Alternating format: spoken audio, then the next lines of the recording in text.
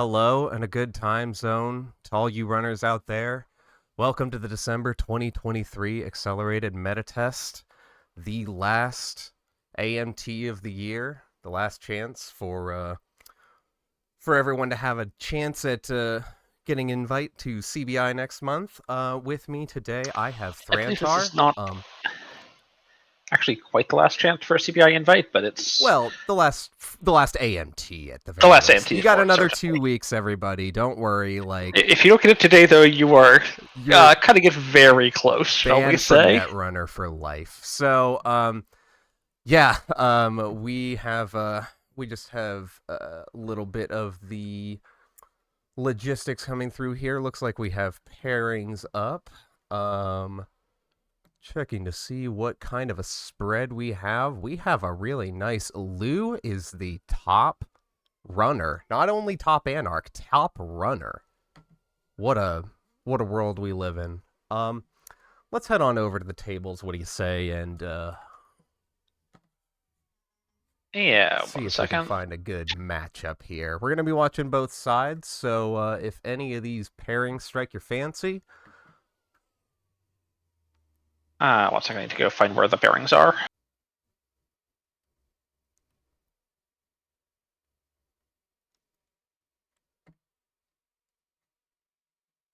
there is such a wide array of identities here. I love it. Jai has somehow managed to register with only a corp deck. That's interesting.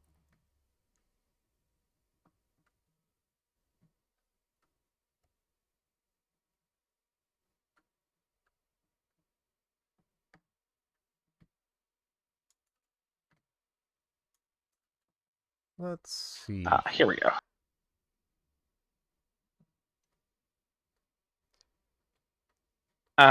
Wait, sorry, where were you seeing Krim as the most played runner? Oh, sorry. Lou is the most played runner. Okay, sorry, I heard blue. Ah, yeah. That would explain Code Marvelous's joke. I said, what are you on about? I didn't say anything about no colors.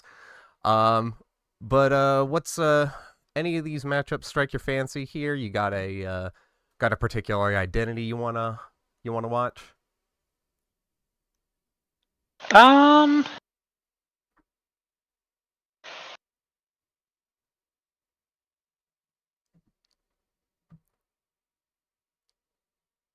Personally, I sort of want to see. Brought. One second, let me expand this. Yeah, how did Jai manage to not register a runner? That's God Gamer, you know. that's certainly a new improvement. I'm thinking about table 9 here, maybe.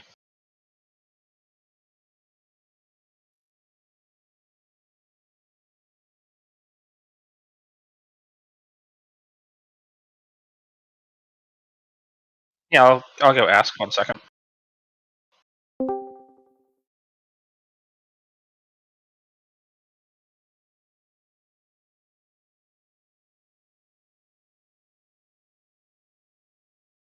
Hello, hello, hello. Hopefully I'm not blowing everyone's ears out or I'm imperceptibly quiet.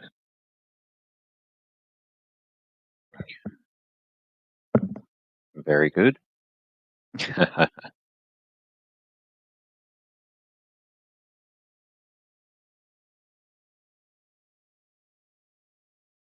All right, we're good to cut to table 9. Scarius versus Augustus Caesar.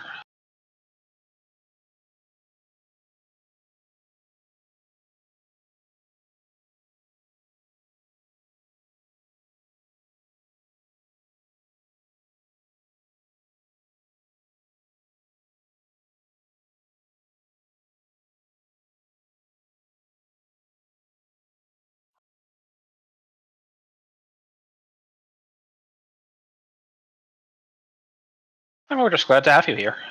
So,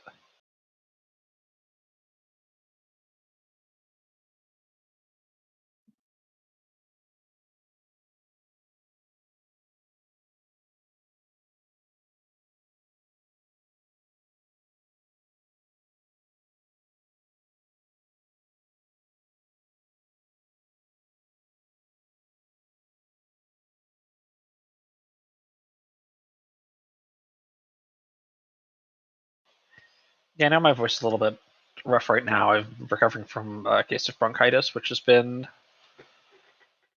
not fun. A lovely bout of not fun.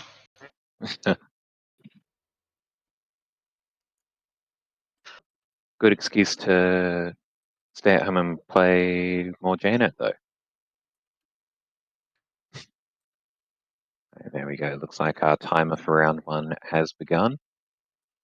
Hopefully our players will be getting into it momentarily. Well, we've got the most important first move down, the good luck, have fun. Mm-hmm. Yes. So let's talk a little bit about this matchup. We've got Jinteki Personal Evolution versus Riel Kit Peddler. Yes, it'll be interesting to see what kind of PE variant this is, whether it's a kind of a classic. Oh, Well, Turbo Mitosis. there we go, straight off the bat. You know, this could just be shell games. Yes. When you click 1 and 2 mitosis, that is very, very indicative of something.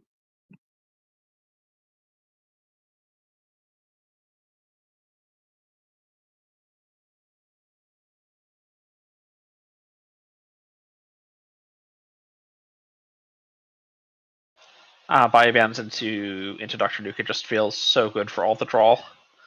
And burst draw can be really important in this PE matchup. Yep, just a cheeky little NGO on the table there, which is, when installing an ice, then with only 2 credits left, then you're possibly thinking that one of them might fit an NGO on the table, because otherwise it's very hard to res. I mean, it's also just particularly significant. Very sort of efficient with mitosis. You're always happy to have an NGO go down in a new server. Absolutely. With 2 counters, it doesn't need protecting. And it's going to be DJ Steve. DJ Steve HQ, coming. get those cards back. And especially in this PE, especially sort of this shell game or potentially grinder style, those extra cards from Steve can go getting it down so far. Getting it down early, giving you a lot more, much longer runway to get value off of it over the course of the game.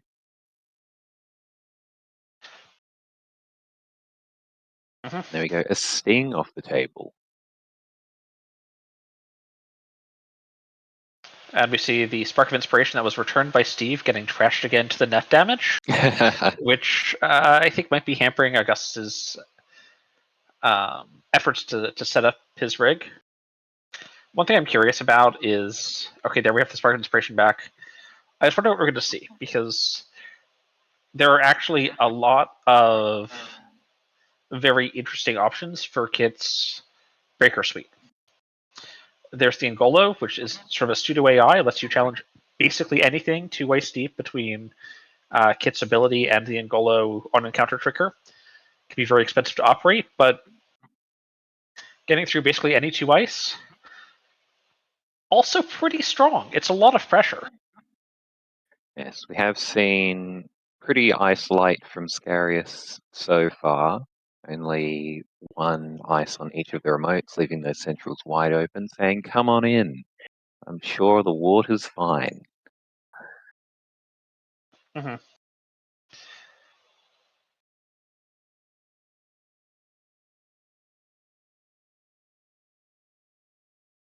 I think it's pretty easy to potentially read that Scarius doesn't have any ice here, because otherwise icing HQ against DJ Steve just is something I'm here for.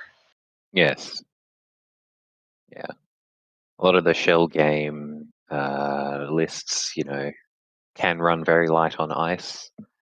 So may not be all that many in the list.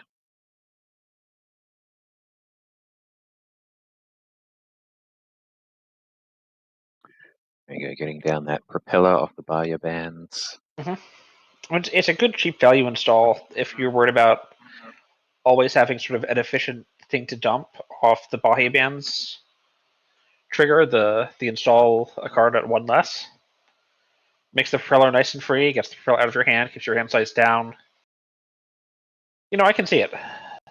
And Scarius continuing to go wide here, putting one advancement on that new card in Server 5, daring Augustus to come in and have a look what it is. Could be an Urtica, yeah.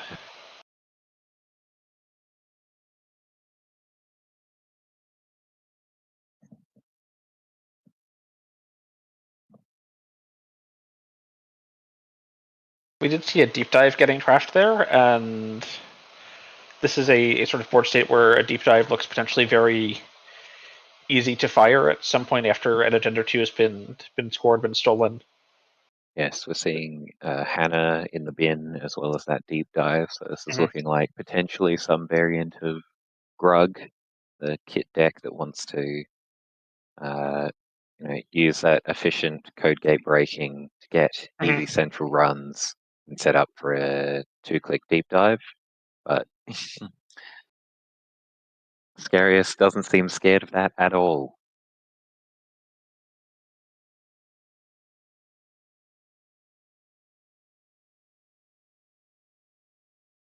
Scarius spending his turn just moneying up a little bit with that regolith, as well as a new install. Isn't concerned. It might also just be that Scarius doesn't have any ice to put on HQ. Like you're as much as Netrunner gives you a lot of control with the basic action card and the ability to click for credits and click to draw. At the end of the day, it's a card game. Like you need to draw your cards to play them. And if Scarius doesn't have ice, spending the whole turn again, and just clearing off that regolith.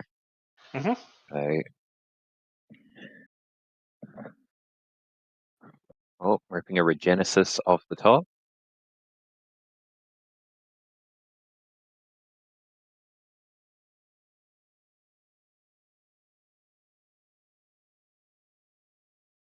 Drawing up, checking the top of R&D again.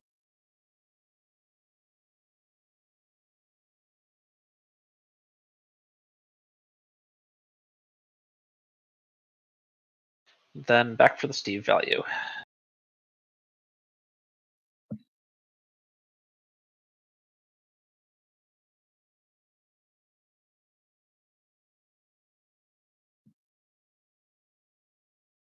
Interestingly, the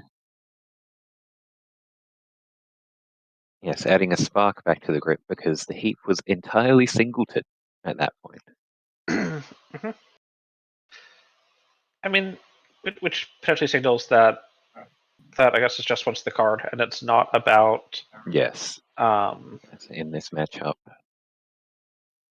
But there are absolutely times where I've declined to fire Steve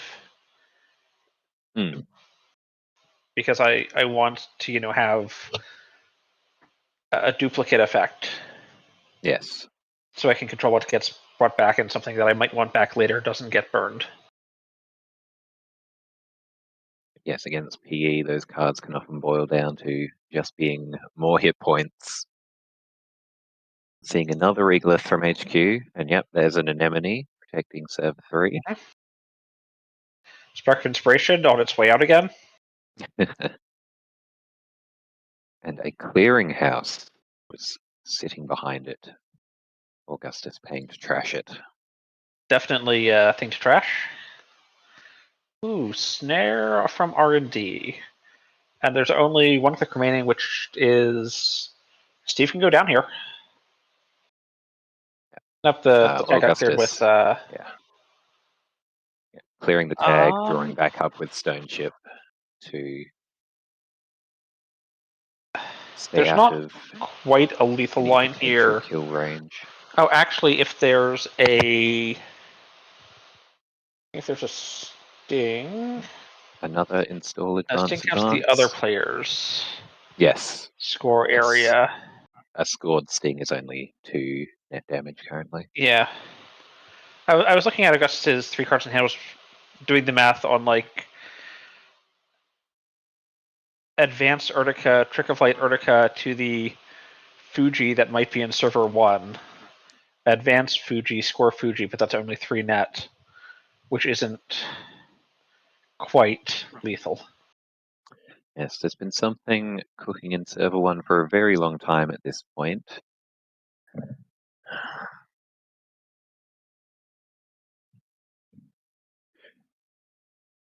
This is spooky to check. It's a cerebral overwriter. Oof. That's very 2 spooky core to damage. check, yeah.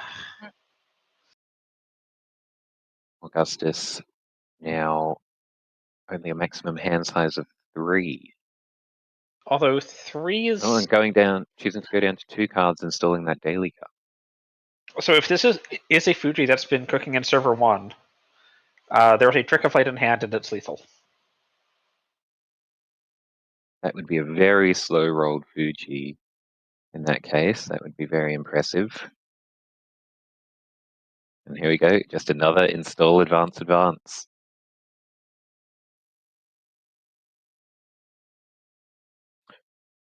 With those 2 core damage, it's a lot rougher for Augustus to be able to just draw up and check all of these, challenge all of these installs that Scarius is making. Seeing Okay, so another Augustus does anemone have out of HQ. full information on what's in HQ right now. It is an enemy, Trick of Light, Regolith.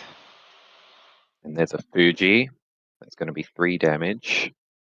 We're getting up to 5 points here.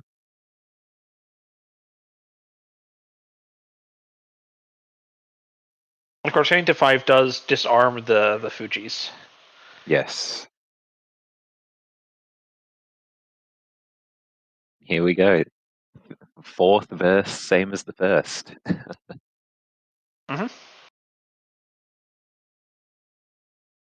I think if... Like, I think this is where Augustus can go for the deep dive, if he still has one somewhere. But no, there are all Yes. 3... There are 3 in the heap.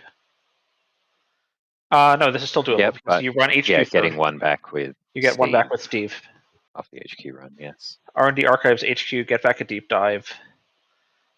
Deep dive.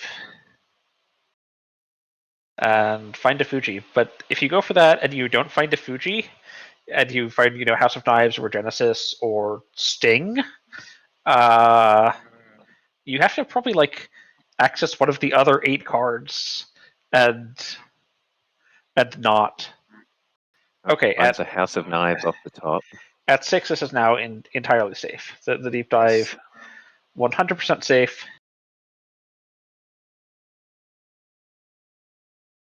And Asterius just drawing up, choosing to protect server 3.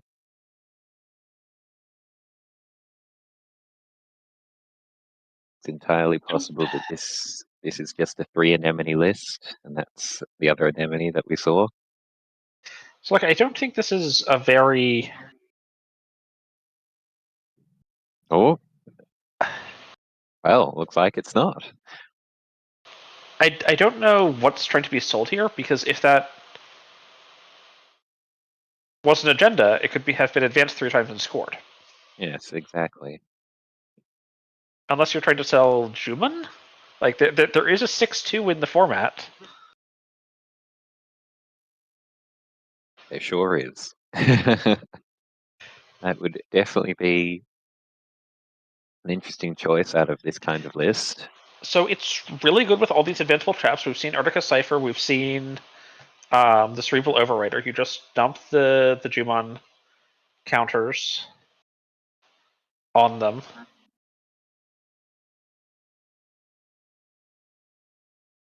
There's the deep dive. Seeing, there's a 1-pointer. There's a 1-pointer, but that's the game. all he needs.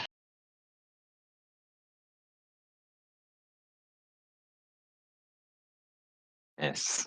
That's what Augustus saying here. Steve is very good, giving you a lot of longevity into this matchup. That was recovering very well from those 2 core damage. Something like 10 Steve triggers over the course of that 12-turn game. That Steve came down very early and yes, definitely a lot of value from it this game. very lot. I just checked the chat. You are correct. There are 10 instances of using Steve Cambridge, Master Grifter, in this chat log. Turns out, Steve's good, baby. Yeah, more people should play Steve. Anyone bring Steve to this tournament? What are you talking about? All the Anarchs play Steve. Yeah, Steve costs 3 to install. He's a resource that costs 1 neutral influence. Yeah, but you can't play him in for some reason. Yeah, it's weird that they put that text on Steve. Yeah. All right, looks like Alrighty, we've we got the other side coming up here. Let me pull back the curtain and take it away, friends. So we've got Ob Super Heavy Logistics, a perennial tournament staple for the past, really since it came out, right? Like, and that's close to Would have been just a about year and a quarter now. A little bit over a year. Yeah, about 18 months or so. Up against Alice Merchant. Yeah, it's an interesting choice when you don't see all that much. Let's see what kind of interesting brew Scarius has for us here. So I think Alice Merchant, like, even if all she forces out is just the extra ice, or maybe even 2-1 archives, that's still pretty good. I do There think. we go. Buy your bands into archive. That's a lot of value for one run. I do think there is one giant drawback that Alice has in the current meta, which isn't going to come up in this matchup, but the Corp actually chooses the discard.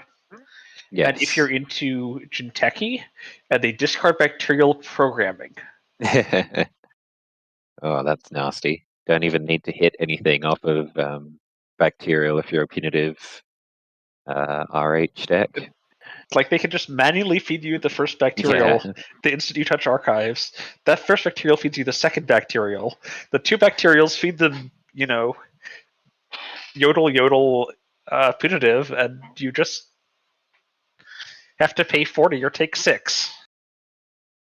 Here we go. Augustus setting up his remote with 3 fresh installs. Raindrops into HQ. No res. Caesar Stavka.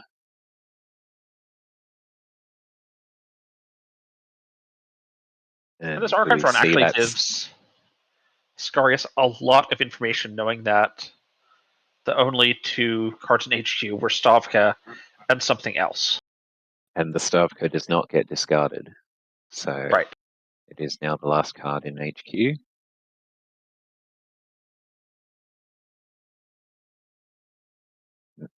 Maverus, trashed presumably for Forget Takana. Takana. Yep, there we go.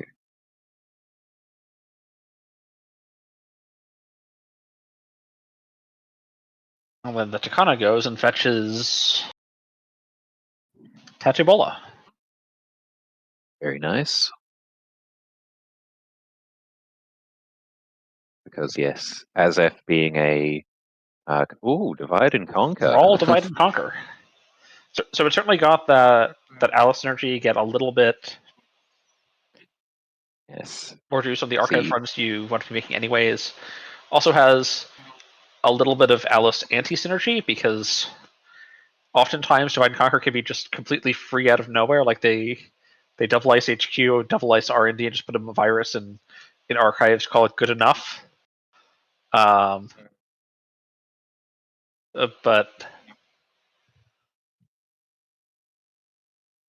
into Yes. Alice, there's probably an archives ice at some point.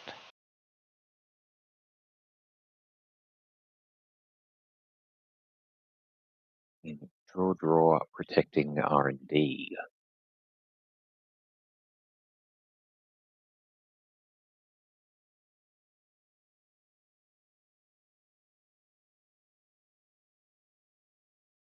So the other thing I'm really keeping an eye on is how Scarius has chosen to spend his influence, because Alice is a 50-15 ID, And 15 influence doesn't go that far in a 50 card deck. Like, it's the same amount of influence, but it's spread out over a lot more deck space. Yes. Echelon is all we've seen so far, just spending one influence on the killer Echelon rather than very having cheap to play. to bring in. Yes. Rather than having to play Noom or Dore or Mimic. I think Adore might actually be kind of okay right now. If you're expecting a lot of Starlit Knight, because it's actually a break all subs. That's Like true. you True. can see As the long as you have the required support cards for it. Here we go, clearing off the Regalist to fetch just an Ice Wall to tax out those archives run, even if just a little bit. No, it's 2 to break any number, just base. And then if you have the 3 resources, it's 0 break 1. Ah, yes. Now, granted, you need to pay 3 to boost its strength, because that's its problem, but...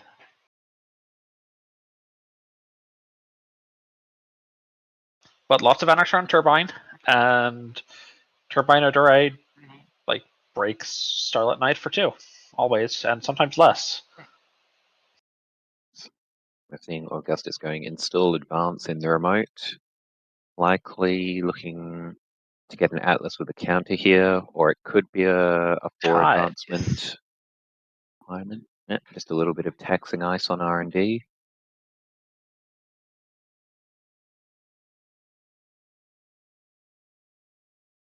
Yep, there we go, scoring out that Atlas with a counter. Atlas kind of goes, fetches... Going to put a lot Where do you of think this ice pressure on goes? Scarius now. I think it depends a lot on what's currently in HQ. Yeah, there we go, looking to check R&D. There's an Atlas with a counter. That's Yes. very scary. That would suggest to me that there's unlikely to be a 2-pointer in hand. Of course, it can always be a bluff. I think if there's a chance to get the counter, you just take the counter. Atlas counters are very good to have. Yeah. Yeah, I was talking about the ice placement rather than getting the certainly, Atlas certainly. counter. Yes, yeah, the Atlas counter, very, very powerful for this style of rush ob deck.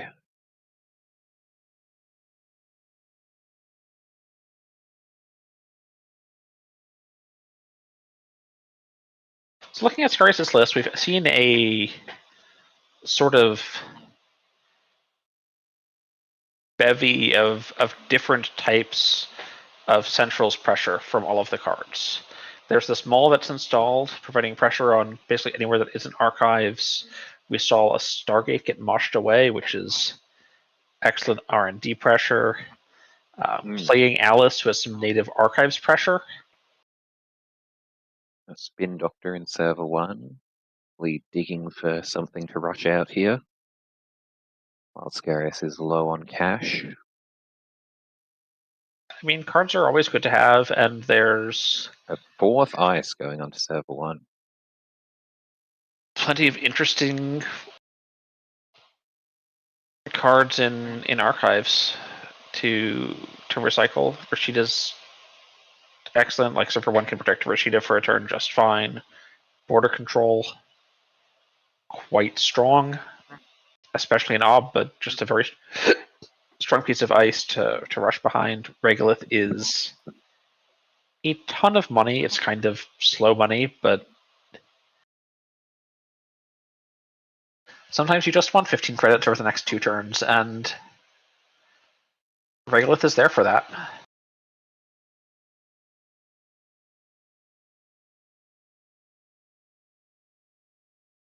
Yep. Installing a new card, trashing the Spin Doctor. Moneying up a bit, presumably to res some of this massive tower of ice. Mhm. Yeah, a sandstone on HQ. Interestingly enough, Scarius could access this card in HQ just by running archives, although that would purge out his fermenter in the process. We see it's a Yeah. Chicana. I was wondering about lines where instead of paying through here, Scarius bounced and then just ran back twice to wear down the sandstone, make the cleaver break. Yeah, Very cheap. spending your whole turn getting one access on HQ. Depends obviously what Scarius has available in hand, what he thinks in the remote. Mm. It also sort of sets up to be able to keep pressuring HQ next turn. Looks like one of our players may have dropped. Hopefully they'll be back shortly. Mm-hmm. There we go. Just a little hiccup.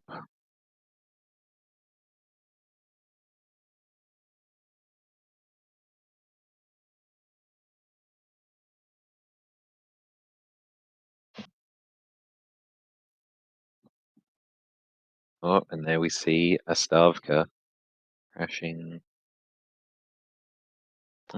Ice Wall to fetch a Spin Doctor. So not going for a Stav Run combo here. Which suggests that the Heffron might already be down. Is, of course, always one of the possibilities, because there is the sandstone to trash. Yes. It is still quite taxing to get through this Stavka as well, though, so it's possible Augustus thinks it's not necessary Yes, on this true. It is, board in state. fact, very expensive and can't be broken for the other reason.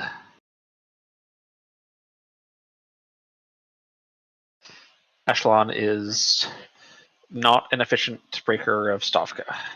Yes, casting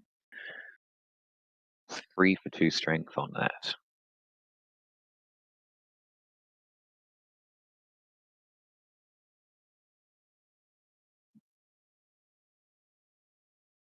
And we see a Rashida being trashed from HQ to the Alice trigger. Mm-hmm. Calibration testing. I'm really happy to see calibration testing come in. It's just a nice, flexible self-trashing card. Oh, scoring a slash and burn.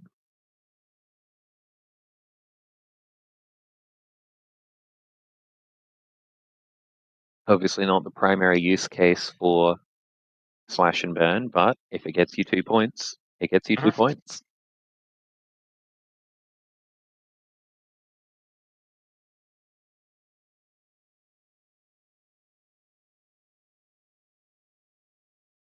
Well, I'd argue that scoring is the primary use case for slash and burn. It's just usually not itself that's being scored. Yeah, well, yeah. And Augustus is threatening the win on the next turn with that Atlas counter, being able to play Hostile takeover. takeover.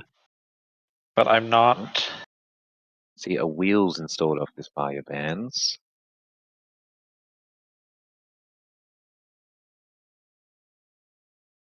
It's going to be very difficult for, Scarius. I'm not seeing a way to challenge the hostile takeover. Just saying, just calling GG here. Well, I mean, at this point, yeah, okay, I guess this is actually True. a little for to score out. He's got one more turn. And if there's any, so let's see, Scarius needs to steal 3 hostile takeovers this turn. Yes. Well, depends on how many are in the list. Often you'll only see 2. Yeah, and there's also the other potential but line all of them. of just Atlas Audacity. Yes. So it needs to trash the Audacity with Yes, there was a Maul. potential line last turn if there was an Audacity or Hostile in hand of credit Hostile Audacity, but Okay, so it needs to trash the Audacity out of hand with Maul, and then steal all the hostiles. This seems very. And there we go, pulling a Hostile. And that's the game.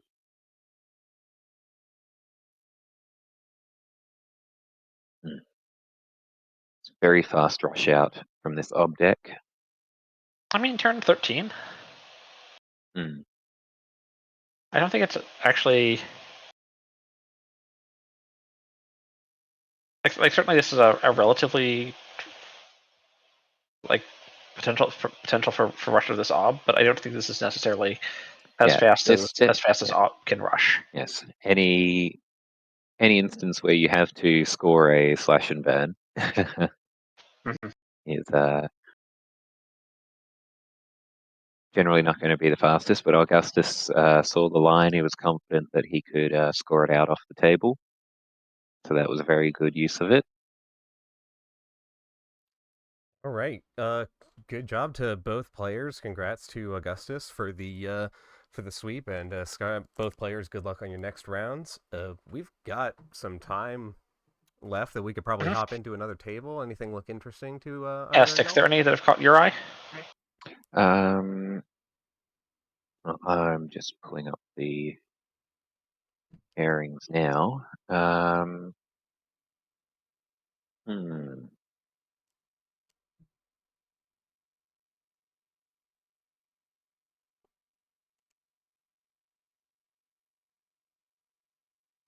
Oh, we just had an NARC game. So how about table 3? We've got Shaper vs NBN. Yeah, let's take a look and see if they're Sure. all right with streaming.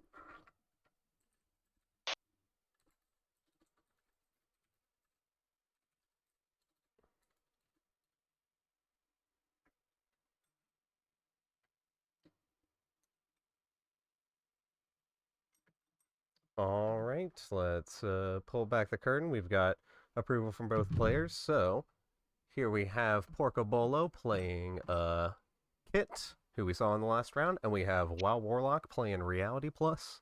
Take it away, friends.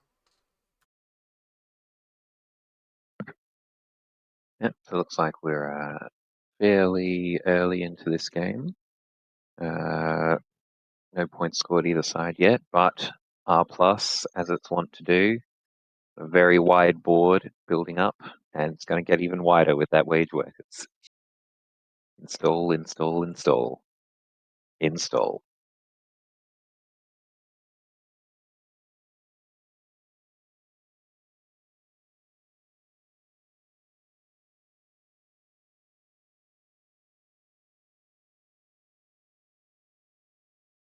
Looking like we might have a somewhat similar kit list what we saw in the other match. She's been a bit more popular, having a bit more success lately in the past month or so. Going in on these deep dive strategies, very good win condition, especially against a lot of the very popular yellow decks that like to go wide, only lightly protect their central servers. Yeah, if you're really only expecting one central ice, one ice on each central server, the kit ability goes really far if it's not having to chew through a glacier. Yes, this B1001 could present a little bit of trouble to that strategy, depending on what the central ice is. A ping, giving an unconditional tag, means B1001 can just end the run. Of course, NBN Ice, has the word tag all over them. Of course, I will say the Corpus B1001 is a nice and cheap. It's certainly a cheaper way of clearing tags than paying 2 to do it yourself. True. I've had games where I've just had 4 tags and burned them all off because I was conduiting R&D or something, and the corp had to go, no, stop it, no, stop it, no, stop it.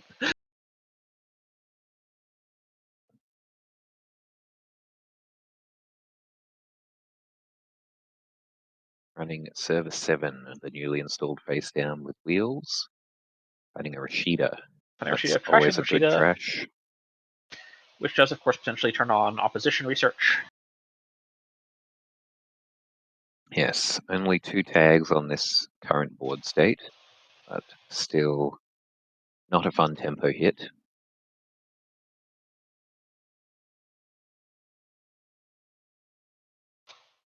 Although Pokebolo does have enough credits to clear it, I wouldn't necessarily go so far as to say comfortably, but 4 certainly looks affordable. Yep, and there we go. Getting 3 clicks of credits off of Regalith and using that wage worker's value to land those 2 tags. Daily cast going up to 11 credits here, so you don't love having to spend half your turn clearing tags, but not the end of the world. Although if Pokebolo Making has one, like Bahia bans on server 5 to remove a tag and gate 4 credits for trashing, looks really well positioned. decides to use the Hana to clear the tag.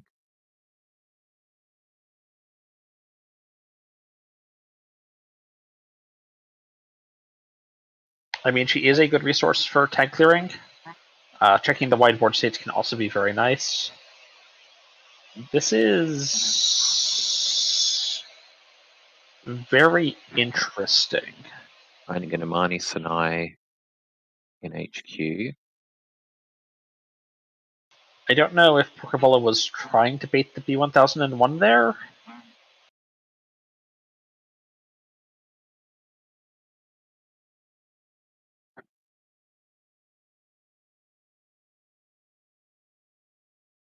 But we just saw a legwork go through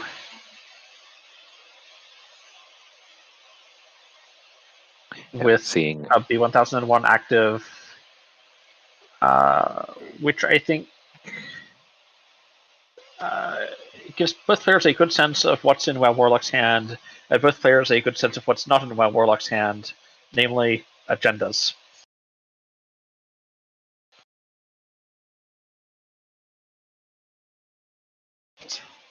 I was wondering if we're going to see the second Hana come down here. Yeah. It seemed like a very real possibility. Yes. Yeah, with federal fundraising on the board and Pokebolo knows there's a backup as well, really allowing Warlock to control when he wants to draw those agendas. Mm-hmm. And, it might not have been an unreasonable thought that because of that Oppo, Warlock was trying to set up a scoring window for the following turn if Pokebolo spent money clearing tags, but Mm-hmm. unless it just got missed from HQ, it looks like that might not have been the line he was going for. Yeah, but I think with an agenda in HQ, letting a legwork go through. Yes. Is. Yeah, so it's more likely. Well, actually, Pokebolo didn't have Bologna credits, did he? No. He was at 4? 3 after playing the legwork, I think. Right, so Bologna's safe. Maybe there just wasn't any crypto crashes. Yep. Runs the Amani, starts to trash it. She's a high value target. Mm-hmm.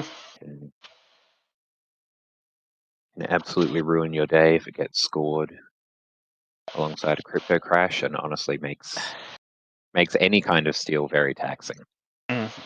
I do like Pokebolo's efforts to sort of keep the board under control, especially before and like any in terms of scores stolen. Opposition Yes, research right. is so much less threatening at 2 tags. Mm. 4 tags can be completely backbreaking. 2 tags is still very painful. Don't get me wrong. It's 2 clicks. It's 4 credits, or you're losing up limited resources like Hannah, like no free lunch. But it's not. Yes, he's doing a good job of identifying which assets he needs to stay on top of and which he can leave on the board for a little while.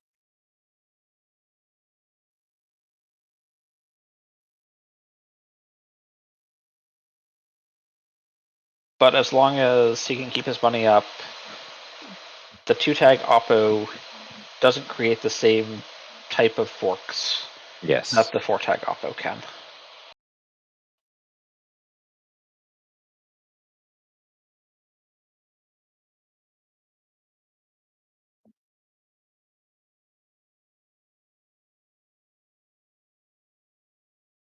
Porcabolo drawing up big grip of cards right now.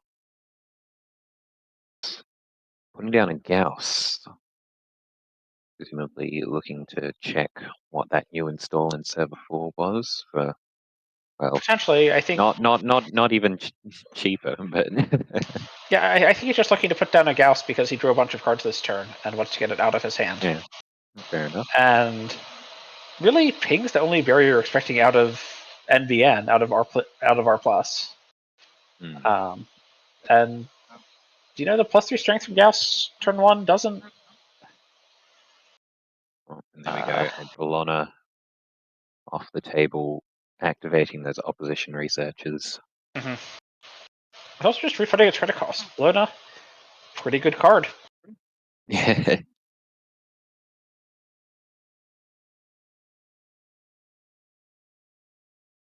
Like, I don't think these R plus lists are running any barriers bigger than Ping.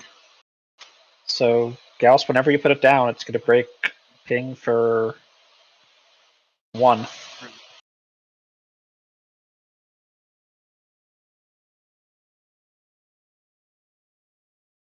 Here we go, overclocking the B1001.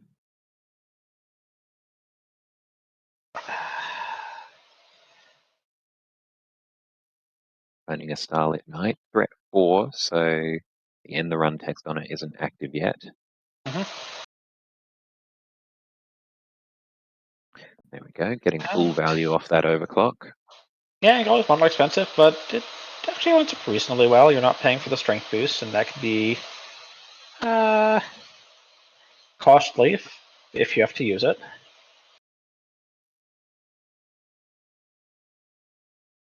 Gets doing the painting for free, so 2 to break, 3 to trash the B1001.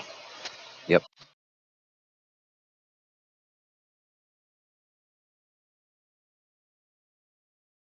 Telework coming down, just keeping its credits up.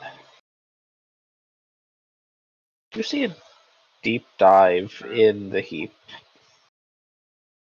Yes. I am foreseeing a deep dive attempt in the near future with that B1001 going down. But there we go. There is the opposition Retribution for taking out the robot enforcer. This is now the second opposition Opera research out.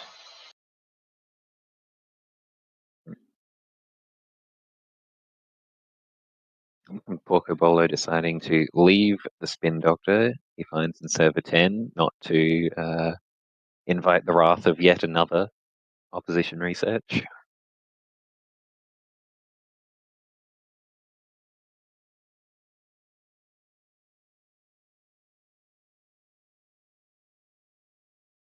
There we go, popping Hannah for a tag again. Although I'm sort of curious how many copies of Hannah was on. This is 2 now. There might not be a third one. It's entirely possible. We've seen 4 influence so far out of Yeah, Chip they're only 4 and 2 legworks. So 8. Seeing 8 influence it total. only has 10. Hannah is good, and we're seeing a Oh, pinhole. and there's a pinhole, so there's not a third Hannah. Which means that there's not a third Hannah.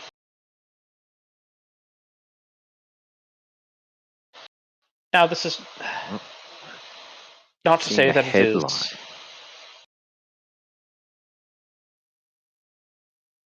Headlines are really messy to deal with when they're backed up with the threat of oppo research, because if you steal it, that's a tag, and you get oppoed, and that's 4 tags, and you've got only 4 clicks, and that's 5 tags.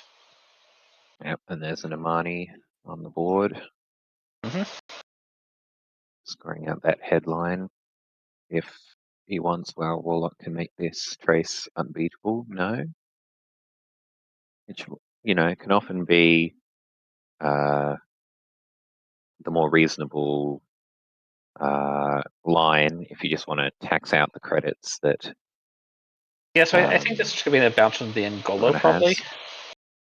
And self-growth. Okay, that's a lot of bouncing. Backing it up. Porcobello paid through the Amani trace, deciding not to boost it, obviously, because there was backup with the self-growth. Yes. Make them pay, and Porcobello's decided that's just too much tempo. Yep. Too hard to recover from. Yeah, I was pretty sure that the one thing we definitely weren't going to see him on aid was the telework contract. I don't know if this was game 1 or game 2.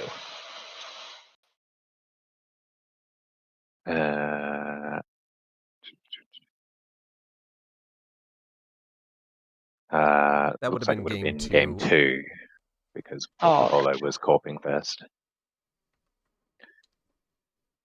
Still got 20 minutes or so in this round.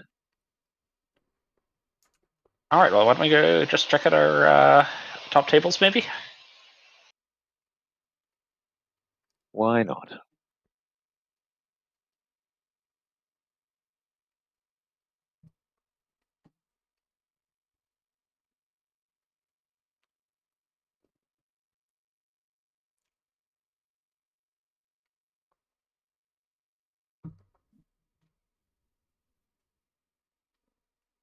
Maybe check out server 1. No, they're playing the other side right now. That's 419 versus HB 2's. I see. Jai has finally acquired a runner and just playing Hoshiko. Well, I guess. Still not the most popular runner at the tournament. It is still, in fact, Lu. Somehow.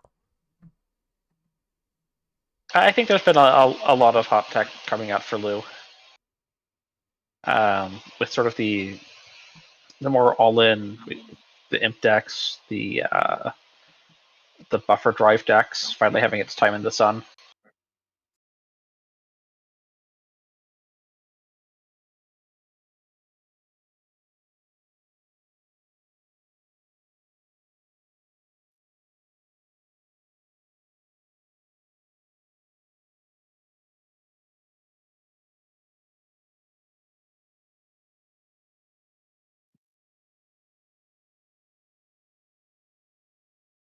All right, let's get a little bit more game going on here. This is Table 1, Not Again versus Man in the Moon. We're quite a ways into it, but, game's not over quite yet. Looks like 4-9 versus, of course, has Biroid Precision Design. Both have been fairly consistent competitive staples over the past couple of years. So, and of course, jumping in immediately, the thing that springs out, the PD has their massive Doom server set up. Yeah, so what do you think it's entirely possible the winning agenda is in that remote. We might have. We might be here for the joined just to see. Turn. Yes. So what do you think the Hitting up against extra last hopes. upgrade in server 1 is? Okay, there's the seamless, so I think we are seeing the game here. Yes. Off orb. No, it's Midnight 3 Arcology. Yes. But yes, to answer the question, my initial thought would be, a backup Void or backup Skunkworks, but that seems a bit. It plays around Pinhole. Yes, it does. My immediate thought was Mavirus. It's just True. they're cheap True. to import. There's lots of virus nonsense. Yeah, so we already Running see one around. in the bin, so that is probably the more likely one, I think. Mm-hmm. But yes, we saw there looked like PD got everything it wanted to get going out of a game there. 409 got some stuff going. We see an RFG mining accident and one bad pub for PD. Yeah. Those, those lightly taxing central ice that, just need to hold on for long enough for you to tempo out all your agendas out of your indestructible remote. Mm-hmm. I mean, this is why you light the fire and burn it all to the ground. Yeah. And in fact, in this scenario with the 6 counter Amakua, like timing when you pop them a virus, if there's a light the fire sitting on the table, gets kind of awkward. All right. Since we've got a couple more minutes here, I went ahead and hopped into table 2. Excuse me, they're all right with us checking out the rest of this game, and it looks like we got a little bit left in it. So yeah, we've got Hoshiko versus PD. PD. Looking like Jai's on mulch. mulch. Mm-hmm. Does look like there's some conduit pressure coming down. Although there's a lot of mystery ice and not a whole lot of money for the corp. Oh, huh. So I'm really curious about something. Mm. I'm just reloading the page to make sure. How did PD get a bad publicity?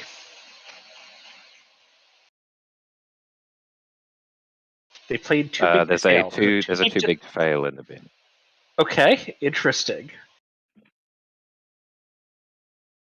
This is an interesting PD list. It's running a ton of event-based versus economy. We see the Your Digital Lives. We even see the Too Big to Fail, and those are 4 influence a pop. Yes, with Too Big to Fail, Midnight Arcology, and Your Digital Life, this is screaming to me that it's a big deal list. We see a drafter on the outside. Bring the simul chip. Get a botulus. Mm-hmm.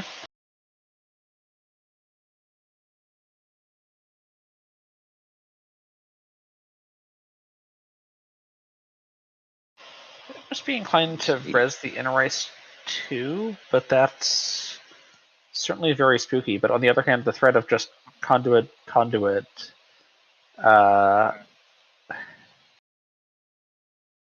is also very spooky, and the Botulus is not going to acquire fewer counters. Yep, and go if you finding a don't res the midnight inner 3 ice. off that big dig. Real quick, I just want to shout out Haver of Fun in chat, who got it before I could. Too Big to Fail in PD is a surefire sign of NetDad's list from Worlds, which went undefeated, for all the games he played. So, shout outs for catching that out Luminal first. out of the remote. Mm-hmm.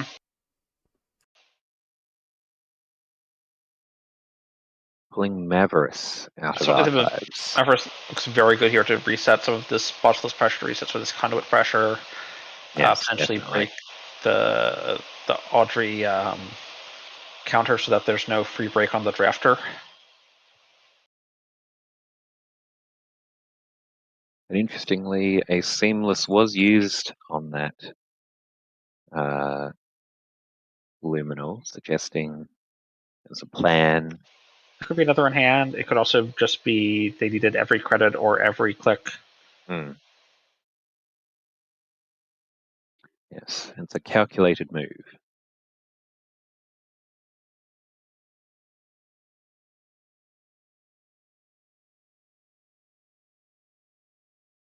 Pisces, even with bad pub, it's expensive to break with Buzzsaw.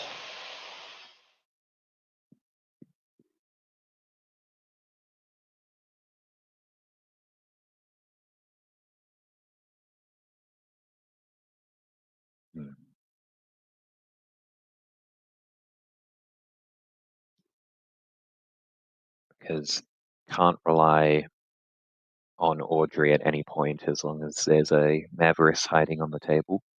Well, as long as the corp has at least 3 credits. Yes, which might be what the decision is coming to here. Yes, in this corp position, 3 credits is a very hefty proportion of what MGK has available.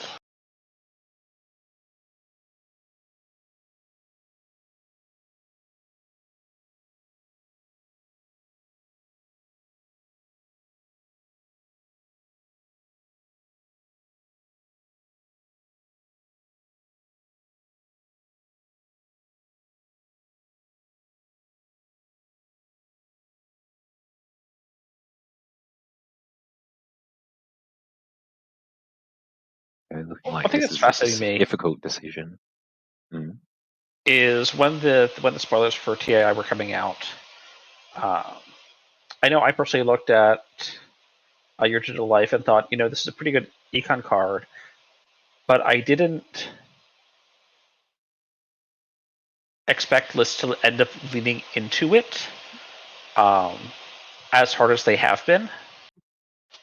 I think Your Digital Life, I wouldn't say single-handedly is causing the inclusion of Midnight Fear Ecology, but it's certainly a major driving factor. And of course, yes, it certainly does enable a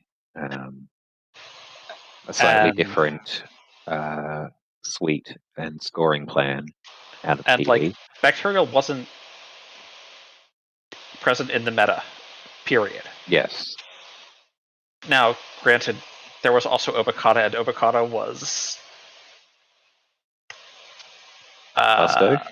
good, yes.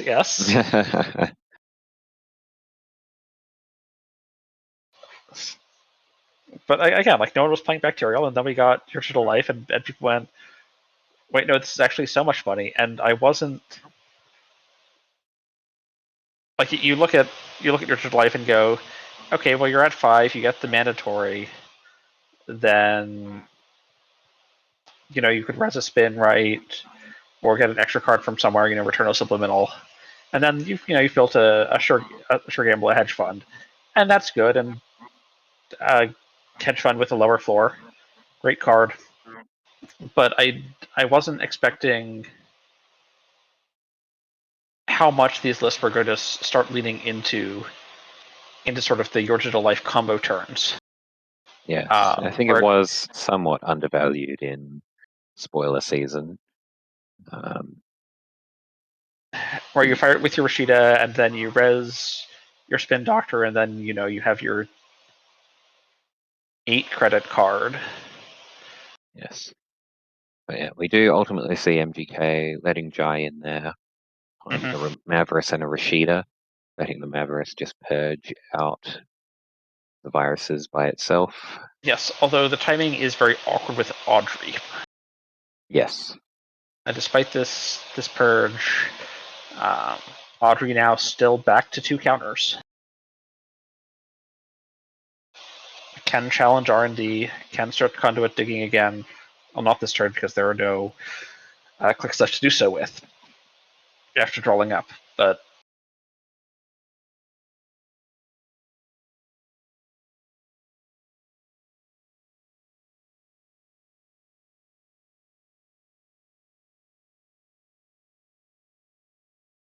Over-installing the unresed R&D ice, perhaps something too expensive at this point. yeah, it does save a Jamming credit on something install new into costs, server 1. which And does, get a botulus off the board, which is going to tax out the simul chips slightly more. Mhm. There's one labor rights currently in the bin. We haven't seen any removed from the game. And there's what? All 3 chips are in the bin right now? All 3 chips are in the bin Yes. currently.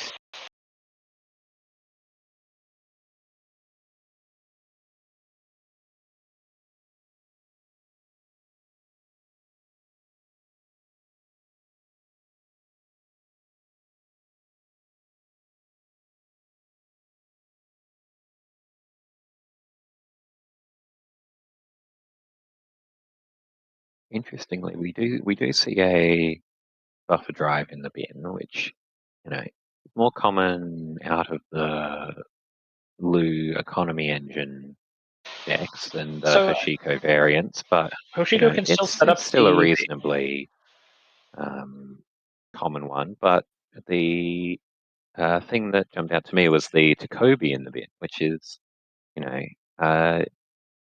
maybe taking a bit of inspiration from the Mori lists, where you see that a bit more commonly, where it relies a lot more on your reg breakers. Mulch, you've got your you're wanting to use your reg breakers as little as possible. So I think that's not actually true with the inclusion of the buffer drive, because one thing the buffer drive does is generate like the buffer drive Audrey engine, especially with the Hoshiko free draw, you just get 3 drip, right? If you can keep Hoshiko flipped, you draw Strike Fund, you trash it, you click to draw, you trash Strike Fund, and that's just 3 credits a turn of drip. And with that money, it makes it a lot more feasible to power the cleaver, to power the buzzsaw, to power these normal breakers. Which means that there's potentially an echelon somewhere to round up the rig breakers.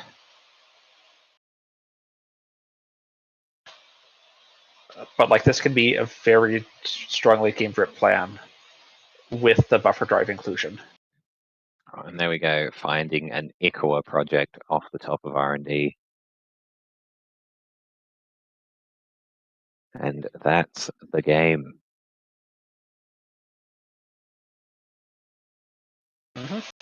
That's going to bring us very close to That should be just about the end the of end of round round 2. 1. I know time is in, I think, 1 minute, 2 minutes. Yeah.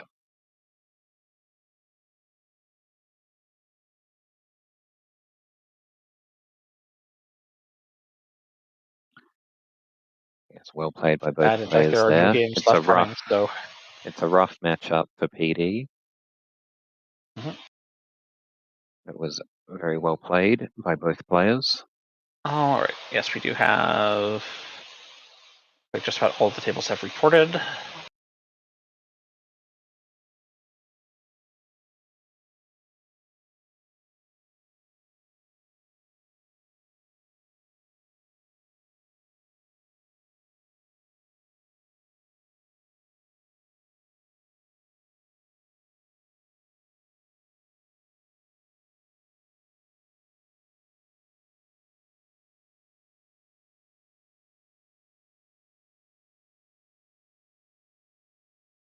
So actually, sort of going back to our meta breakdown while we wait for the pairings. This is actually a pretty diverse field. We are long past the days of 70% Hoshiko, where big Hoshiko, medium Hoshiko, and small Hoshiko were actually the top 3 decks in the format without leaving Hoshiko. I think it was like the July or something. AMT was just all Hoshiko all the time. Mm. But for today we've got 11 Anarchs, split mostly between Lu and Hoshiko, with brief settings of Alice and Freedom. We have just behind Anarch, we have 9 Shapers, split 3-2-2-2 between Lat, Tau, Arasana, and Kit. So very even Shaper split. Most Shapers represented. We're not seeing Akiko Nisei, and we're not seeing Captain Padma is better. I believe it's Are there any other Isbister? Sorry, let me pull it up 1 second.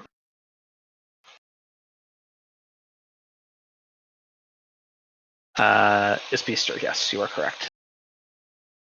But we're seeing, most Shapers present in reasonable numbers. Yes, it's interesting seeing which of these kind of post-Worlds meta decks have retained some of their luster as opposed to others. We're only seeing 2 Sables. She had a very strong showing both at Worlds and in the big tournaments, kind of immediately post-Worlds. And interestingly, on the Corp side, of the NBN decks, we're only seeing 1 R+ and 5 Asmaris. Mhm. I'm interested how many of those have I would been expect many of them are inspired on by the latest Neurospike on some variety lists of that have had Neurospike. some recent resurgence in popularity.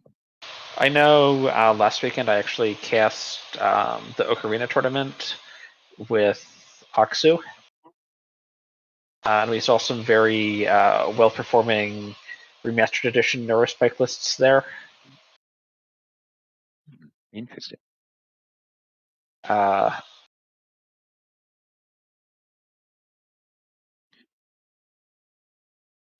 Yes, a very broad field on the Corp side. My apologies. There is a one Shaper that we're not seeing that I completely slipped my mind, and that is, of course, Isla Bios Rahim. Ah, yes, of course. And running out our running list, we have a mere 4 criminals today. Criminal is apparently not the faction vogue. We have 2 Sables, 1 419, and 1 Zaya, which I do want to catch at some point this tournament. I know Zaya was a big presence in sort of the last rotation with the Tag Me, but that lost a number of its tools. I'm curious to see what Zaya is doing now. Yes, looks like our next round pairings are up. Mm-hmm. Our players will be jumping in, getting ready for the next round.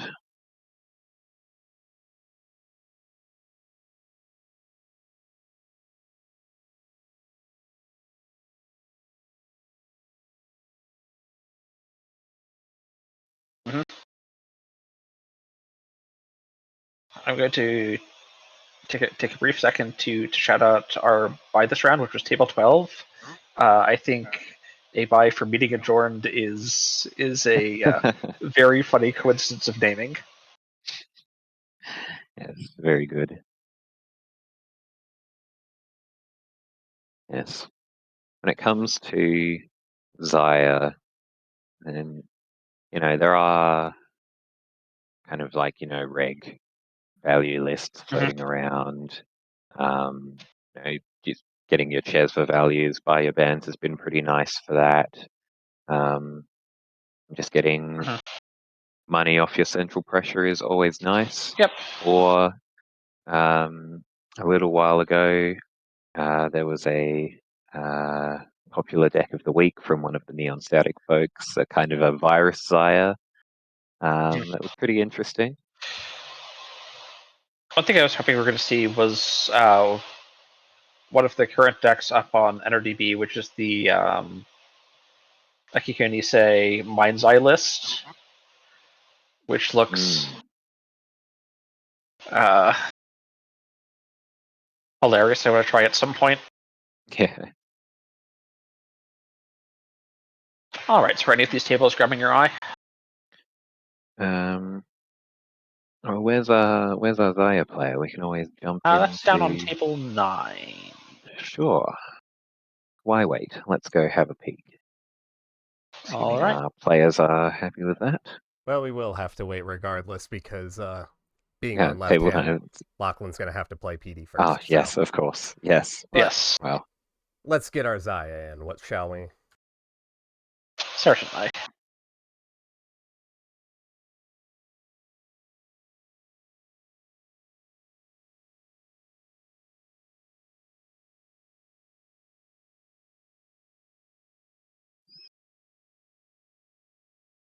there we go. Our round 2 has begun.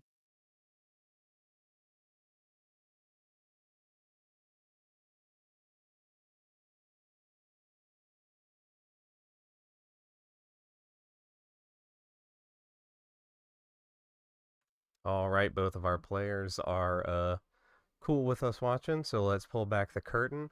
We have Ion Fox playing Hot Boy Rene Lou Arsemont, and Lachlan F98 playing Haas Bioroid Precision Design, and a Spin Doctor. Who would have guessed? Take it away, friends. Mm-hmm. Guess we'll get to see one of these Lou lists in action now.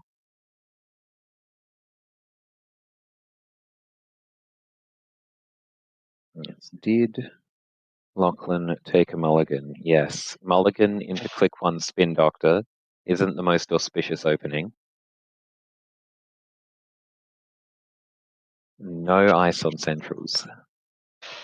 Yeah, this is looking like perhaps not the hand that.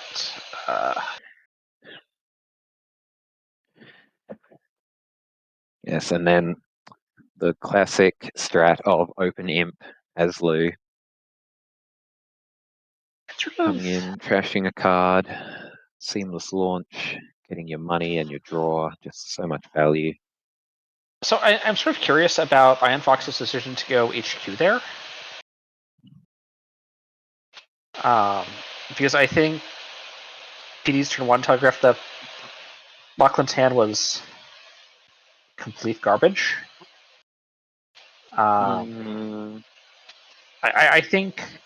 I think first click install spin and then later draw a card is not necessarily the start I'm looking for as PD. And I might have tried to control the top of R&D a little bit there with the Lou, with the Imp.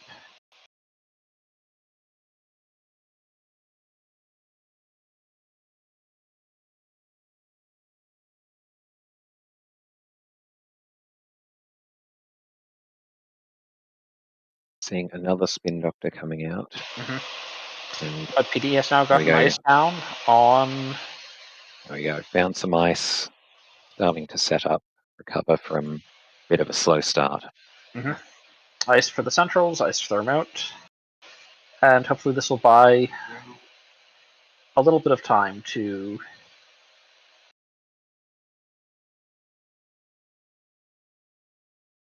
Pricing down a simul chip. Just max pressure. This is just the maximum pressure you can put out. Yes. Boschel's HQ, just go HQ at the Imp. Border control. I mean, you break the ETR.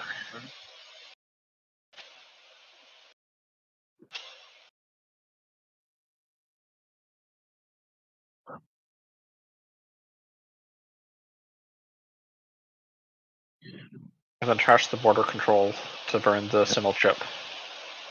A last click run. That's well, there's also an opportunity now to good time to chip pop border back control. again while it doesn't cost to program, but there'll be Yes, more opportunities presumably in the future for that. declining to do so. And there'll also at some point in the future be spare imps. I'm reasonably sure this glue is going to be on 3 imps. And eventually they run out of charges. Normally you can only keep one topped off.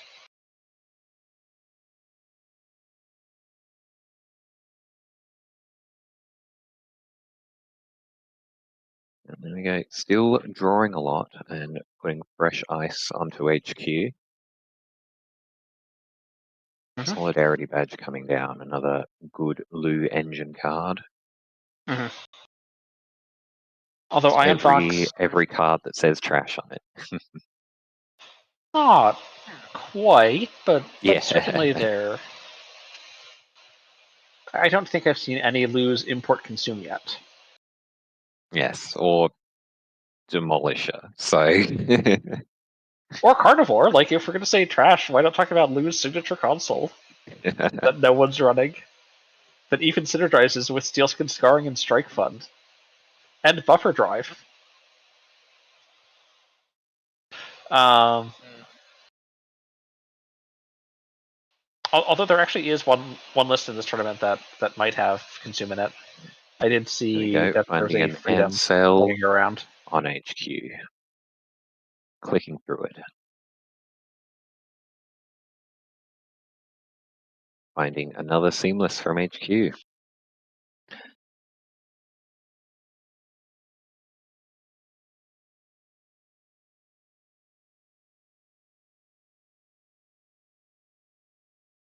Iron Fox now appears to be thinking about hand size discard, which is A revolver.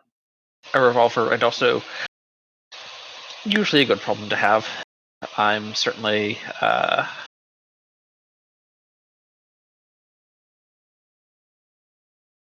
There we go. PD starting to set up its remote. A never advanced strategy. A little harder with 2 Seamlesses already trashed from the bin, but you only need to find one because you can recur it over and over. I mean, in some sense, you don't even need to find any because you can just get one of those back. You have to.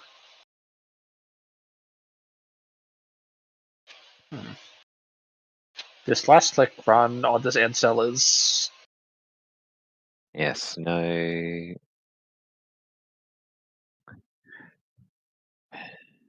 This is a bit awkward. I see the idea, right? Yeah. It is still breakable on this current board state, but requires trashing the imp.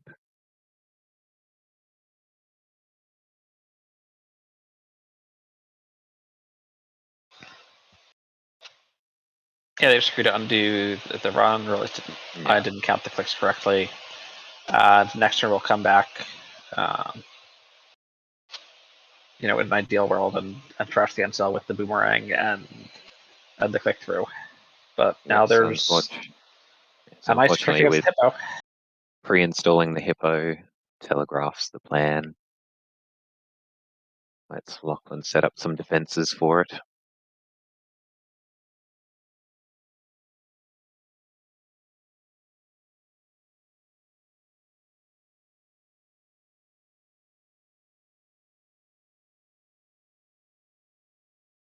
Blue already getting very low on stack, down to just 9 cards left in the stack. And there we go. There's the Seamless.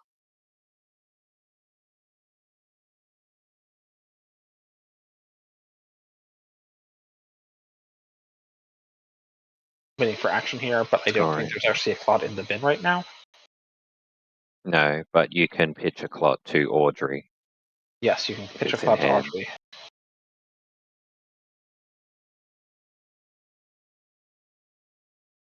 Yeah, Zion Not that Fox is clot pointing out even as well. You does have to wait until before the last advancement click, because that would be the last time that the runner has priority to pitch the clot. Yes. Also, not that clot would do anything because this is Also, It yeah, was already on the board. this off was already on the board, so Oh, yeah, I mean, for people who play Fast Advance, we just assume that any time that we score an agenda, Yeah, that it is being stopped by a clot. yes.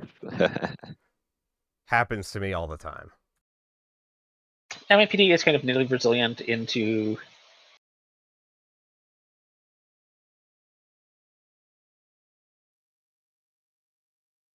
clock just because it wants to never advance everything. Just put a 4-2 in third mode and then wait a turn. Yes. Hey, look, it's a 4-2 in the There we remote. go. Okay, one of these is probably a 4-2 in the remote. Although this could be explosive like the virus, skunkworks, anoetic.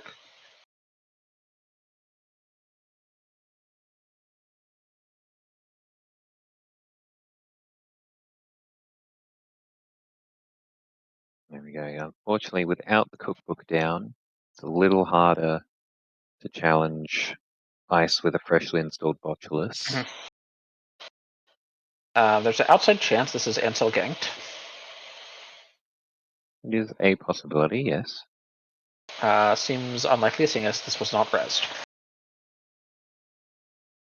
We see an anoetic, and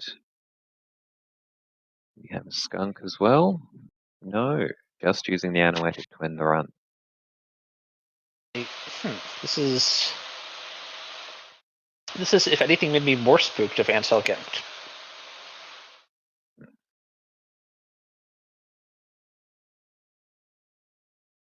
I'm leaning towards a Mavericks, but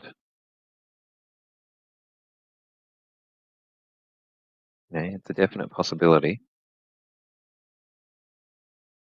We have to think, what's the punish of running back last click?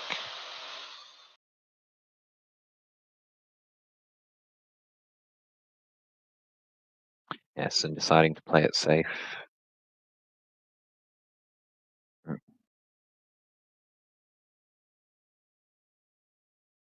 Again, this was not installed this turn, so I don't know if this is a Architect masterful bait deployment or test. Okay.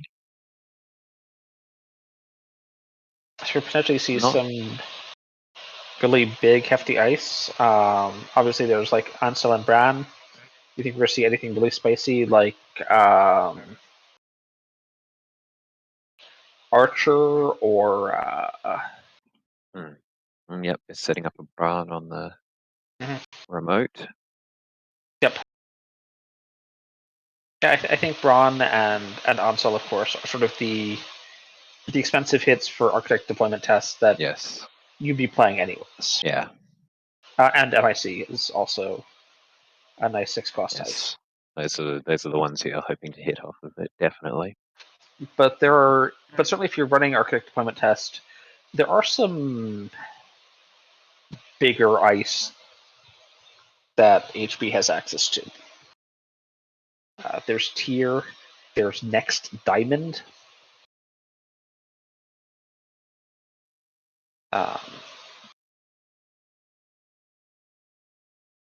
It's a nasty, nasty face check on the MIC, draining 2 clicks. Mhm. The Abigma.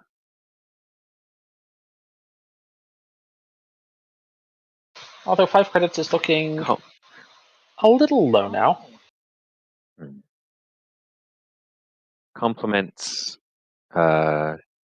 those nasty bioroids like Ansel and Bran very well. You want to run early to have clicks to break the face check, but if you do, you hit an MIC and you lose those clicks. There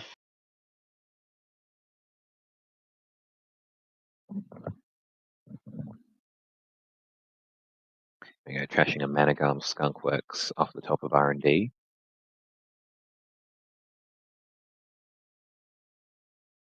Declining to use Imp for that. Yeah, choosing to do the They're trash just with no paying. credits. Which has the advantage, of course, that while there's potentially a knob carry or something to refill this imp, or more imps, or a simple chimp, it's like a middle of resources to use the imp counter. And if you can trash it with money and you think your money total is healthy, maybe saving the imp for the things that you can't. Yes. The thing about having two seamlesses in the bin at this point is that they're not threatening to score out a 5-3 with a double seamless play. Mhm. So Ion Fox still has a little bit of potential breathing room.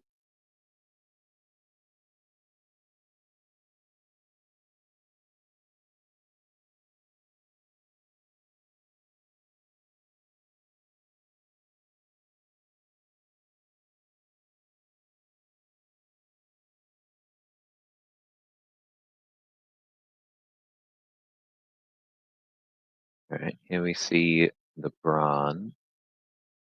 Going to Maybe two click cards to Audrey looks through, like, and then breaking one 2 buyer's and counter, and then presumably a took. clipping the third. Yep, there we go. And trashing it with Hippo. Mhm. Definitely a good Hippo target.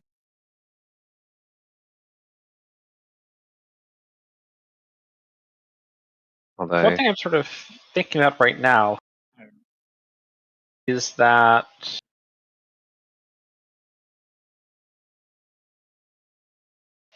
like very well timed net damage could be really impactful against some of these like really intensive labor rights lists. there we go. Purging out the Mavericks and rezzing a Gatekeeper. Going down to 0, but There's no counters on the Audrey. not. Yep. There is a Simmel chip.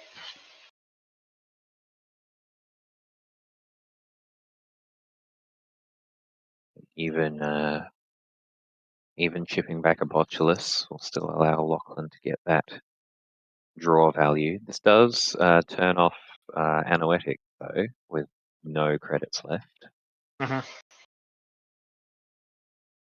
And is going for a Simmel chip Botulus.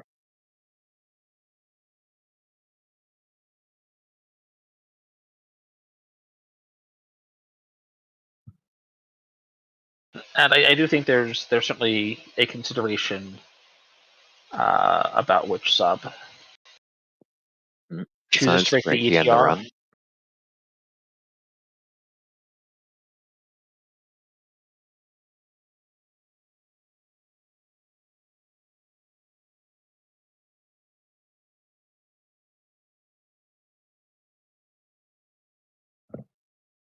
Drawing 3 off of Gatekeeper, revealing 3 agendas from HQ to shuffle back. Finding a Rashida. And being able to clear out the remote there is very big for Ion Fox. I mean, also, R&D is completely open right now. Yes. This imp gets Simmel chipped back in, and there's suddenly so much pressure on R&D with these 0 credits.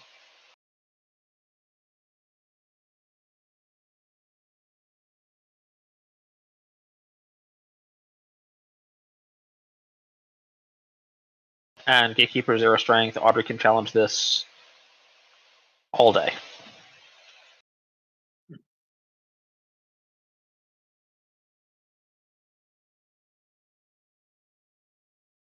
Got the knob down, got the knob counter on the imp.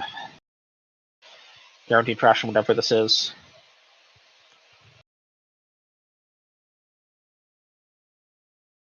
Find a Trank Grid. I'm deciding to imp that. Good choice. The Trank gives the bit of an econ boost to get back in the game for Lachlan. But now just having to click back up for some credits. Yeah, I think if you don't put down a new piece of ice in Server 2, Server 2 is actively a liability in this game state. Yes, can start farming knob counters off it. Mm-hmm. But if you can't afford to res both it and the R&D ice, it's... I mean, pick your poison.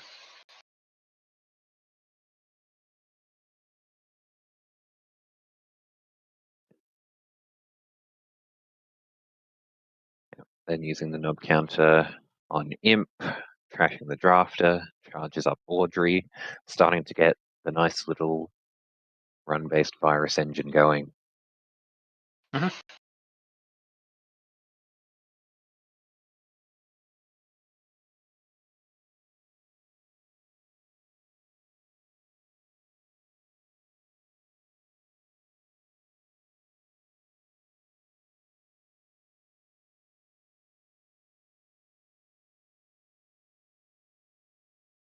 There we go. It's a bit slower, but Regalis definitely providing a bit of econ.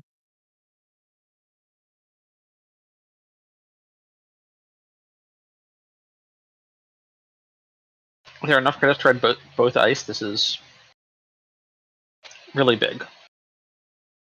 There we go, a magnet.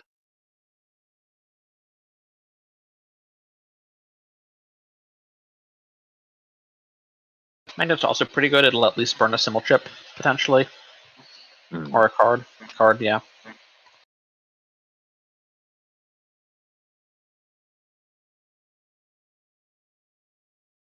So one thing I'm noticing is Lou's gone through his entire deck at this point. We have not seen the buffer drive come down.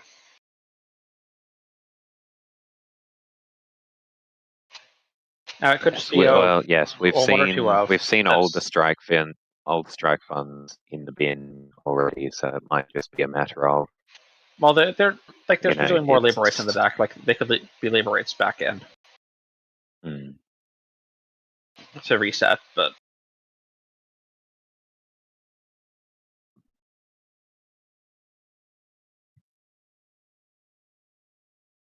yeah, there we go, using the simul chip. Move the botulus, trash the botchless, presumably. trash the botchless.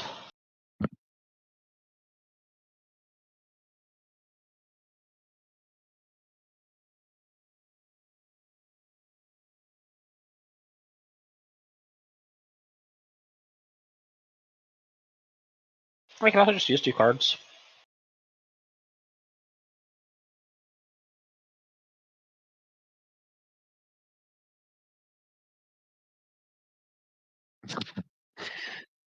Iron Fox checking Lachlan's ID, carding him.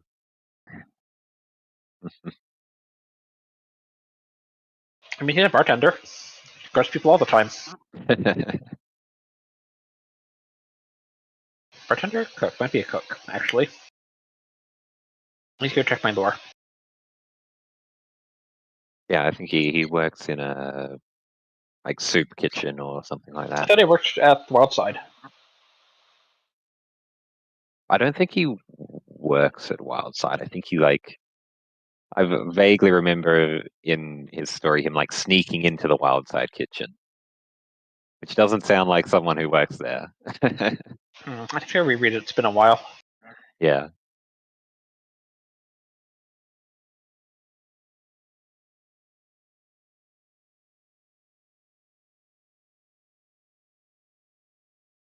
Okay, we did see labor rights for Strike Fund, labor rights, and Hippo.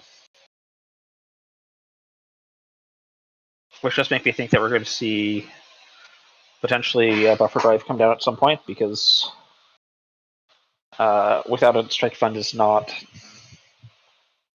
I think, the cream of your econ cards.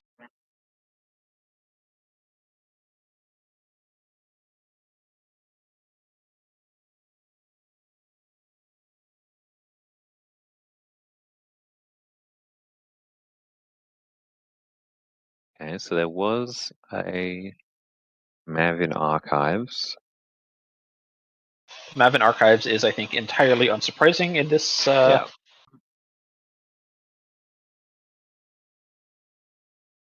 There we go. We've got the buffer drive engine set up now. Yeah.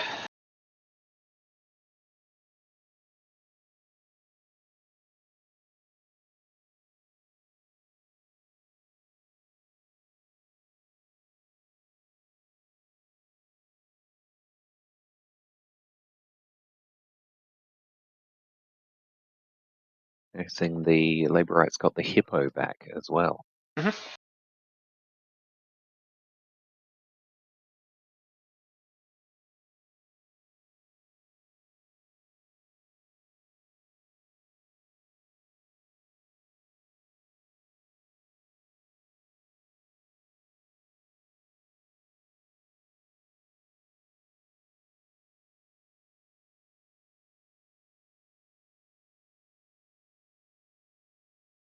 But I mean, this position still looks pretty rough for PD. There's not a whole lot of time left. There's 9 cards left in R&D. And Knob with Imp,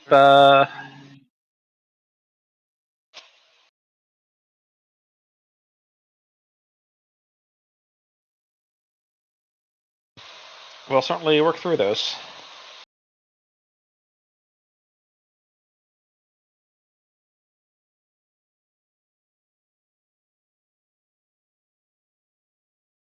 And here we go, Iron Fox. Installing this at the end of the Corp's turn to get an extra counter. Iron Fox being a bit down on himself.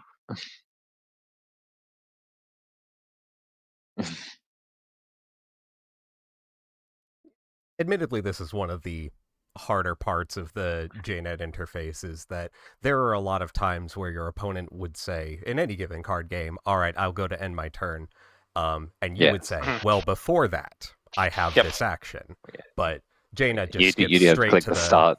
Yeah. You click the start turn button. Well, it's even if you before you click the start turn button, it's as soon as the other player hits end turn, you know, you have skipped over that opportunity. So you do have to do a little bit finagling to get it together. But yes, it's just Iron Fox crunching the numbers here about how he's going to get in and where.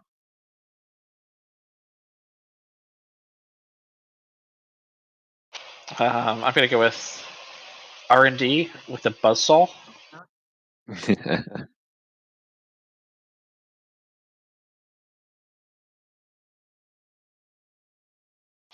Uses the Strict Fund in the wrong fashion.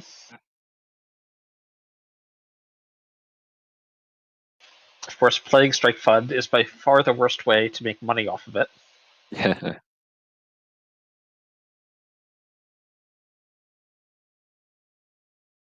There you go, looks like challenging the remote.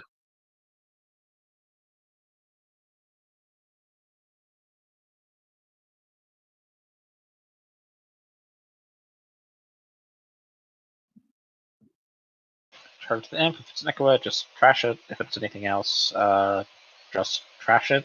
Or nah, I mean, you can steal it off if you want.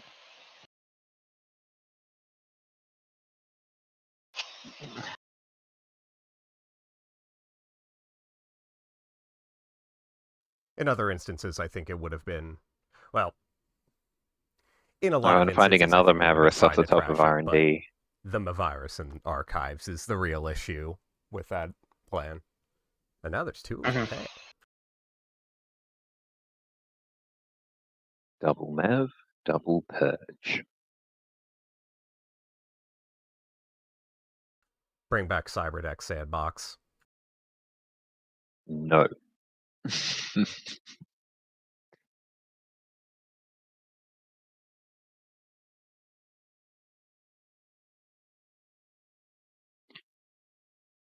I do not want to give Ob Cyberdeck Sandbox. They can find my viruses too easily. Yes.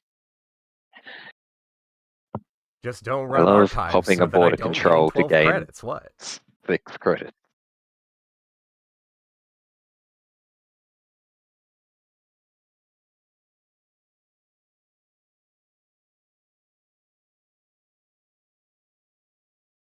Both players running very low to the ground right now, economy-wise. But Blue does not need With the loot draw, with the Strike Fund, much to get going again. so much of the engine doesn't even need credits in the first place.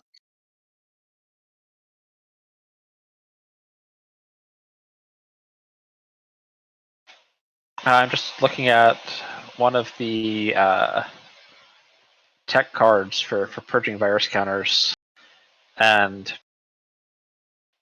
you know, these virus loot decks, these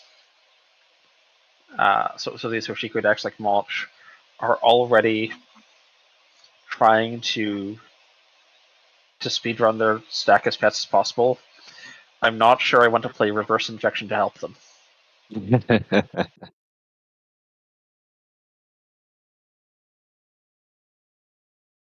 Okay, we see just a drafter on the remote.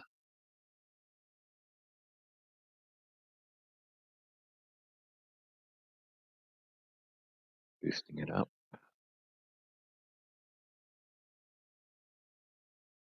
Getting that strike fund money.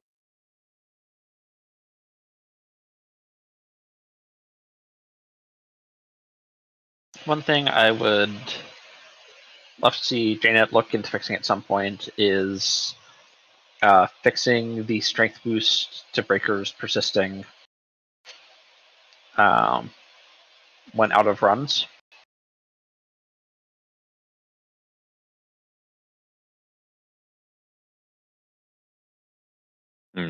I think it's it like keeps its strength until you encounter an ice Yes, because it resets strength after each encounter. because like if you because just for I assume it was initially implemented for the scenario where you accidentally paid a boost like before you actually hit encounter, like when you're still in the approach step. Mm-hmm. But when you've got things like Audrey, But like I played then that Audrey can get a decks where bit JNet's told me that confusing. my Audrey has 12 or 15 strength. Yeah. Because I was playing the really engine heavy version, which just uses Audrey to make money, and then you actually just break with regular breakers. Because you play Anacam, which gives you a free draw when you trash the strike fund to Audrey. So you immediately just draw the same strike fund back, and then you do it on the corpse turn also, so you drip 4 clicklessly. Yes. Yeah, so just catching up a bit there. Labor rightsing back in Modulus. New ice coming down on R&D. Back up for some credits.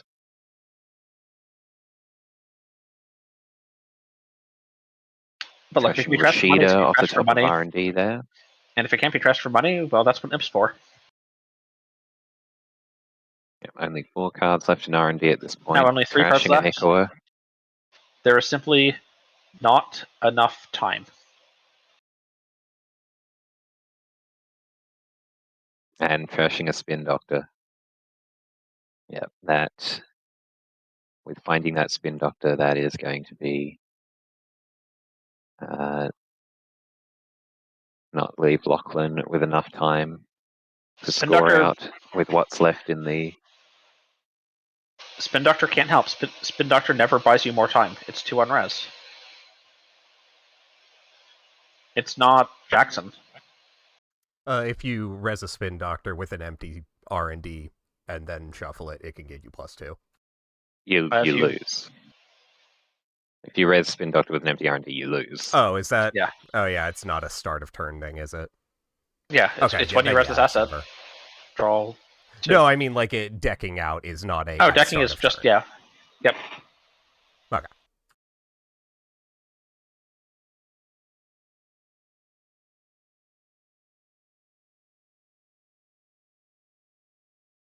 Jackson could take you negative on cards, but Spin Doctor. There we go. Finds Might the last technically card be able from to R&D. do so, but it would require It's just some going to decide to fish out that Echoer for the rather win. than just shifting the turn back with nothing in R&D. And we have the long will plan.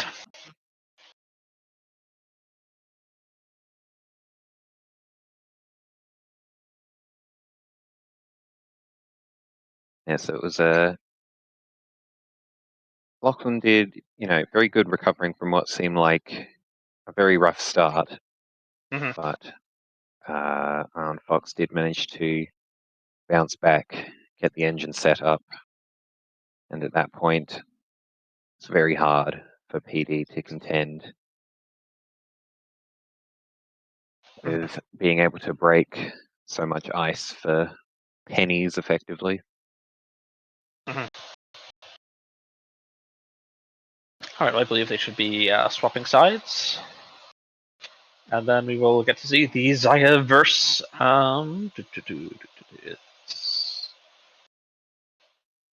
Zaya-verse RH.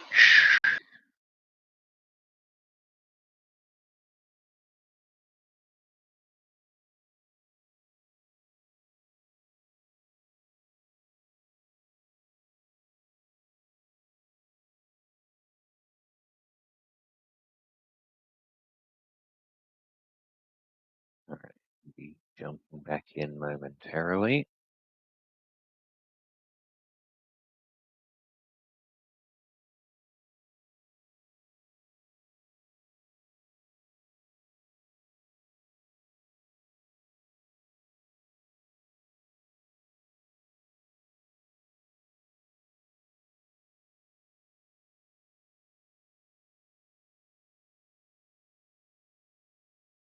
And here we go.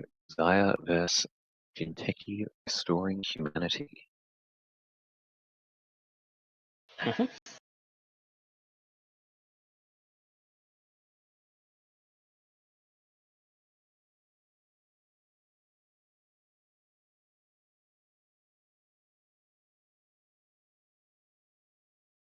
Restoring Humanity, of course, enjoying its time in the sun right now under the Regenesis punitive bacterial shell.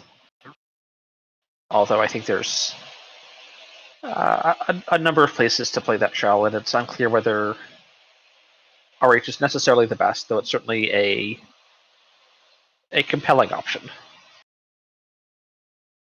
Synergizing naturally with things that bacterial and punitive and Regenesis all already want to do. Yes, and we see the classic turn one of immediately Han say something into the bin. Is it the bacterial straight off the bat? Can you risk it? Or is it Probably just an not. extra credit?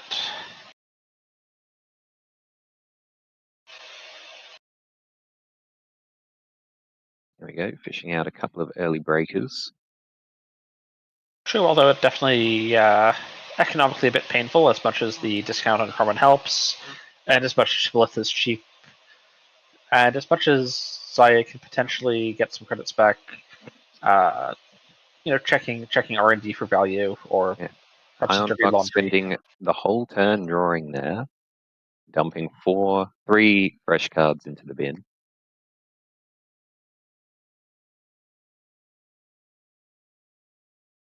I sort of feel like Finding a Lachlan spin doctor off the top of R&D.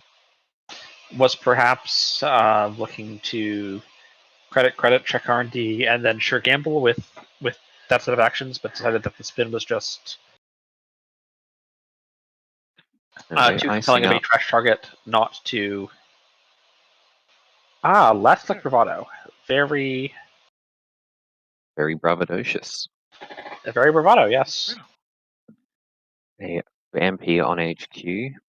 Shibboleth Very can break taxing piece of ice. one sub.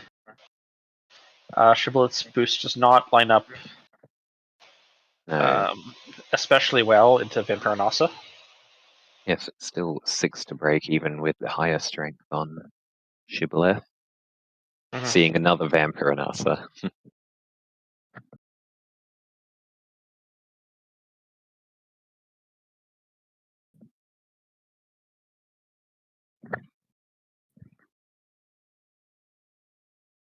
Yes, Shibboleth is definitely a icebreaker where Vampiranasa really shines, unless there's some support in some Yes, fashion. Vampiranasa, just a generally very taxing piece of ice, like more so than you'd think just looking at it. It dies really And fast to then turbine buzzsaw. yeah, but what doesn't? It Um, does pretty well into it compared to other code gates. Honestly, it costs 2. fair. Uh, Gatekeeper on Yes, res. yeah, But yeah, it's certainly. here we go. Just setting up in server 1 from Ion Fox, threatening a Regenesis score with every new install. Next, another Baronossa. Here it's gonna get chivalrous.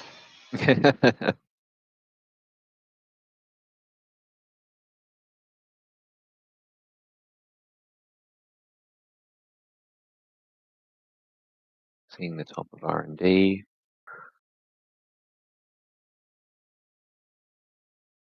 And installing the Class Act now, just digging deeper. Class Act, decent tech for the It's a decent tech for preventing the punitive. punitives. Yeah, Because if but you've got deciding just to install it now. at least 6 cards in hand, they either need to fire off a double or triple punitive. Yeah. And like a 3-point punitive just doesn't kill unless Yes. they can fire the triple. And firing a triple is Docklands coming down. very expensive. And that's a new card that's gone down in server 1, overwriting one of the ones that was already in there. Mm-hmm.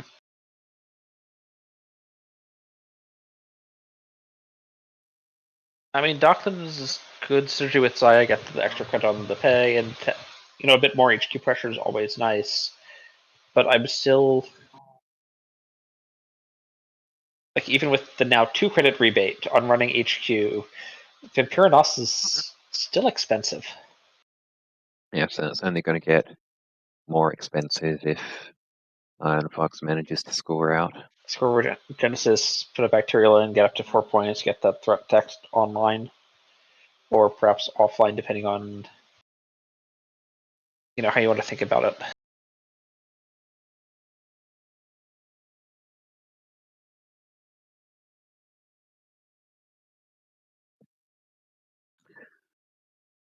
Lachlan thinking what he wants to do is his last click here.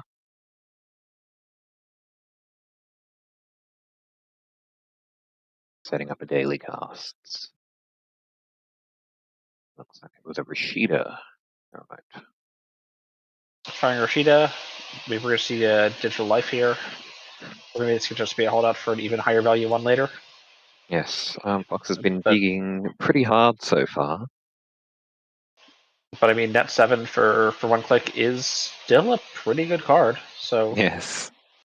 we might just see a digital life. Okay, I'm guessing not, because we were seeing other actions first, and that's well, Corps don't officially have any um, priority operations, but your digital life is. Oh, yes, there we go. Looks like Iron Fox found the line of let's play the Yodel first. Mm-hmm. Well, everyone knows you yodel best when you have full lungs, so. Yeah.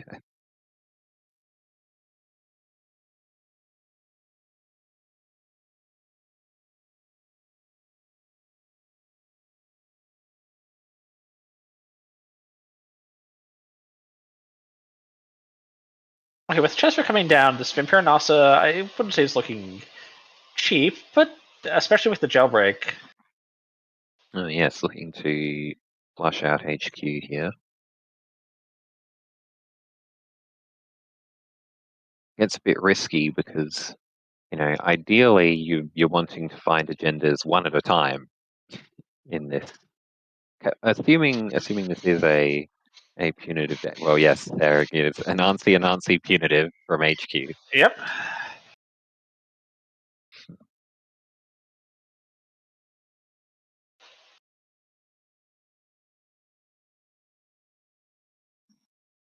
So advance for Genesis. Fuji, okay. Getting a Fuji out of the bin. Mhm.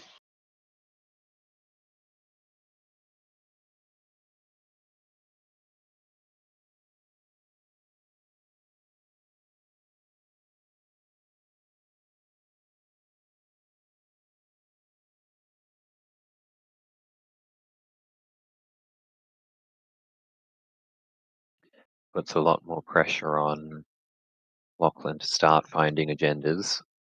Well, this Cheswick coming down is going to start putting a lot more pressure on HQ or on R&D. This is 4 free credits is adding up. Hmm.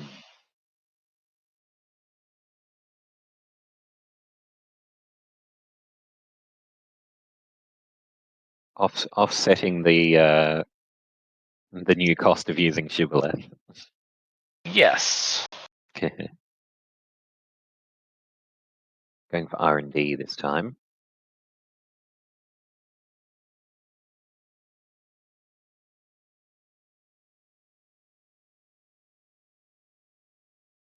I don't mind the R&D. Like HQ got swept decently well last turn.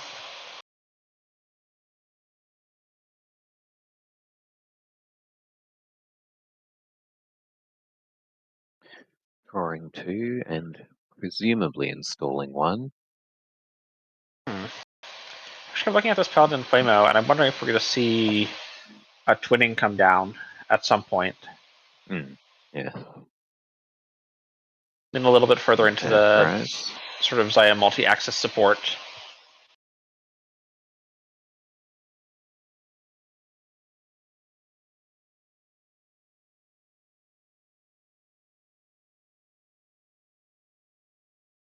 Now we'll see if this was a sleeper second Regenesis in server 2. Yes, I was just thinking that would be very sneaky. No, just jamming something new. Install advance.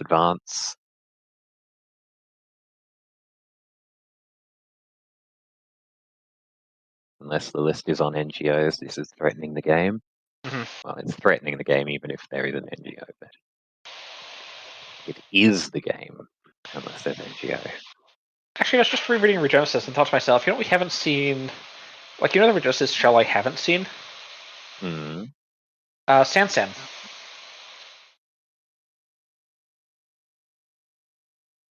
True.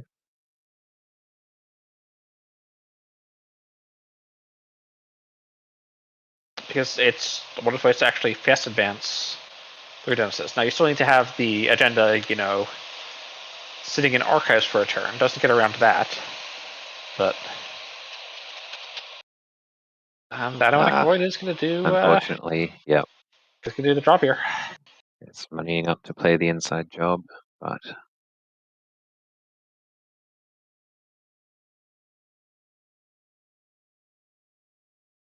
Kinetic will end the run.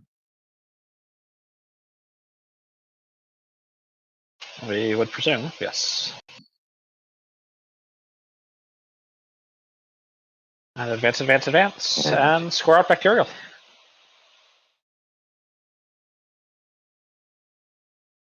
For a faster game on the reverse side of things.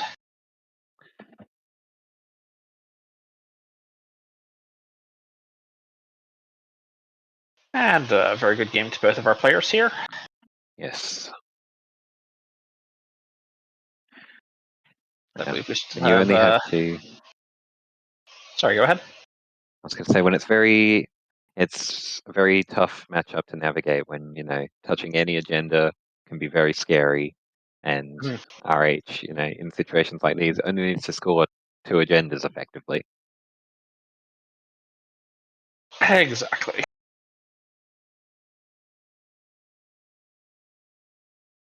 So I think we've seen some calls to go check out Jai if he's still playing this round. We've got 15 minutes or so left in the round.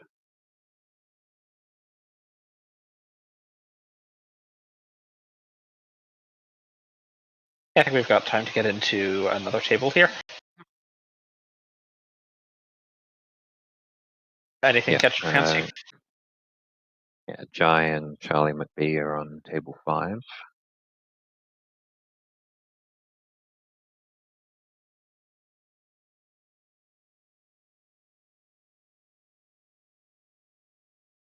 Or we could save that for next round, get a full game in. All right.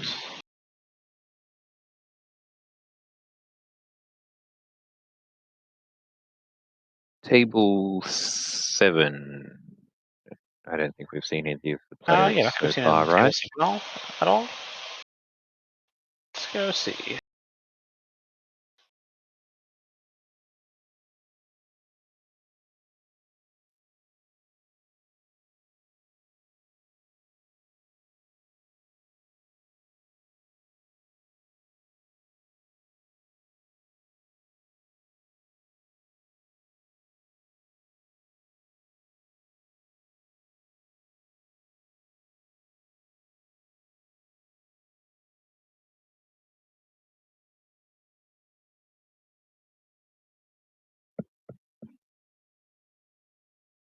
Alright, players are happy with it.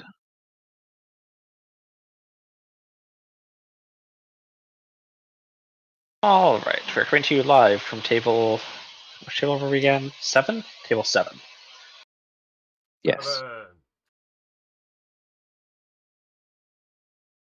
Where we see Got a real slog of a game going. built last against Sable. Built last, of course, is currently built in a very, very glacial fashion. Yes, Cut down we're seeing ice, cut down a more ice, advance your ice some, so it's even harder to get through. and we're seeing the world's final rematch.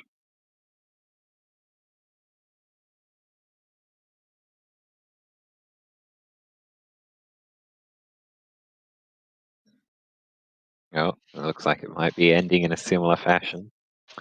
Looking like And a clearinghouse being advanced up here. come get this clearinghouse, or else. Which now criminal presumably has 10 holes, which could help, but there's some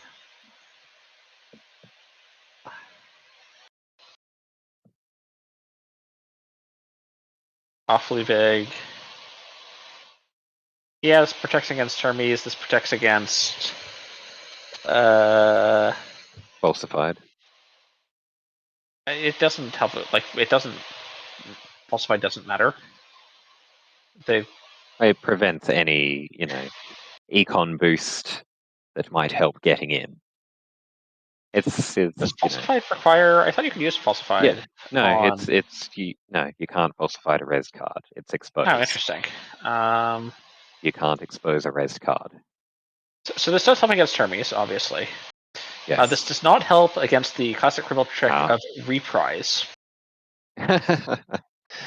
Yes, possibly digging for another class act there to try and survive a turn, but couldn't find it. And there was a big boom. No, boom does 7.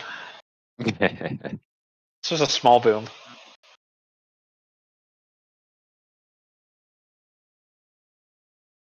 But sometimes a small boom, all you need.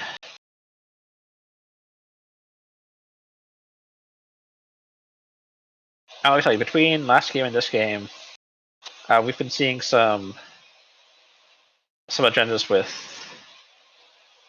really wild scoring patterns. Like Clearinghouse in many ways is of course, 6-7 agenda. Regenesis, a 3-4, also very good agenda line. Yes. And all these people complaining about 5-3s. I mean, look, all I'm saying is, if you score 3 salvo testings, they die to core damage.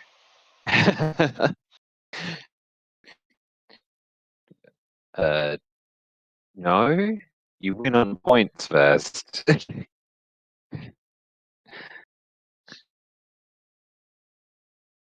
Not if they have the black file. Okay, sure.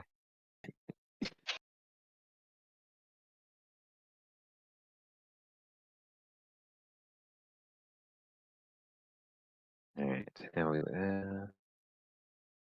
Still 30 minutes left in the round. We could have a look in on Jazz game if we like, or table Sort 3, of thinking table the 3 other maybe. one with players we haven't seen yet. Yeah, table 3. Ever Sure. Fun versus Man of the Moon.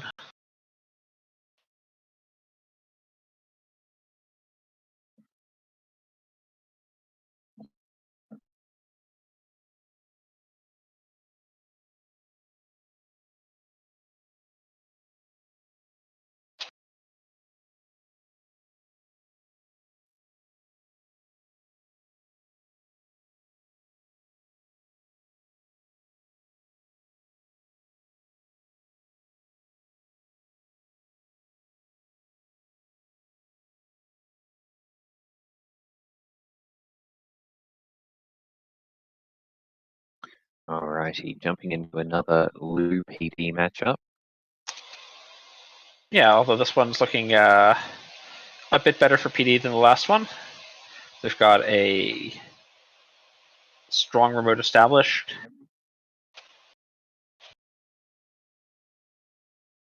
And Just like to point out that the first card that I saw when I entered this game was Wake Implant. Being was trashed. Wake Implant. Possibly like lingering over from the last match, or Yeah, it has to be a horror from the last match. I'm not seeing any Wake Implants in the heap. I'm not seeing any. Ooh, that's a cool alt art on that revolver. I like that revolver. yes, that's the full art version.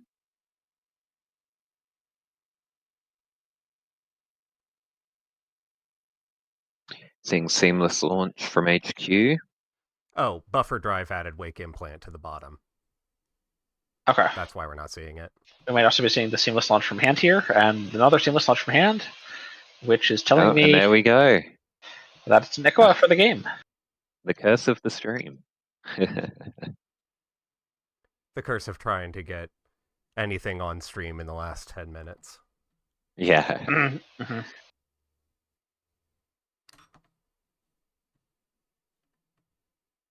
Yes. I think Have that's the fun last there of the saying, games. yeah, if only he had a knob Curry, could have charged up the imp, trashed that seamless. Crush the seamless.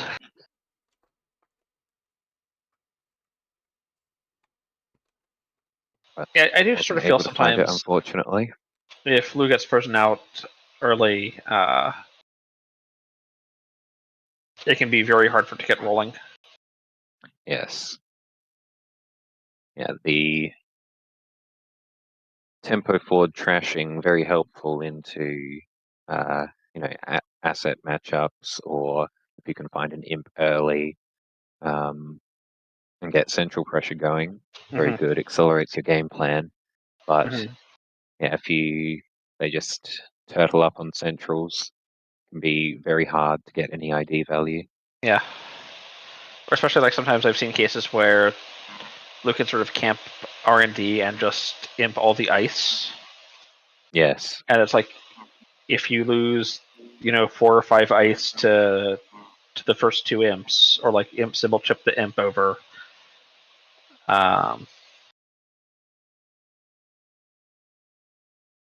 It can just become impossible to keep anything out, and then they just keep getting the run value, keep getting the trashes.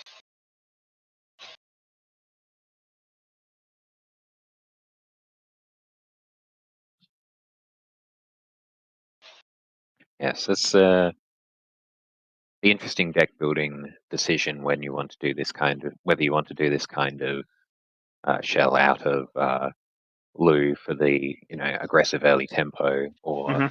Hoshiko for kind of the more Mm-hmm. consistent, sustained draw. I actually think you can even run a similar shell out of Freedom.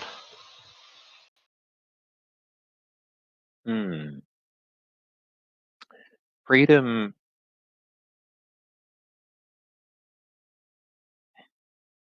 Yeah, it's like it is economy in a way, because obviously you're saving on trash costs.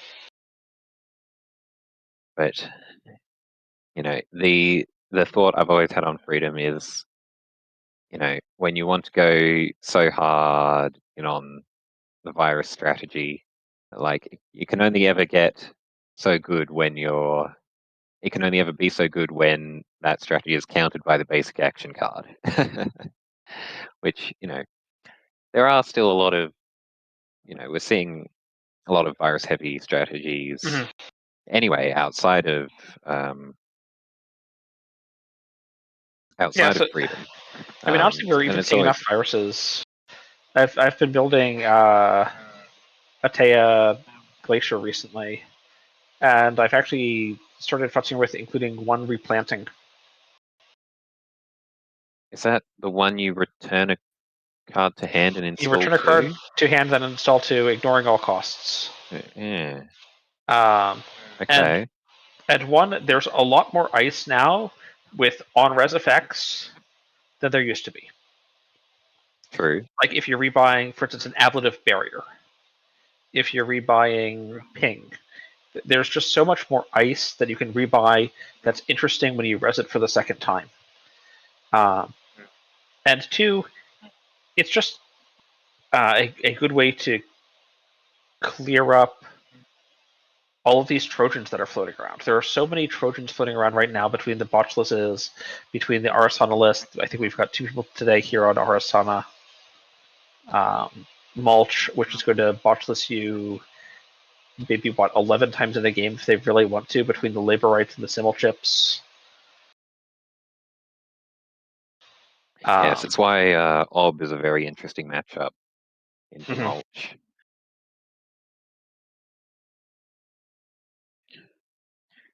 When you're trashing your own stuff so much, it taxes out simul chips very quickly. Yes. Yes. The other thing with the list I'm experimenting with and building right now is that it's very dependent on positional ice. It's a B1001 list that wants to put fun houses on both the centrals, and then use Atea's ability to just pile up ice by skipping the install costs to put your B1001 in like a 5 ice glacier. Pardon me. Um, Interesting. but it's got very particular placement requirements for its ice, which is another thing that replanting helps with. Is if you've got this positional, the situational ice, you can put it down early to stop value runs, to buy time, to do whatever you want, and later come back and say, okay, I've bought my time. This is where my ice actually needs to be to lock the game up. Yes. Yeah, and like you were saying with Ablative Barrier, Funhouse, Ablative Barrier, B1001, very good combo. Mm-hmm. Needs at least 3 runs to defuse. Mm-hmm.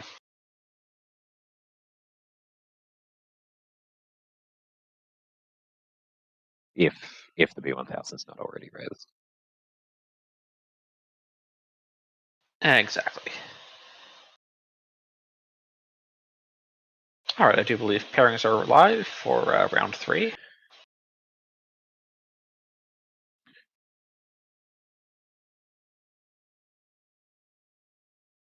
Yeah. We want to jump into Jaya's game this round then. I don't think we've seen any of Atian either, so it'll be a good one to Yeah, we can jump watch. in on table 9. I think we did see Jai very briefly at the tail end of round 1, but I think that's for like the final score. So Hmm.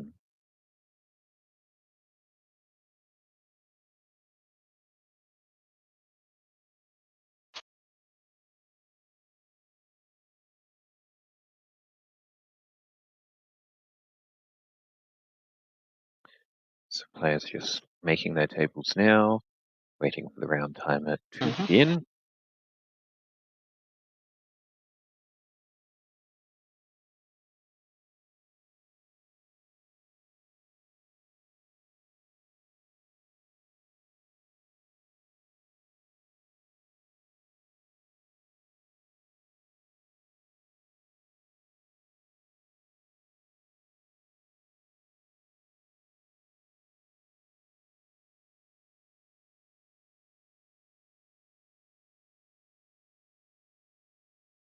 Yeah, so looking at Cobra, do we know what these players are on? We saw a little bit of Jai on Mulch before. What's he on corp-wise? PE. And Etienne? Is on Lat and Asmari. Okay. I'll be interested to see what flavor of Asmari it is, whether it is Neurospike or whether it's kind of the 6 Mari Echo Chamber kind of Glacier Pretty style. sure. Yeah, I don't know. We'll have to wait and see and find out. Well, don't forget Yes. about Had a re-education, very but re-education is spelled with a J after the D because there's Gibbside gradient. Yes, of course. re-education. Re-education, yeah. Yeah. Re-education. Yep, that's a deck that's been certainly floating around for a while now, but it's sort of come to a bit more prominence recently. Yes. And I think one thing it can do very well is sort of get these free wins. There's a lot of runner decks with very strong inevitability right now. And one thing these re-education combo decks can do is just win a game where the runner slips up for a second. You just go, okay, die. And win. And like it doesn't matter how much they could grind you out over time if they're out of time. Yes.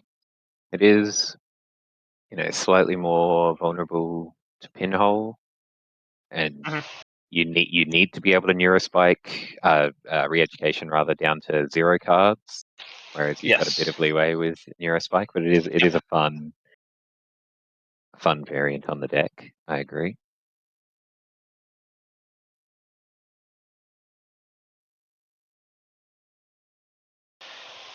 So if you want to get really spicy, with 3x calibration testing, you can actually fire re-education Jupstad in one turn.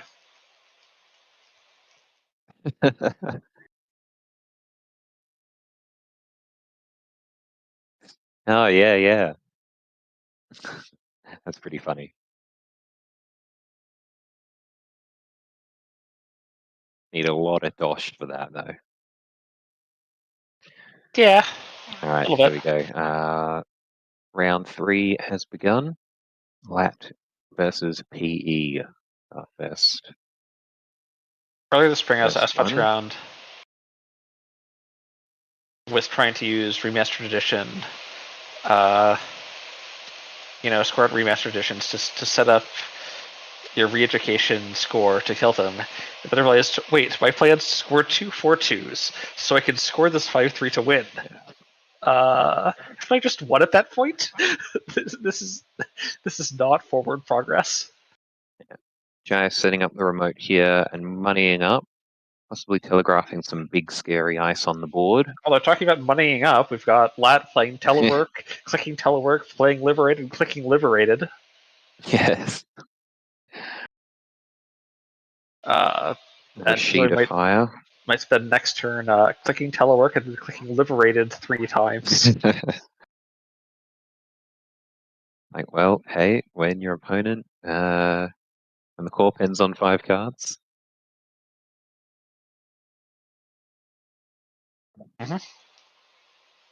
Or 4, rather. Wait. I mean, the corp is almost certainly ending on 5 cards here, unless we see Yes. greasing the palm.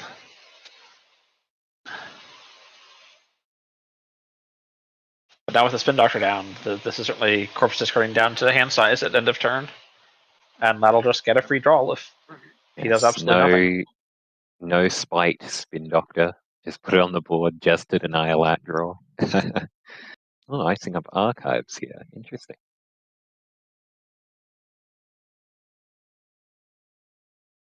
And discarding 2 cards to hand size.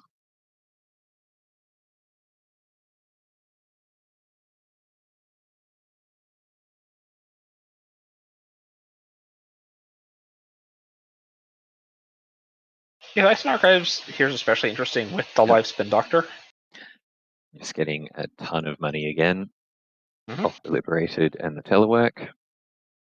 Just you need to set up the left draw. Like, why disrupt your hand size? Yeah, exactly.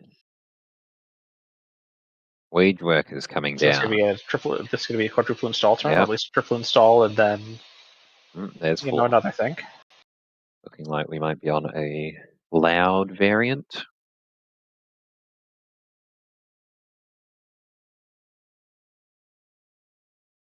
I'll admit I've not quite been keeping up with all of the variants. Which one's loud? Well, it's basically Wage Workers scoring PE. It Okay. basically doesn't want to do net damage and just use net damage as a source of economy with Prana? Prana. Yeah. Okay.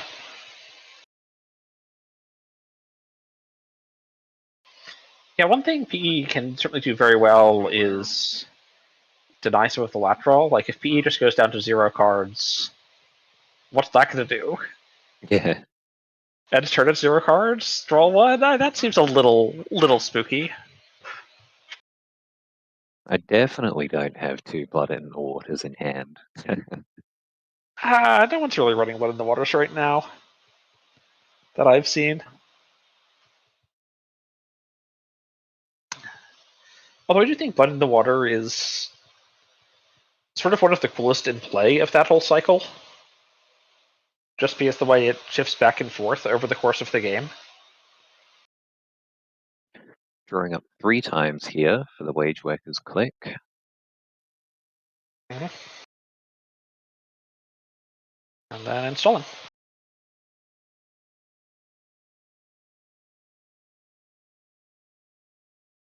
Almost inviting that to come match hand size. Matching hand size, very easy in this board state. Pantograph coming down. DJ And Fenris. Gonna be Steve. Gonna be DJ Steve. Everyone's favorite DJ.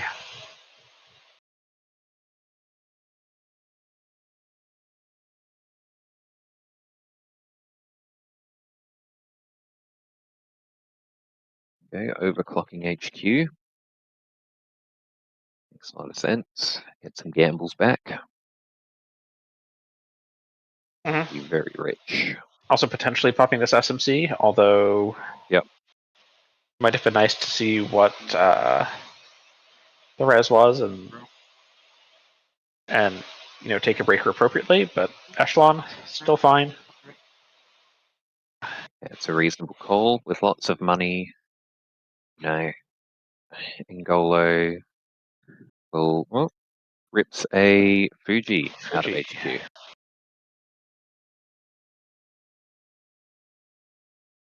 We're going to get a pantograph install. We will not. Not going to get an extra card out of hand for Jai.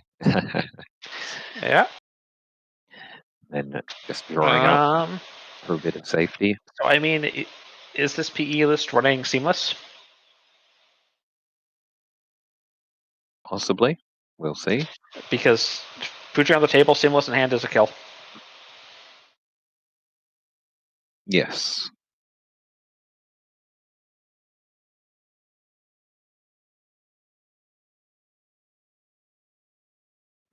See, Prana Condenser. Just scoring out a Regenesis. Okay. I'm going to take this down to prevent it because the Prana was rezzed. Yep. And there was a Fuji in Archives going for the classic 3-4 scoreline.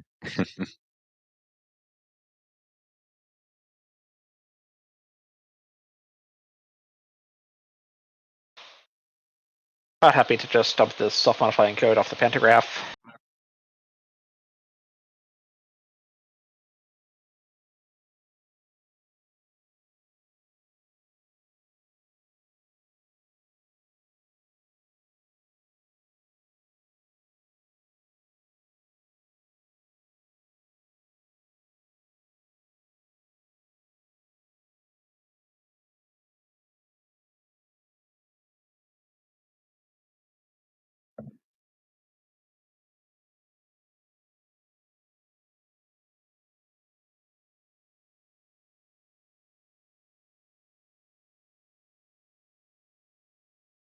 Etienne just drawing up a bit here. Yep, Let's makes a lot of see, sense. draw and play, yeah. Stall Fenner. Throwing up again. Confident that there's nothing on the board to check currently. I mean, there's servers 4, 5, and 6. I think those are all unknown. Yes, but Etienne deciding not to check Yes. them end of turn. Yes, I can see the desire not to check them right now, but certainly starting next turn, there'll be some free time to start finding out what else. Or will there? A longevity serum. Okay. It wasn't the sneaky double regenesis on the table. I mean, at this point, there might not be a second agenda in archives, and Yeah. a 3/1 is I'm not just a thinking 3/4. that line would have been very funny. Shuffling all of archives back into R&D. Mhm. Oh, here we go. An Airblade's coming down.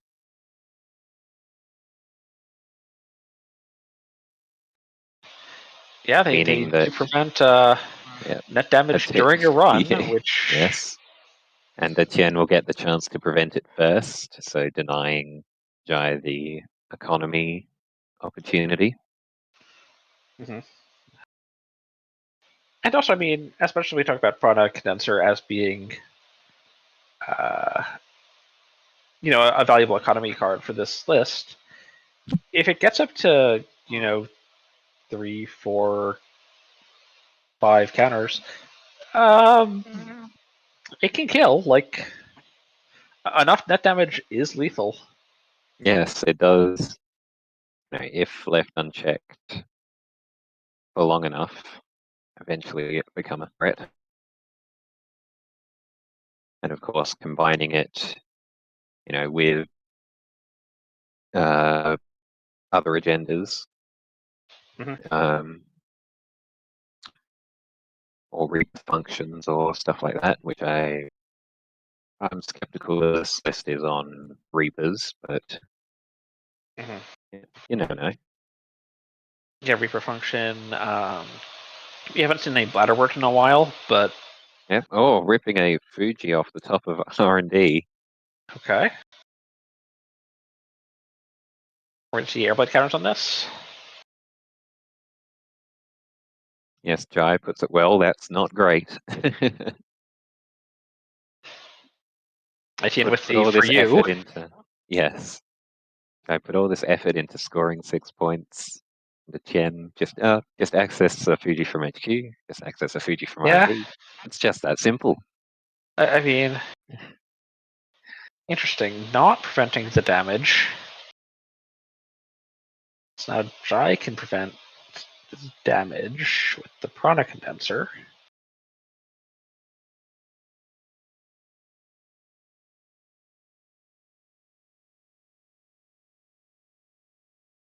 Yes. So this is the PE That's the damage. PE damage. Yeah, that we're deciding on first. Oh, and it hits a deep dive. And then Prevents the the 2 Fuji damage. on Fuji.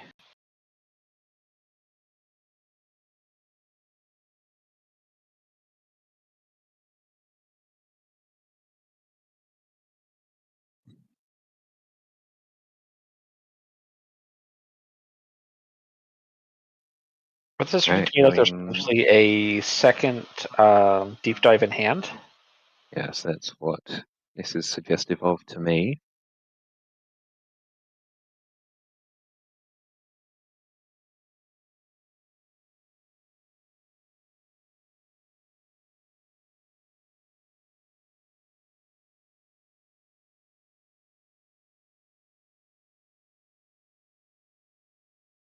Seeing a data loop from HQ. Well, that's also Steve value, and Steve is, pretty good.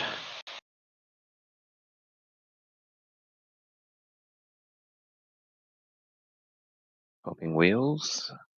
Fire bands at the bin. There's an anemone. Can't prevent all of that damage. Correct, yes. It's going to prevent one. Oh, and it hits a deep dive.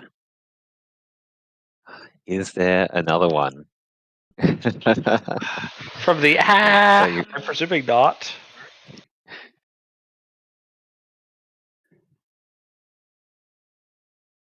very lucky hit with that damage. Mm-hmm.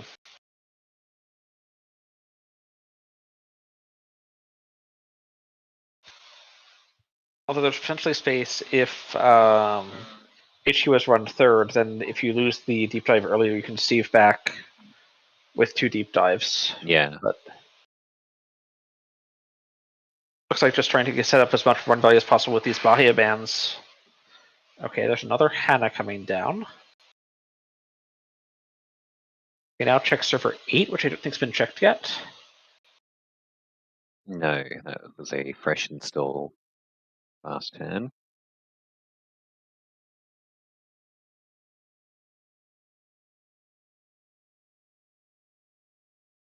Did see 2 new cards off of the buyer ban, so could have found the deep dive.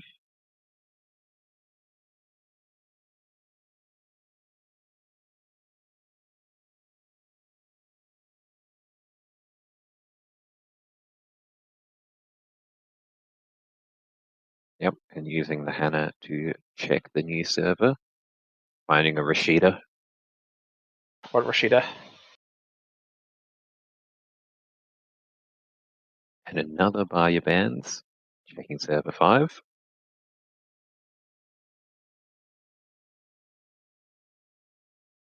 So there's a chance to draw 2 cards. Chance to install something. Could be Teller, could be SMC, could be okay. Moonpool. Pisha Shao on Archives. I think, yes, that was meant to be, yes, the install off of buyer bans. Trashing for MU. Yeah. I've done that before as well with Arasana, where I'll click the Trojan from my hand rather than on the prompt. Yeah.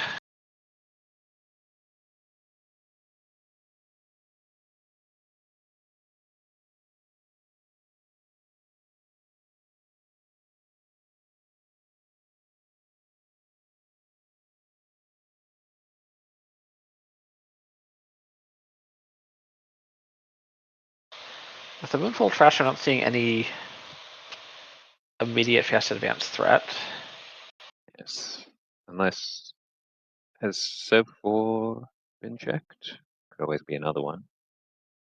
Yeah, it's just a regolith. Yeah, we saw the Regolith on the first 10 at some point. Yeah, yep.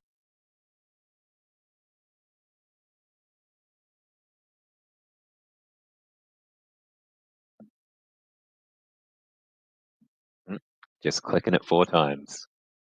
Loads of money.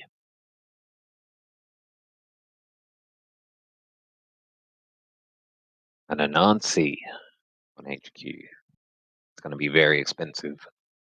Well, Anansi is one thing to do with loads of money, so. Yes, spend all And Echelon your money not... with Ngolo. what about Echelon? Is Echelon any better here? No, it's 9. It's 9 Yeah, okay. with Echelon, 7 with Ngolo. Yeah, okay, this is an Angolo, which is not...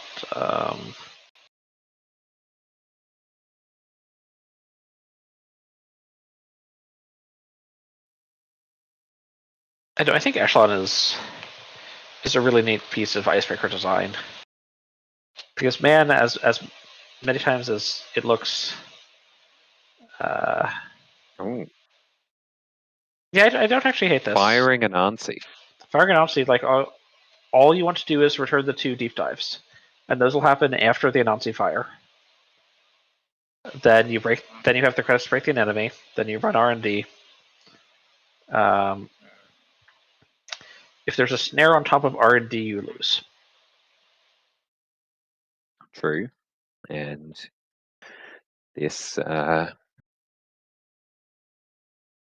this Anansi will also allow for looking at the top 5. If there's an agenda in the top 5, you could potentially pull it into HQ. You can hide pull it it for a to deep HQ dive. that's about to be accessed. Yeah, well, it's better to have a chance of it being accessed from Yes, HQ it than it is. definitely being accessed from R&D.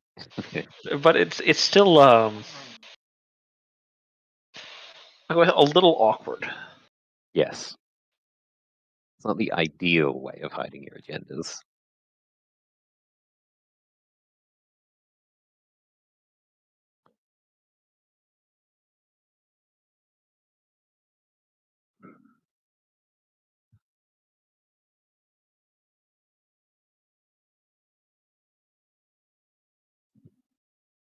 That said, if Atian doesn't win on this turn, this prana condenser is starting to look very spooky, shall we say. Blood in the water from HQ. All right.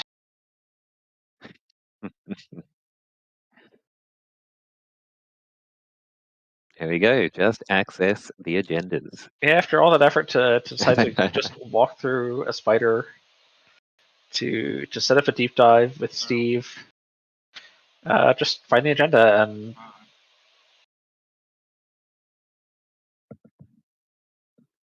Yes, there we go. Well played. Good.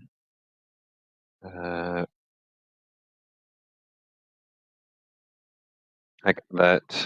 was a good recovery from losing the deep dive, pivoting to checking the board, getting rid of the fast advanced threat. Mhm. Help Etienne lock up the win there. Now we'll jump into the other side.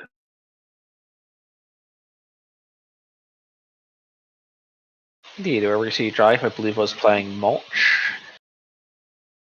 into Asmari as deck. And of course, there are 2 builds of Asmari Ed Tech, broadly speaking, that are seeing play right now. There's the Neurospike re-education, which then uses Jupe Stat Degrade instead of Neurospike, depending on how exactly you want to balance your timing and your influence and your assets. And then there's also the 6+1 Asmaris that are using Echo Yes. Chamber. Now place your bets in the chat now.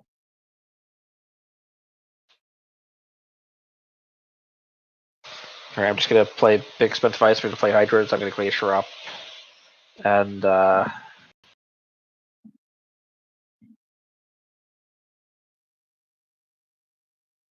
Okay, hedge ice install.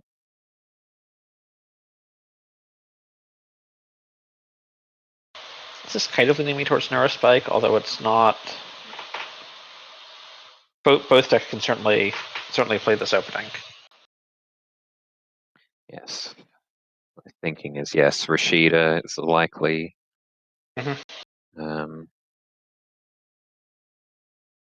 a likely turn 1 play there. Mindscaping.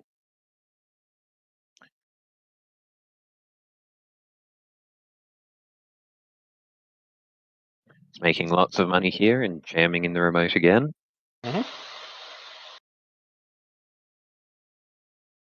Calling event again. Yeah. Not concerned about this Botulus, apparently. So something Of course, turn either 1 too expensive to trash or Yep. And 2/2 Dry once again, not playing any events. This Asmari has generated 0 credits so far. Ooh. What do we have here? Double install. Bologna, most likely.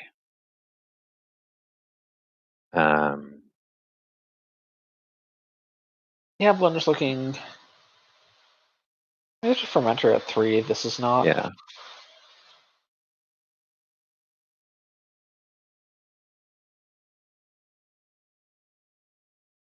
Okay, B1001 from HQ. Interesting. not. I'm very curious to see where this. Yep, and there's the Bologna. Where this Asmari list is going.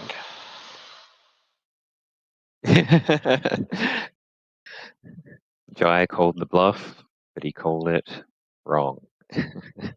Ain't no way, he says.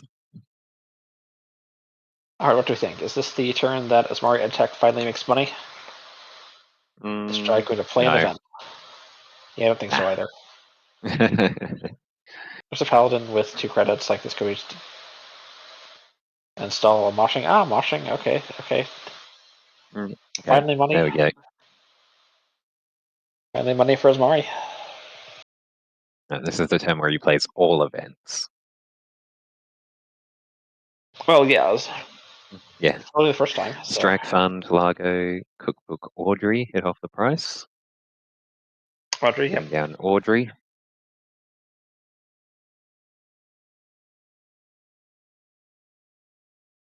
And a knob. Start charging that Audrey up. Seeing a Spin Doctor.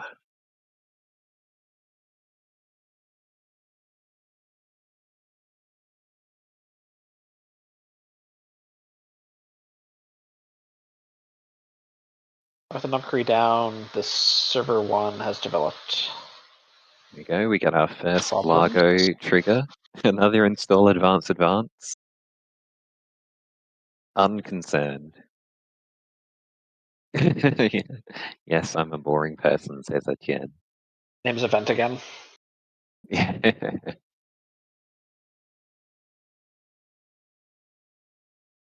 So now, of course, if the game goes long enough, you know that multiple eventually play 3 labor rights.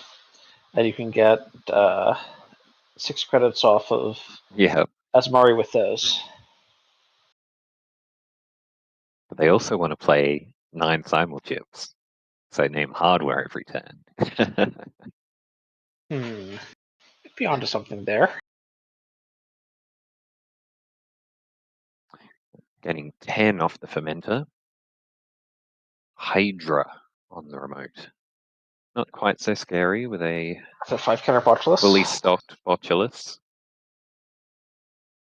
And yep, an Yeah, but NGO. it's NGO bait. Yes, the jamming 2 Bolognas in a row behind a very porous ice might have been a bit much.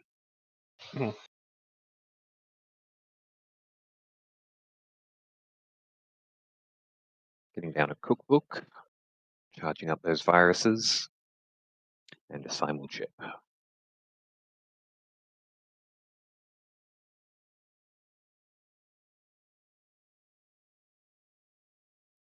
Here's a fun interaction with Asmari EdTech and Simulchip is that you're not restricted from gaining credits on the corp turn as Asmari. It's just that if you keep on selecting event, you're never gonna get those true. credits. If you but set if it you to say program, and they symbol chip something back on your turn, that's an extra 2 credits. That's yeah. value, baby. Yeah. I guess there's some niche scenarios where they want to symbol chip botulus on your turn so they can get the start of turn counter. Here we go. Do we think that was the B1001 that was seen from HQ in server 1? Or not?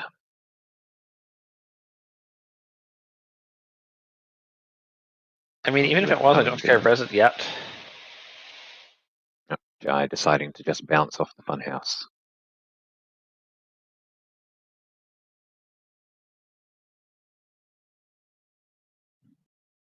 Yep, and he's going to go check if that's the case. See if that's what was installed in server 1.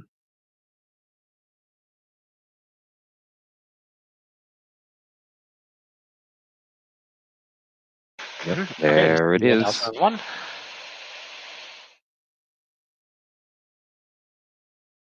Charges Nunkery on the botulus. Keeping the server nice and porous. Audrey's already big enough. Conduit it takes care of itself.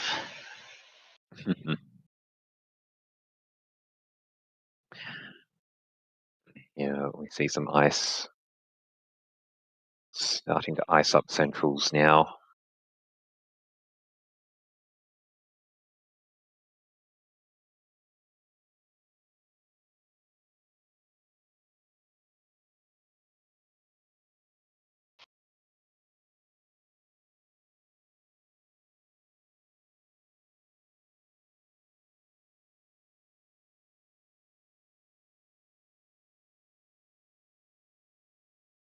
If Jai thinks it necessary, running through the Hydra with only 2 botulus counters is still reasonable because you only end up taking a tag.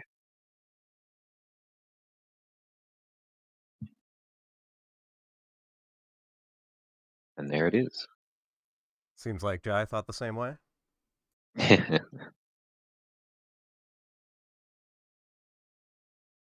Nope, he's going to use the Audrey anyway. Possibly Audrey for 2, Botulus for 1.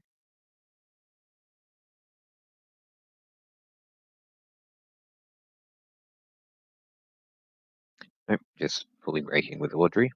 Finds the Echo Chamber. Yeah, that's a pretty no question trash right there. Yes. That being the 7th point in the Asmari deck. Well, in this iteration of it. Yes.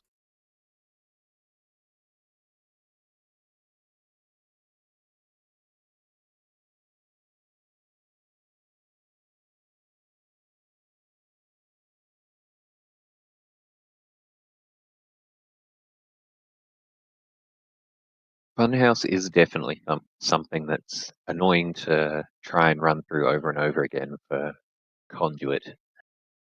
So Jai is well positioned to lock the remote currently. We'll see how Etienne deals with it. Another fermenter coming down. Instantly worth 4 credits. Yeah, if I were Etienne, I might just take a value purge here. Just say, I don't know about this board state right now.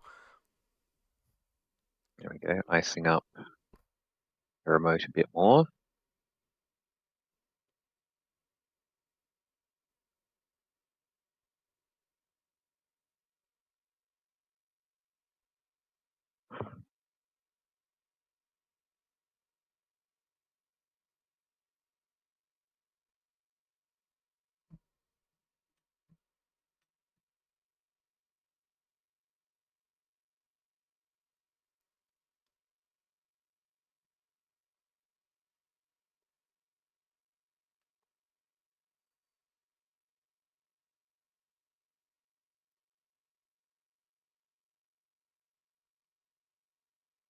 A Hush coming down. That deals well with the Funhouse tag. It is still an unfortunate. The subroutine is. Ooh. Botulus can get you through that a couple of times, but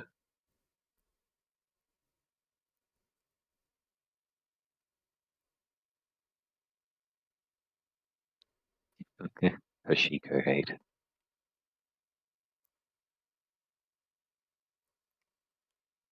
I mean, sure, it's Hoshiko hate, but just slap a botulus on it. It's got one sub. What do you like? Yeah, it's Audrey hate, but like botulus is still. You could play that on a non-central server or on a non-remote server. Yes. Oh. Yeah. Currently, finding a Bologna from HQ. Immediately and then just using popping the that fermenter to money back up. In the case of any oppos or anything that might be coming. Not the most likely, but we'll see. So I'm actually going to shout out, we just saw the second Mindscaping, which does make the which does greatly open up the ability to go attack me. Just run through the fun Yeah. house. Take the tag, take the 2 tags. There we go. There's the cleaver. Shutting down that wraparound. And Now start one going for the big minesweeping bigs. will basically never kill.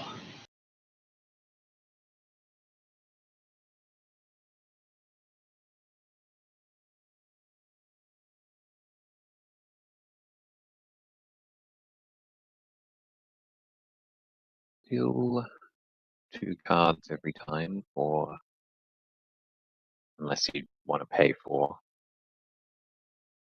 There we go. There's a steel skin. Well, this one at least looks like it's going to be 2 cards. Will it be 3? Has there been a Knob Curry trigger? No, there hasn't been a knob trigger yet this turn. We'll see if it goes on the conduit or the Audrey though. So I thought we were talking about the number of cards being discarded to Audrey to break the funhouse. Well, I was at first, and then Mond, I think, was talking about how many cards were being seen on conduit. So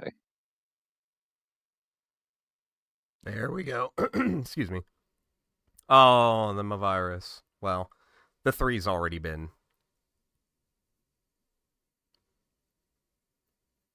Wait. Oh, okay, yeah. The 3 was already locked in. yes, So. only one Bologna left. They're the nastiest ones to try and steal. How much the other 5/3 in these 6+1 lists? Hmm, Is it to email or send a message? I've seen both. What do you think you shuffle away for degree mill on this board state? Nifty Paladin's probably fine to go. Yeah. I mean, you can potentially shuffle away the shelter. Probably, yeah. As much as you'd hate to, I'm probably gonna go Paladin Shelter. Yeah.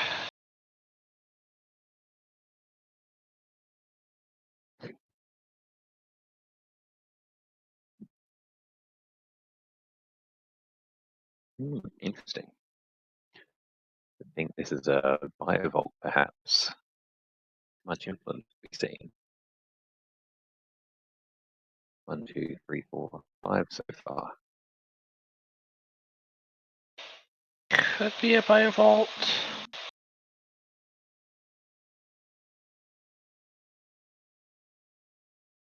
Alright, so I pulled up a deck list, an Asmari deck list that contains Echo Chamber. And it happens to have been built by one Atienne, so I'm going to go ahead and guess that the other 9 points are send a message. Okay. Okay. Yeah. Pretty decent with Hydra. Yeah, like Hydra's a big hit. Even Funhouse, like Funhouse is a 5. Which can feel a bit pricey if you're not R plus. Feel a bit pricey if you're R plus too, but they take the tag. It's like, okay, if they take the tag, it's just so awful.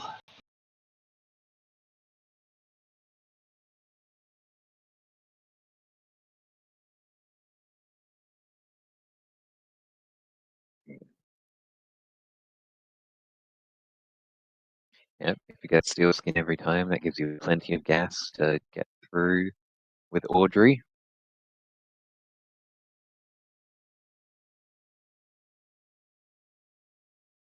Possibly consider not putting a counter on Audrey and doesn't find a trashable.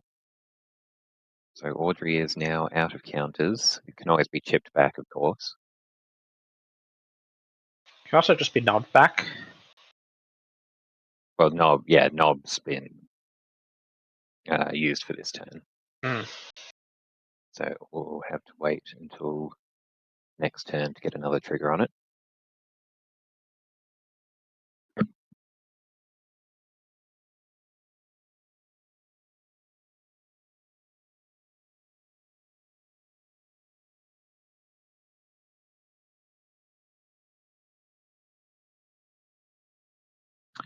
Pressing down another Sable chip.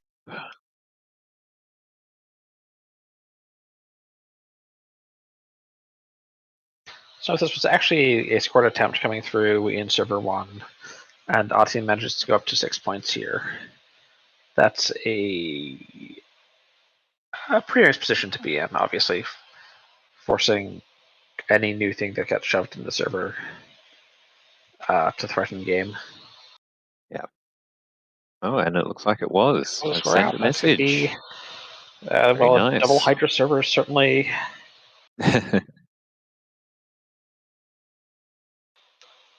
We'll be a bit just expensive. hoping the R&D holds out at this point then. Mhm. Conduit definitely looking a bit scary. Yes.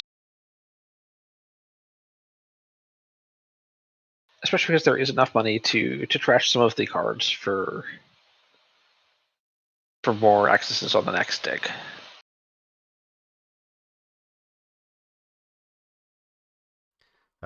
Echo Chambers are 1 to trash, NGO's 1 to trash, Rashida 1 to trash. Well, I don't. This is knowledge that I doubt Jai would have, but there's only one Mavirus, and we see it on top of archives, and there's only one Echo Chamber, and we happen to know that's also only in archives. Mm-hmm. Yes, assuming it's a card for card identical list. Yeah. Yes. Is 2 weeks ago, but 3 Mindscaping, 1 Mavirus. If we see any ablative barriers or Jaguarundi. Okay. Interesting. So, actually, Ablative is like a really sick punish if they run last click. Ablative and Echo Chamber and go, Yes. okay. Yes. Although on this, unless there's an event, is Jaguarundi 3 to res? Jaguarundi is 4, I believe. Yeah. Yeah, so a bit, not quite enough money quite at the moment for it all to go off, but But I could play an event. yeah. Yes, that's still going up to 6, and then it's 4 and I meant ablative, not Jaguarundi, obviously for for that Okay. line. Yes, Yeah. Ablative is 2. Yeah, ablative is 2. Yes, so yeah, it's going to 6. Yeah.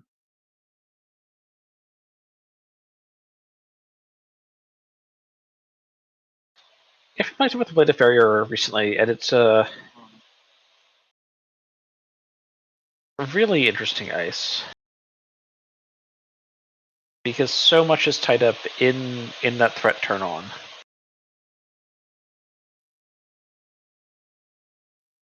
And sometimes it's an early gear check, and if you get something behind it, like if you can fire Rashida behind it, well, it paid for itself then. But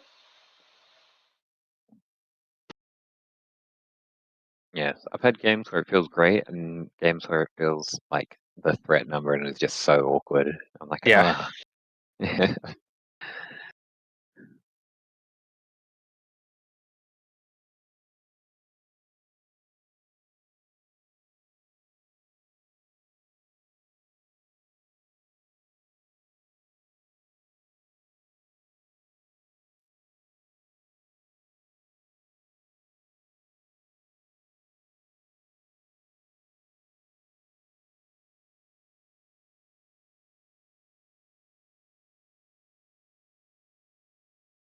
Jai, thinking about his lines here, is a very pivotal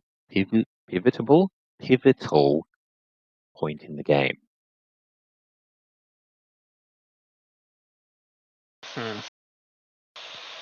Are any reasonably competitive decks playing Pivot right now? Not this one. Too much influence. Yeah. So Yeah, well, very low chance of pivotability. yeah, yes. Yeah, you do sometimes see pivot in some bird fighter variants in Starbucks Ob. in. I was trying Pivot SSO the other day, but it suffered from being in SSO. Hey, like you could find your City Works project and get all these free advancement counters. All right. Jai does chip back the Audrey. Mm-hmm. Oh, that wasn't. Oh, sorry, that wasn't a chip. That was just a fresh Audrey install.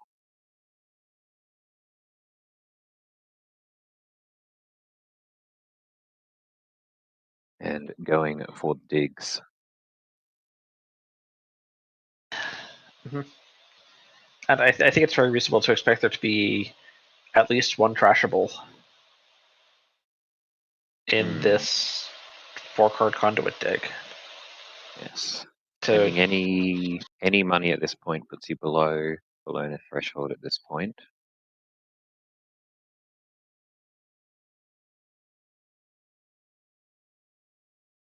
Oh, Very tricky. This is a the different list. one card conduit dig.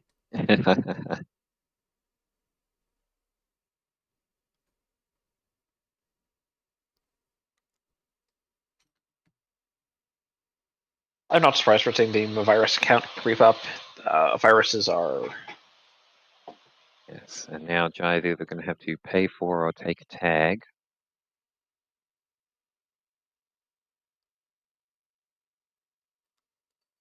Well, you gotta have the 5 for Bologna. You just have to. Oh, yeah. Now we're chipping back the Audrey to break.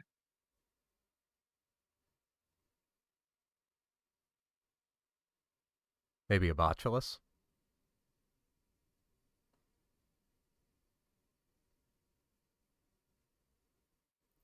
Yeah, you have to Yep. trash the wrong. Botulus.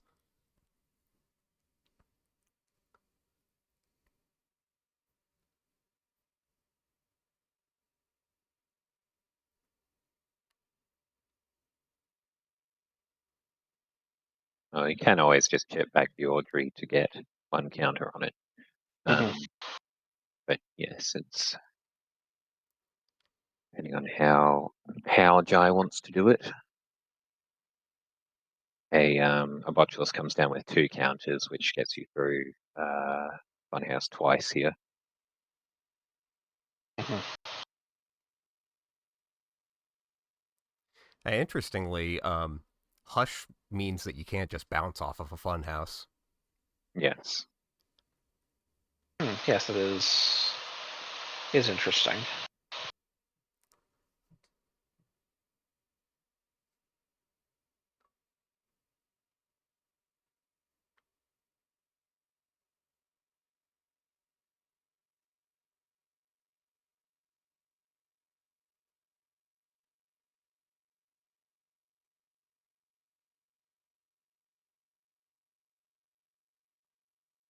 Okay, we saw 2 cards off of Conduit there, thanks to Knob.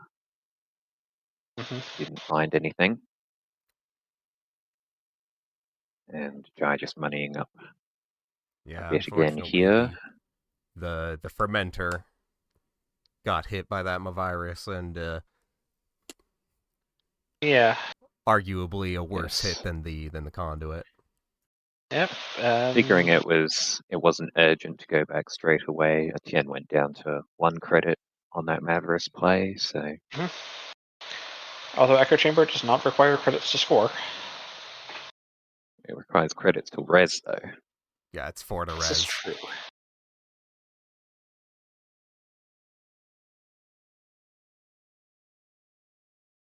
Here we go, coming back for another dig.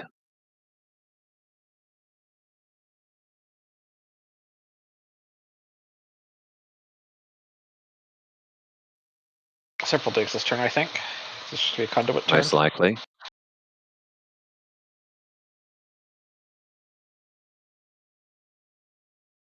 Got enough to pay through wraparound with Cleaver a couple of times and still have Bologna money. I think what Etienne's looking for here is a Spin Doctor. Shuffling back in the virus. The virus. Yep, yeah. I think shuffling in both my viruses. Yeah, that does open up archives. That does open up knob on archives, in future turns. which is a little awkward. Well, there's a send a message, and I there's the third Hydra. These are high value reses. Hard to find more expensive things to res than Hydra. Only 2 agendas left in the game. Classic 6 3-pointers.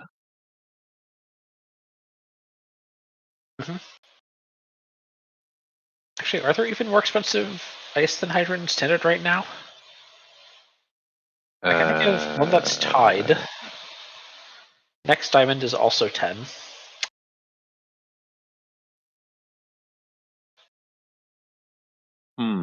I can think of more expensive ice, but in standard?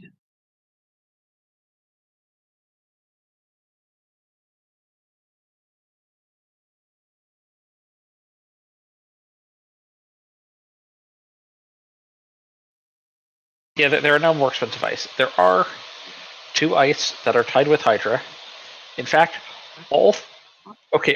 This is actually hilarious. So Yeah. there are 5 10 cost cards. Of them, one of them's government subsidy. It's boring. Then there are 3 sentries. There's Hydra, there's Next Diamond, and there's Tier. And then, of course, to go with these 3 10 cost sentries, there is 1 10 cost killer, Orca. Yeah. Here we go, coming back again with Conduit.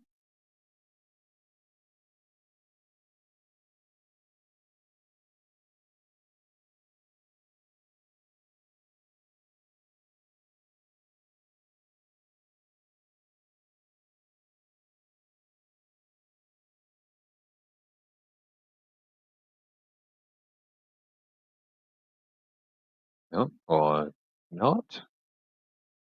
Might have just been a small mistake there.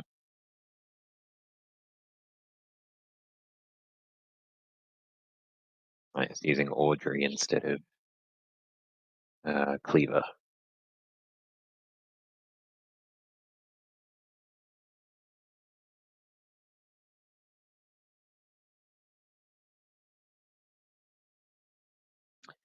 All right, let's see what Save we all the find. credits. And there's a Maverus. Oh, nasty.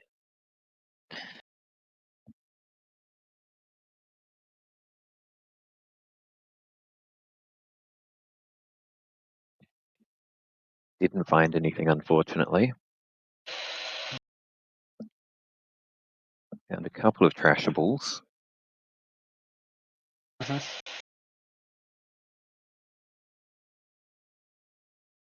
There we go, buffer drive coming down. Possibly setting up to get some real money generation coming up. So with that, Mavericks being trashed, of course, Archives is once again dead to knob. Yes. But I don't think you ever don't trash it there, so.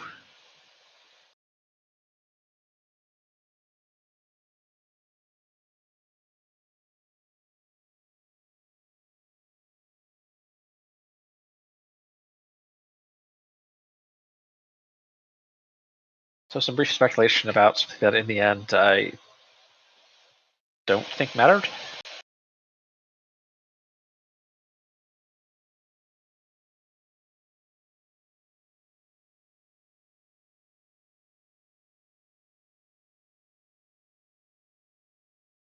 Of course, pitching DJ Fenris decides that repeatedly running this Hydra is probably not the profitable line. Yeah, spending 2 cards to get back 1 card. I'm also getting an Math HQ doesn't access, quite and add maybe up. there's Yeah. piling up in HQ. Yeah, Tien just clicking for some credits.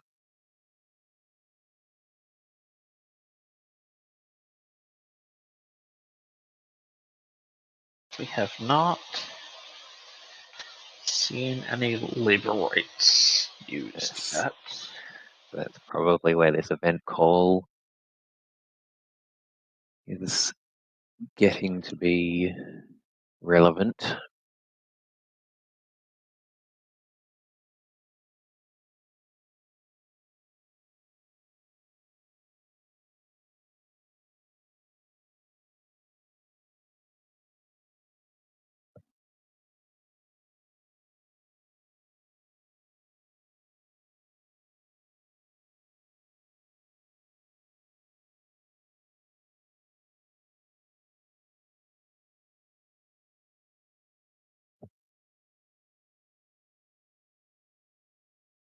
Be interesting to see what Jai decides to do here. You know, 14 cards left in R&D. He's seen the top Mhm. 3 currently, I want to say. I think it's did ATM draw. It might be 4, but 1, certainly 2, Dry knows the 3, top. 4, 5. Yeah, okay, he saw 5 cards, trashed 2. That's 2 cards he knows. he knows the top 2. Yeah.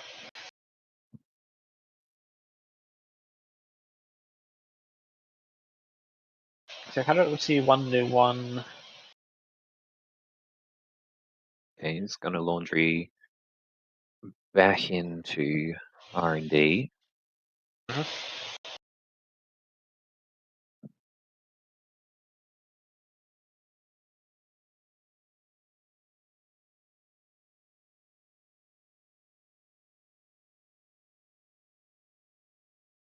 Are we interested if this knob counter goes back on? Yeah. Botulus, perhaps? That gets you in again.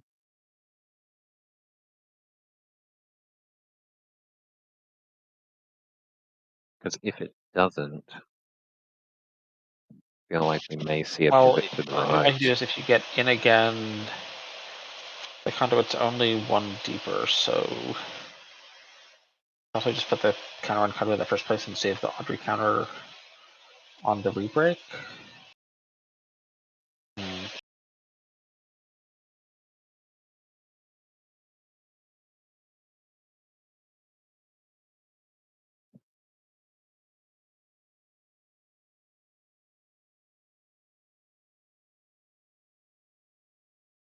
Yeah, with that counter, yeah, coming down on the conduit. It's looking like Jai's So it's going to be a all clean in break on and R&D. Audrey the Funhouse.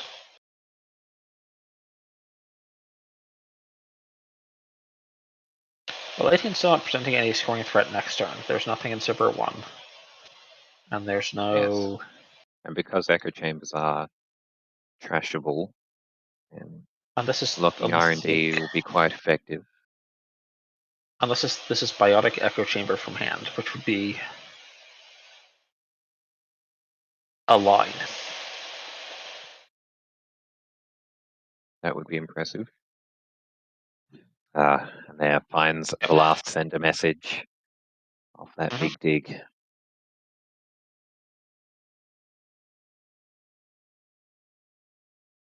Yes, R&D ending up just a little too porous there to hold out for Etienne.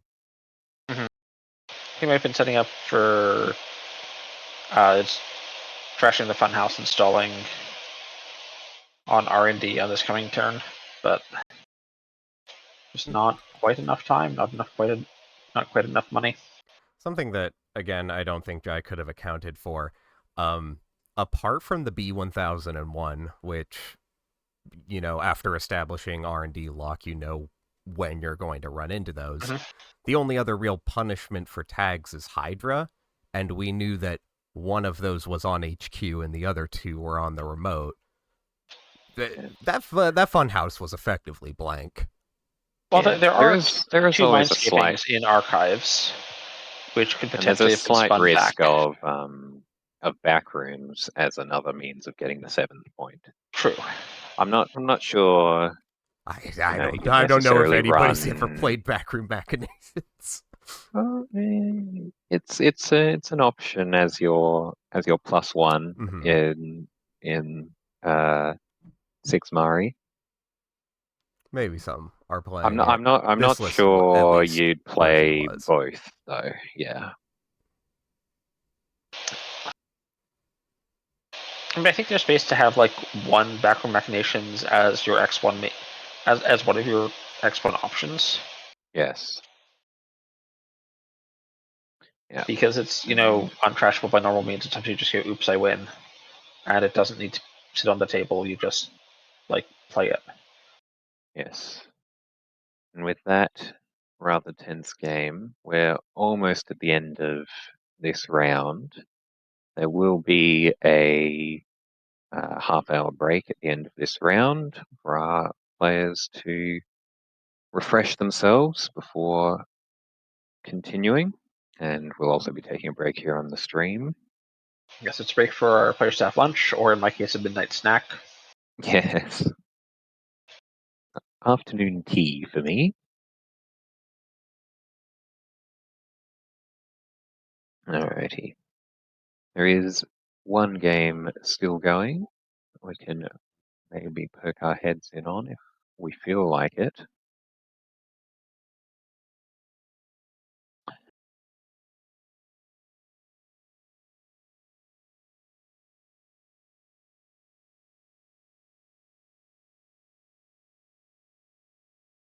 Let me just check in with the players.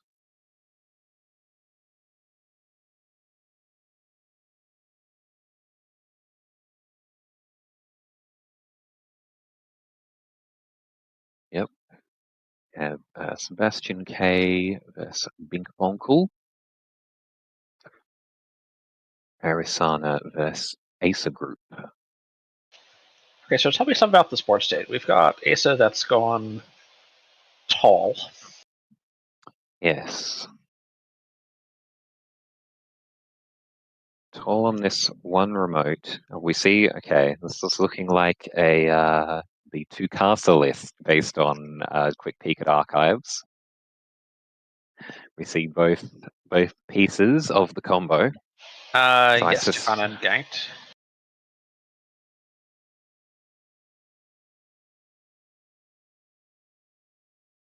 I'm assuming that is another ganked on R&D probably. Mhm. And there's probably a wage workers on the table in one of these two servers. There we go, full breaker suite now out. Yep, we are also seeing this Arsana running Turbine, along with this full suite of conventional breakers. Yes. Oh, interestingly, a diversion of funds in the bit. It's an interesting option. I don't think I've seen that one before. That's kind of neat. It's really expensive on the influence, but Yeah. Arsana can definitely have some Five, very aggressive openings. yeah, 5 And influence on that one. Tier and Trieste. Whoa. That's a big one. Ooh, says Sebastian K. okay, Okay, so Trieste is when you res this asset, choose one resed piece of Bioroid ice, which tier is, and run a card abilities cannot break subroutines on the chosen ice. okay. So Well, this is Sebastian K will have to click through it, granting Bink Bonkel extra clicks if he wants to avoid those nasty well, subroutines. he's not going to click through it at all. He's just going to fire the end of the run and say, "Well, I guess I'm taking Well, yeah, he Sinner has again." clicked. He clicked through the first two subroutines and ended the run, Yep. meaning that yeah, Bing Bonkel now has 5 clicks on this turn. Okay.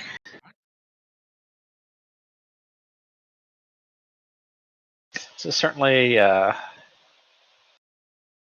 list that was not on my radar. Yes. We are getting down to close to time in the round, though. There we go, scoring out a Ikoa project. First bunch of extra clicks do make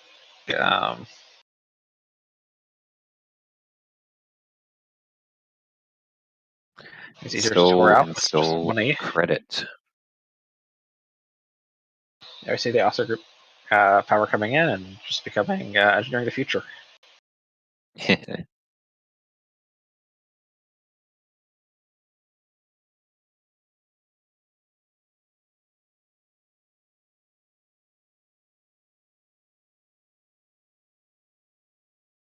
Checking this server 6. Making sure it's possibly not another finding- Trieste. Yep.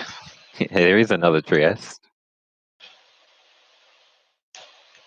Because defusing server 5, running back on .rnd, and fighting another Trieste would have been Oh, a awkward. Ravana. This, yes, a Trieste Ravana here would have been very nasty as well. Just do 4 core damage. Yeah, that would have been pretty good. Carl. Pick through Hekal and Drafter. And we'll see if it is another ganked, but if the accesses are in the correct order, then looks like it's a Tucana. And an it's just offload off. office. There it is. And that is the game. Yes. We saw one of the nasty tricks this deck could pull off with that Trieste tier. Unfortunately, we didn't quite get in time to see if there were any other shenanigans with Ganked and Tucana.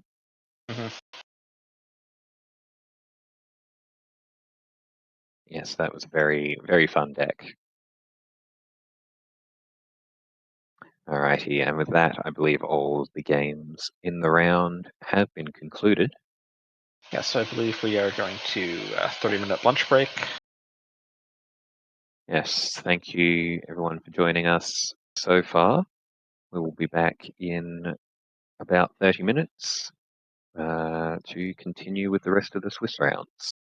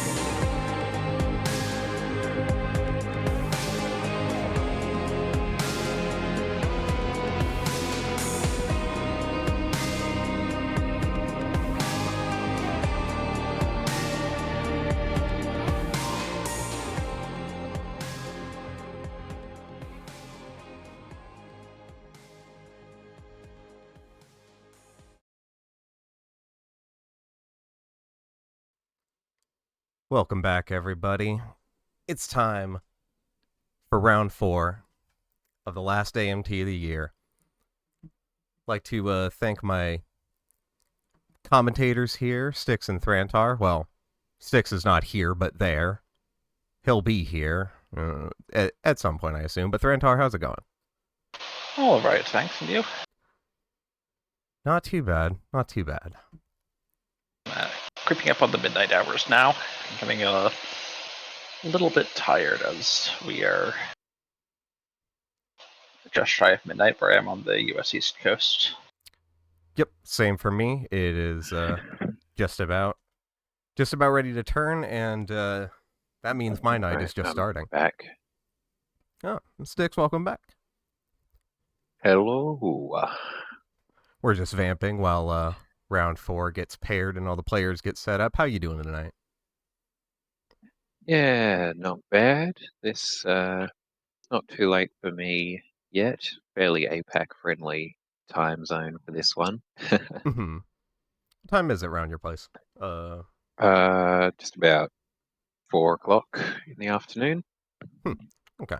How about you? We just hit Sunday. It is midnight now. Ah, yes. Big props to everyone, players and commentators who are staying up for this. I can't do I can sometimes manage to stay up for the late events, but I have to be really keen on them. I'm nocturnal by nature, and more people should be outspoken about it. All right, like there's no reason that Yeah. every job has to be 9 to 5. All right. I mean, I started brewing my tea 2 days ago, and I've been letting it steep since, so it's nice and strong. I just poured myself a cup of coffee. Yes, same. We're all I'm a firm getting believer caffeinated. that if you can't taste the caffeine in your iced tea, it's not steeped long enough. All right. Well, let's see here. Which table do we want to look at? Players are getting set up here, and we got plenty of choices. I'm kind All of right. thinking table 3, perhaps. We only saw the tail end of one of Haver of Fun's games, and I don't think we've seen that so far. Yeah, that sounds Yeah, fine by me. I think we've seen the other ones, so yes. Table Yeah. 4 is a similar situation, but Actually, I don't either think we've or. seen anyone at table 4. we saw Yeah, well, we Sebastian at saw the the end there, yeah. but Similarly, we saw the tail end of but table 4, sure. table 4. Sounds good to me. All right. All right.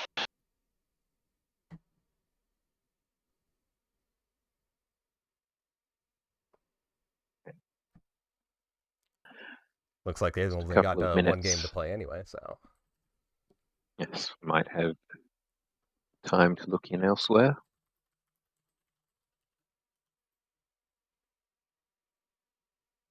As we get to round 4 now, we're starting to see the intentional draws. We're starting to see the 2-for-1s as people start to work out their standing math. Yes. How many Swiss rounds do we have in total again 4. This is the last today? one. 4. Yeah.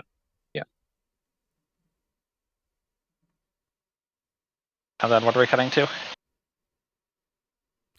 Top 3. Final 2 games where second and third in Swiss play a game, and winner battles first in Swiss. Okay. The cut's single-sided, right? Yes. Hmm? Yeah. Okay. They're always single-sided. Oh, pardon me. A bit of a frog in my throat. All right, and we are getting into this game. Just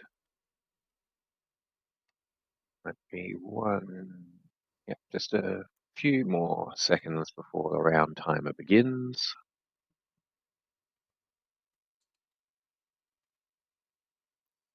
Yes, so we've got meeting adjourned, running on Dow against Sebastian K's Ob, which is Super nice. heavy logistics. Yes. That's also the list from Sebastian K we didn't see when we poked our head in before.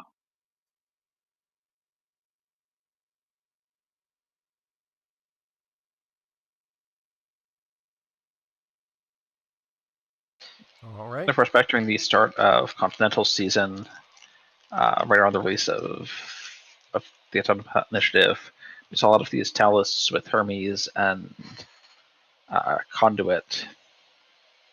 Yes, Jai, I think, really popularized that one after APAC. Very, very intense finals against Santa's outfit. But I think we sort of moved away some from that in the past, 4 to 6 months. And I'm sort of curious to see where Yakov. Yeah, we're seeing here, this is looking like a Starbucks ob with, This is you see that sort of big Starbucks op. R&D. The big R&D is going to be the mad world out there. Definitely. Deciding to leave the server. It's just a Regolith and a Yakov for now. I think It's the important concern to is stay if on you top hash of... the Yakov. Okay, this is certainly an approach. going Build your remote. and We're a slamming R&D. We're just sending contaminate R&D. on the conduit, going straight for the dig. Immediately Straight hits a from the virus. Mavris. Oh my god. That's not what I would have seen immediately after my contaminate. Yes, you hate to see it. And then a See a forced connection. clearinghouse. Yes. Forced connection, part of the big clown cars getting built. But also just an ambush that fires from R&D. Yes. It's going to be some tags, and then this could be an end of the line. Right now.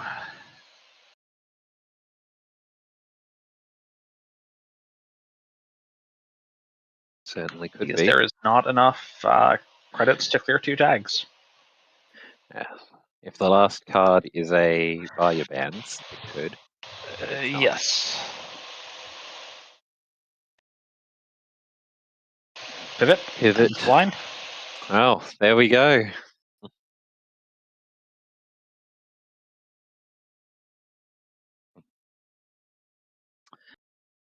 Yes, those forced connection, you can use it to protect your big remote while setting up for a MAD, but the trace also fires when it's accessed from R&D, so it's a very nasty little mini behold.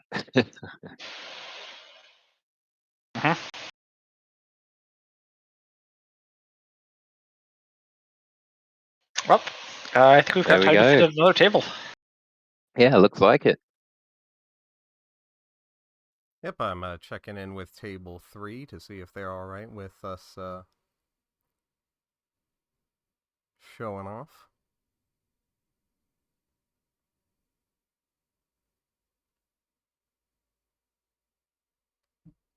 Cool. Here we go. We've got Ag Infusion on the corpse side against Hoshiko. Take it away, friends. Alrighty. Alright, to wait for a second, but I see we've got Bang versus Hoshiko. Again, not the list we saw from Hammer of Fun earlier, so seeing something different on stream, which is nice. Chico's got a very nice little economy setup going on, 2 daily casts. The daily cast liberated. This is making me think something more along the lines of like Mulberry. Yeah, just kind over of mulch. Yeah, a typical kind of reg. Oh, wow. An after image. So after image, I think we're going to see the Trister Talk come down to provide the stealth credit somewhere in the list. And I think it actually lines up really well into a lot of the sentries that are running around. It is absolutely amazing into Starlit Night. Yes. The base rate is 1 credit, and even if you go tag me and accumulate like the Taka. 20 credits or something, they have to come down and trash the Trickster Taka, or you're just going to go through it anyways. Yes. Which, I mean, they can do. Comes But down to go with the after image. The thing is, there's always going to be a ceiling on the after image, especially if you can't find the target early. But it's set up here, and as long as you've got 2 credits on the Taka, then you can bypass as long as you one have 2 piece of credits, ice. you're always safe pace checking, barring a non-suit, right? Now, I will say it does struggle more into some of the like Wayland glaciers. They're gonna put like 2 surveyors in a remote, like that sort of setup. After image starts looking awkward into, but 3 influence as well, which is and there we go. To Kobe to go with as well, and Fencer Fueno, getting the whole companion suite set up. no, we don't have Mystic Mammy yet. Yes, almost. And of course, we're missing missing the Kiko here. Get the console down. Yes. Yes, Fencer Fueno is the the least popular of the companions. I think it's fair to say. So actually, I looked at the stats on one of the Continentals, I would say, and I think Fencer Fueno's been seeing a little bit more time in the sun here. We've had these very wide R plus decks and the NEH lists. And again, it is some degree of asset tech. It's free credits for trashing assets. But the other thing that's really helped Fencer Fueno out is Bahia bans being printed. We see a Vampire Nasa on the remote. And no breaks, so this is going to be a full fire. Yep. Raising 5 effectively. Very efficient at that cost. And jacks out. There we go, the Buzzsaw comes down.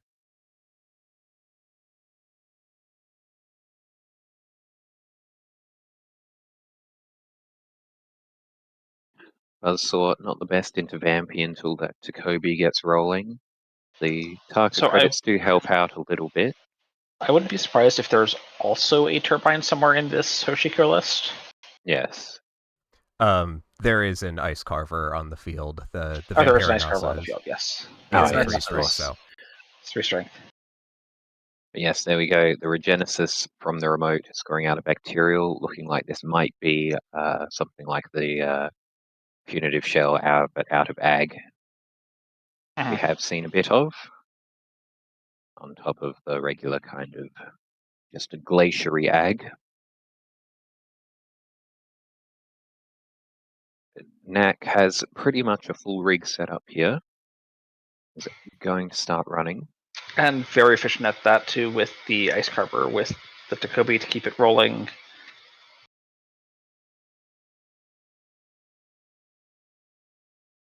I think that really hurt here would be like an Atini, and Atini's kind of painful, I think. Indeed. There we go, Atini. And the threat text is active, so it is going to do 3 net. But there's enough credits on Taka. Yep, fully boosts, but again decides to jack out. Possibly just taxing out Haver Funds credits here, forcing some reses. There we go, another install, but it's a regolith, immediately bouncing back up with a bit more money. Oh, this is still a very doomy rig that we've got out of the Hoshiko. Is it just me, or does this alert on a teeny not make sense? Preventing paid abilities with credit costs not implemented yet. Like, you already can't use paid abilities while subroutines are resolving anyway. Preventing paid abilities. Oh, Yeah, I guess you can. That's how well, yeah, something like Oh, yeah. Caldera. Yeah, You Caldera. can't use you can't use Onatini, but that's Yeah, you not can't implemented. Caldera Tini. I mean, technically that's not a paid ability, but It is. It just has is. interrupt timing. so let me.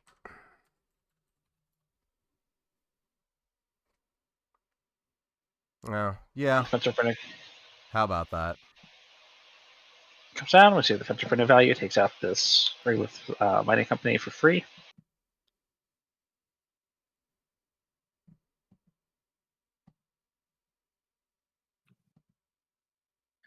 Go drawing back up, jamming in the remote again.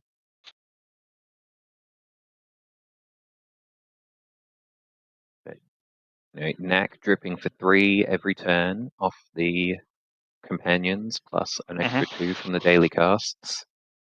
It's a lot of liquidity. And with everything costing 1 to 2 to break, it's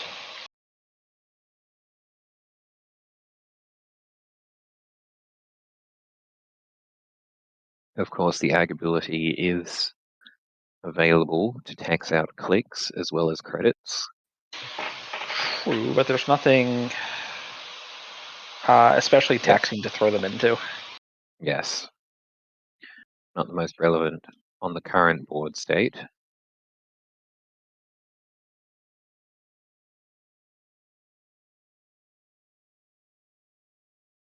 There we go. Kaiko.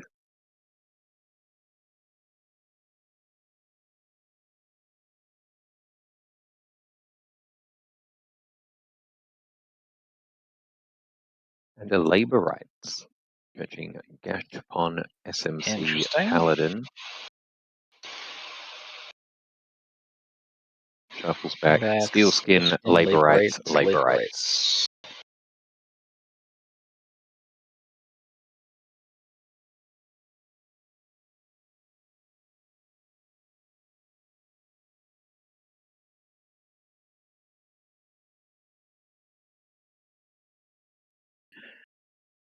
Still building up this remote.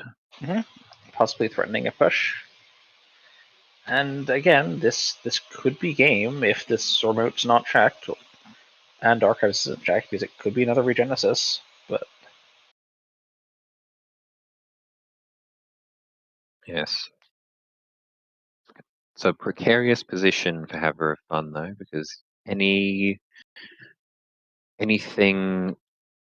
that is threatening to res is going to cost quite a lot. Oh, Tattoo Bowl is nice. well, That'll help a bit with that substantially money fair. problem. This is a 20k down. And I think Knack has more than enough recurring credits to power the twinning. Yes, decided to use the credits from Paladin to install the twinning though, so it won't be getting a counter this turn. Finds Rashida in the remote. Although in the current card pool, twinning is, I'd say, relatively hard to charge during the corpse turn.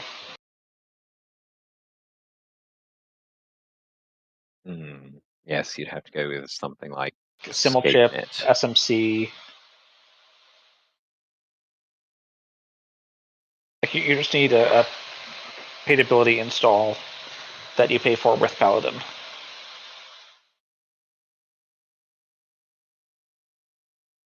Oh, you mean to trigger on the corpse turn? Right, I see. Yeah, to get the charge counter. Yes, I think the only things are like, yeah, want to say cloak, but that's the old version. Mantle Mantle. doesn't Mantle. have timing restrictions. Yes. Yeah, because you can pump a breaker and then just have it reset on the corpse turn for Correct. reasons. Audrey would Yes, be, and then I'd say, appreciably worse if you could using only the- use strength boosts during encounters. using the Ag Infusion Boop to throw the runner into the Atini, opening up HQ, which sees a Regenesis get sniped out of there.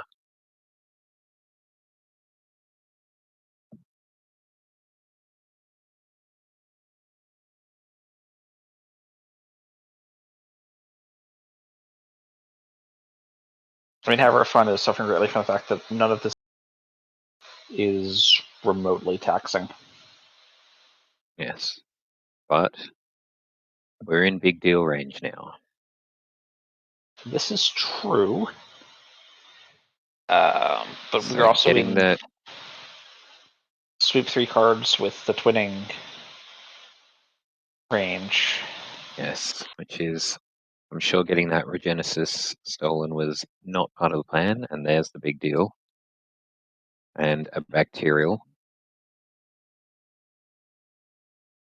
So, Haver of Fun will be going into the bacterial tank. Yes. Is there another big deal?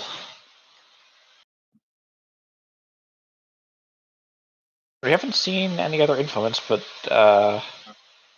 what's in archives is a very hazy mystery right now.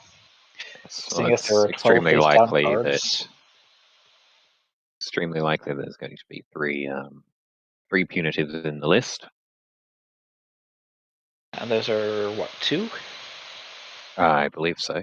Yes.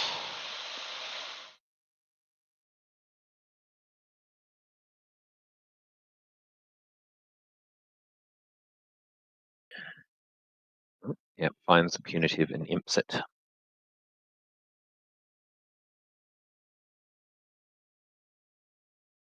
There we go, with 4 agenda points stolen.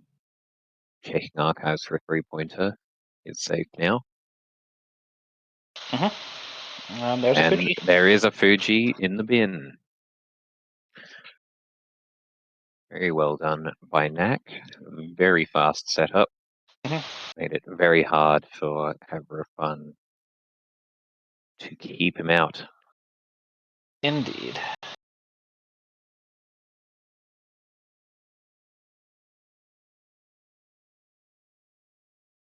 Unfortunately, Fensifueno did not survive to see the victory.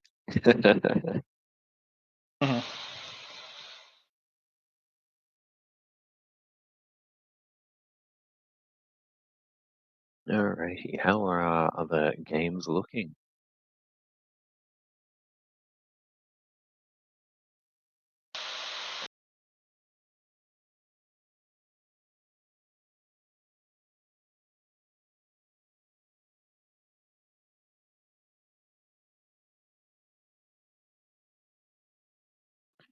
I feel like we've seen pretty much all of these players at some point so far today, so Let's see about table 8, maybe?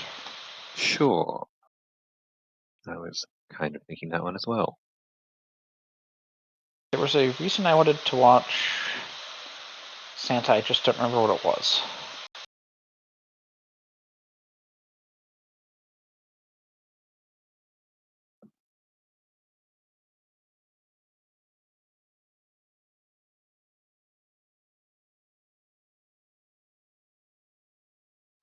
Alrighty. Yeah, here with Charlie McBee versus Scarius on table 8, Arasana versus PE. Yeah, I was hearing rumors that this was Melari with Persephone. Yes, we've got a Nanook already removed from the game. Okay. There is an egret in the bin, which does It's part of the Persephone which setup. is part of that engine. Yes. There's also the compile in the bin. 2 compiles already gone. 3 compiles already gone, actually. Yes. And the mill versus mill matchup.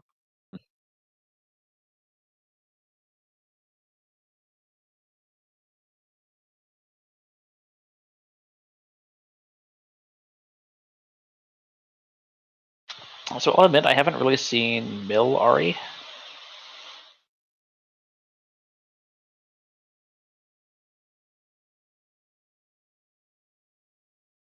Yes, you can play the kind of Persephone plan on a couple of different decks, IDs rather. I've seen it out of LAT as well. Ari lets you install your egrets when you want them.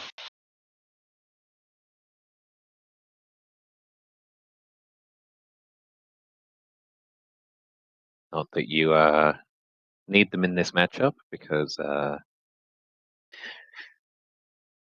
it's just going to be a lot of sentries anyway. Yes, Shinteki has a long history of sentries showing up.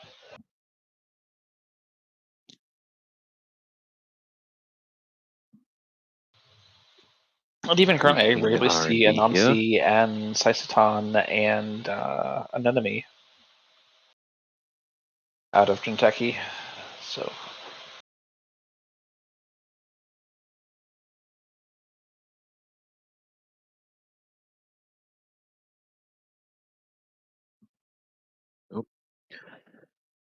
Ooh.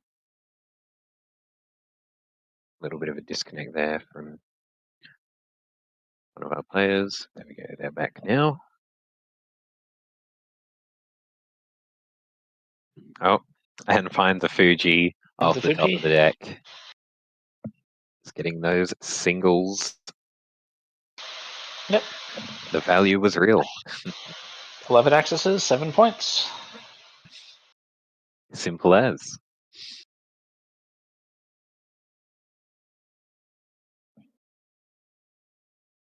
Sometimes what you need to practice is just touching the agendas.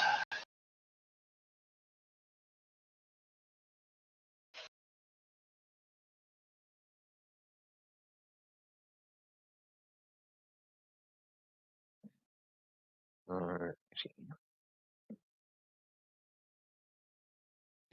Yeah. Shall we watch the other side of this one? Yeah, we can watch the other side of this. Go.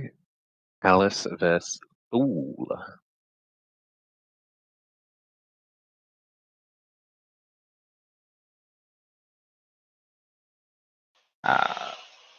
So this is another matchup which, while not quite as necessarily punishing as the Jinteki putative lists can be with Bacterial, this is another matchup where you can be fed an agenda running archives at the wrong time and suffer a little. Yes. If you Much run more archives last click, control over it as the runner in this scenario.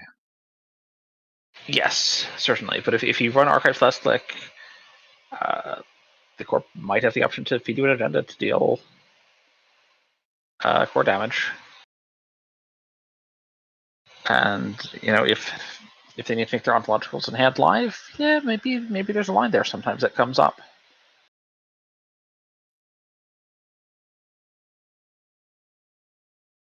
And here we go.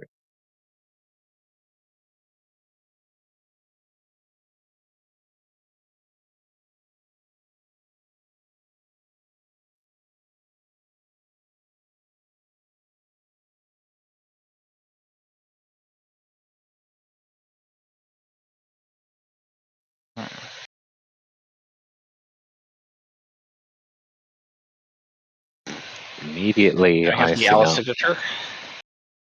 Yeah, Just immediately icing up turn archives one against ice Alice. archives. Doesn't want to have to deal with that all game. Uh-huh.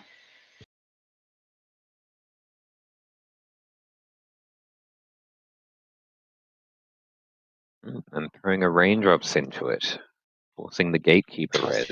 Gatekeeper res, okay. And is pretty good value for Charlie, but It's also Scarius gets 2 cards out of the deal. 2 cards out of the and deal is not in bad. the future, And like burning the gatekeeper now before yes. necessarily all that many agendas have accumulated. 2 back, it's good, but it's not 3 back. Yes. Shuffle back 2 ontologicals from HQ with the gatekeeper. Checking the board now. Mr. Hendrick. Interesting. Declining to lose the clicks. There's good And stuff to clears a trash. Rashida off the board. And Charlie MCV here is... Sorry, Charlie DMCV here is completely broke. This tweets credit, install.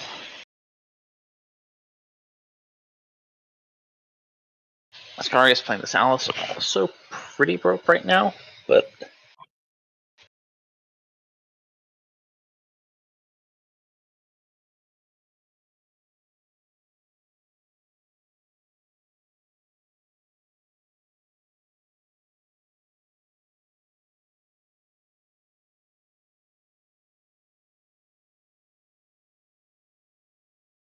There we go, bouncing back up a bit. Huh. And just a Maryland campaign on the board. Takes a nice slow turn, but a nice high value turn. Snooker down, draws up. Sure gamble for money. Charlie's still fairly poor here. Potentially could install ice, but it's not necessarily scary because the ice that can be res for 2 is... Yes, just clicking for 3 here. Trying to get out of the money hole. Exactly. Now there's the threat of hedge fund. Could really start rebuilding that. Oh, steals an Ikawa and single off the top. Spending the 2 clicks and the 4 credits. Yes, it's Very almost the whole turn, stealing 1 agenda, but it's a good one. Yes. Scarius commenting that all the turns changed a bit. Yeah, the time just slips away.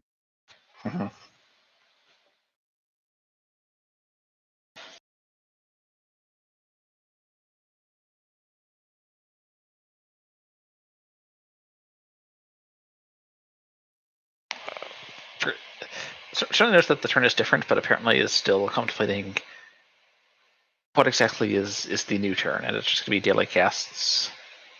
Set up for money tomorrow. Money, yeah, I mean money this week. Really, this is not just money tomorrow, but the day after tomorrow, and the day after tomorrow, and the day after that too. It's good money. It's a nice paycheck, but it's next turn. There's still not gamble money,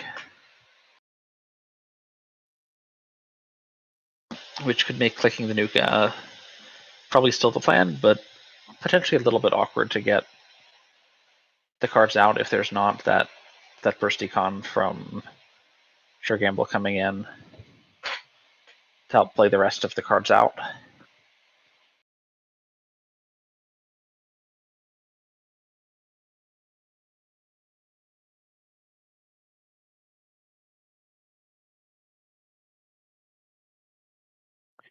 Charlie thinking about the turn here.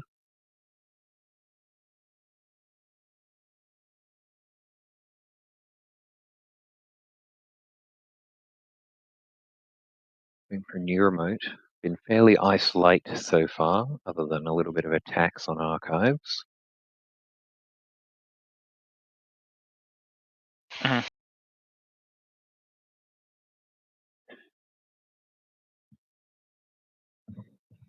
Thing is, even with an Oppo research.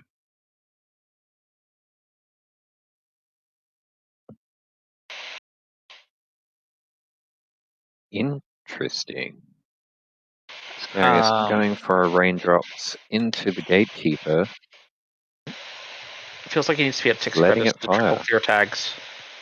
Yes. That's the read I'm seeing here. Yes. Although you can still go up to six cards without giving Charlie the opportunity to draw the hypoxia, which is what I assume is going for here. Could always be end of the line, but 4 cards is enough to live through the end of the line. yeah. Yeah, so that plays around end of the line more, but no, we're just going for a dirty laundry here. Trashing a spin doctor off R&D.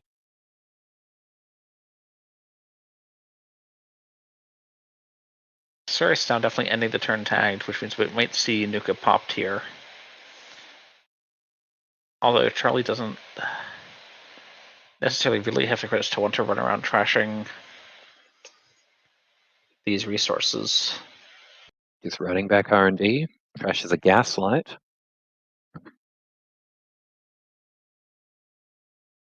It's looking likely that Charlie has some kind of operation-based tag punishment coming.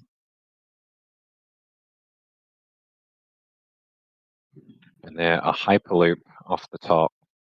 But last click, so it's going to take another core damage. Yes, it being And there's a res, gaslight on the table. End of the line.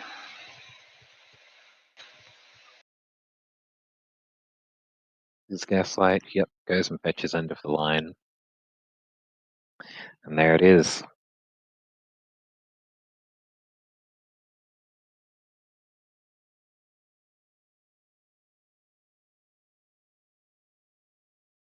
All right. Yes, the line of raindrops into the gatekeeper triple clear was would have left enough in hand for an end of the line punish, but it could have been possible. Scarius wasn't expecting that out of all, maybe thinking of hypoxia instead. Yeah.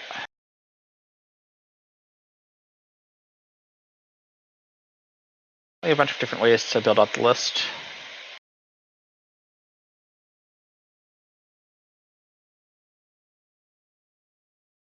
All right, looks like most of our games in this round are concluded. Well, We're we had still table 9. 5 2-for-1s this round. Yes. And I expect those have entirely concluded at this point.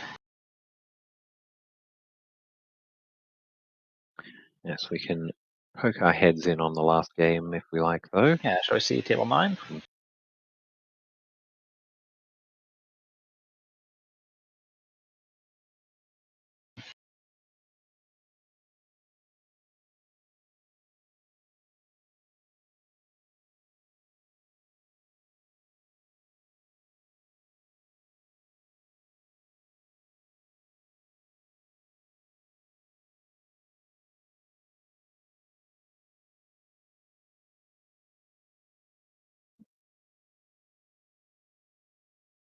Right, here we go. Our last match of this round. We've got Doody Dude on Wayland Built to Last versus Kabloosh on Hoshiko. Looking like a patchwork Hoshiko list with buffer drive. And a pretty healthy set of companions. We've got both Trickster and Paladin down, as well as the Ice Carver to keep this ice a little bit more affordable, although as the tree lines start getting up there and the Ferrises get triple advanced, it still looks kind of rough. Yeah. There is a boomerang in the bin. If there's another one in there, that can help get through some of that bigger, more expensive ice. Oh, a Shasushka. Shasushka coming in.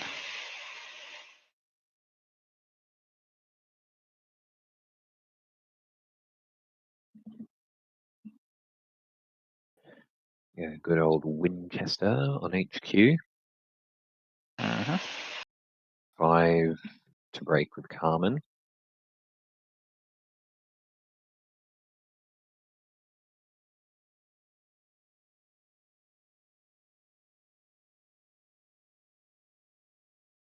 And tree line being 3.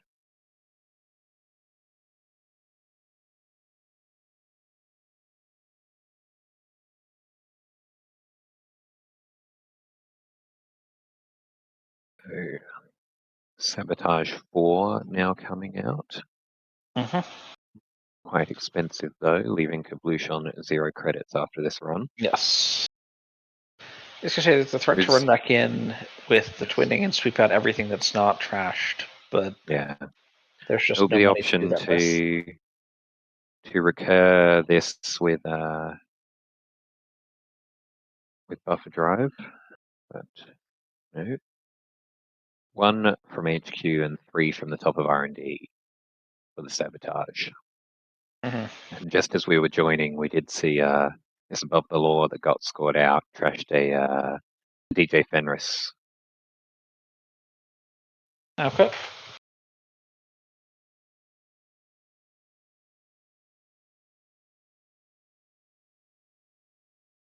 And then Kabloosh just clicking back up some money after that expensive run. Not getting a Hoshiko flip there because sabotage instead of breaching didn't access any cards this turn. Do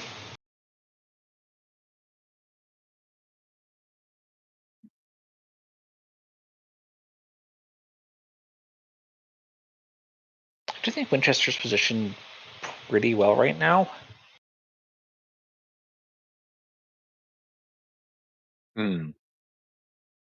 Yes, it's pretty decent into Carmen. I think it's also just pretty decent into basically all of the commonly played killers right now.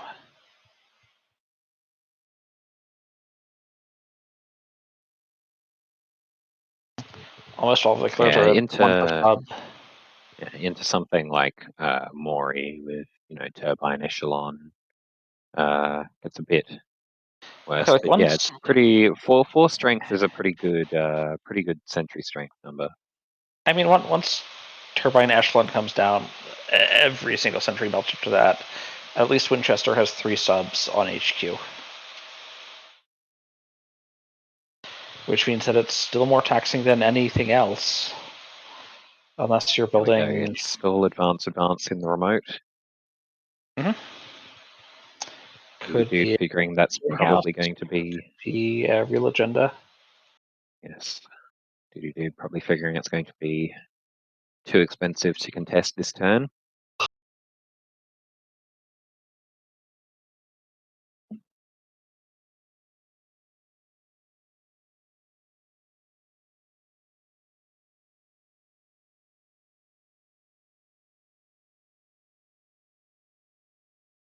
If it's another SDS, there's nothing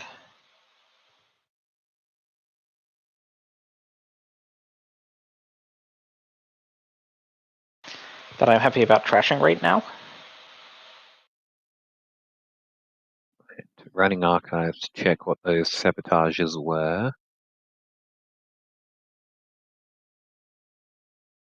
And if this burns some credits stopping it, that's fine too. Yeah, not much from the looks of it. There are 2 biovolts already in the bin.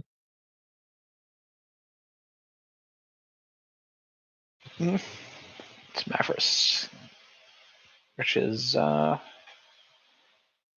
all that important in this matchup.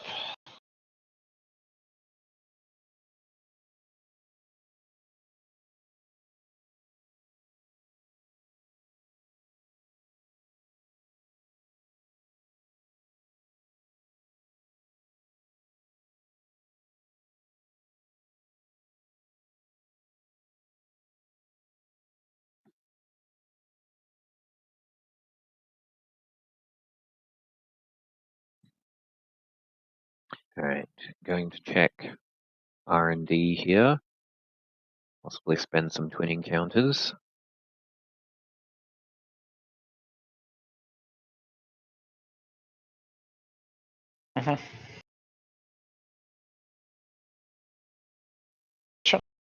That are needed for HQ right now. Yep, and there's the Mr. Chesvo. Very good piece of ice in BTL.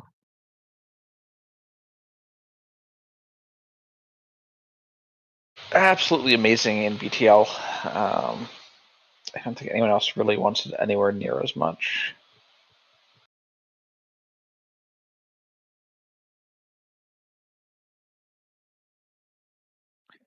Yep, and here we go, using twinning to see 2 extra cards. Just trashing a spin doctor.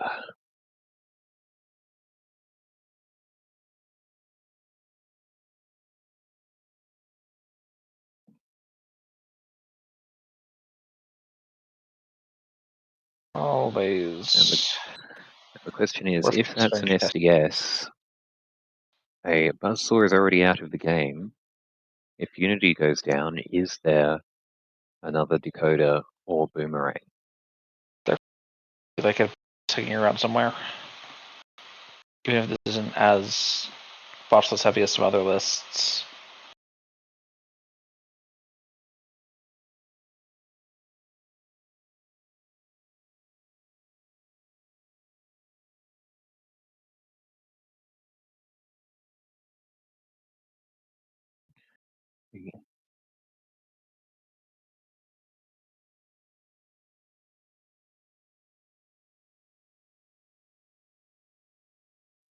Goody dude, not able to score out a 5-3 here.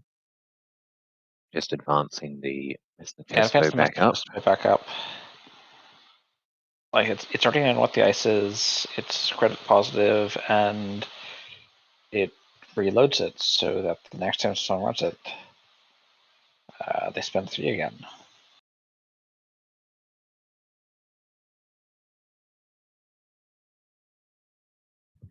Which is just great all around.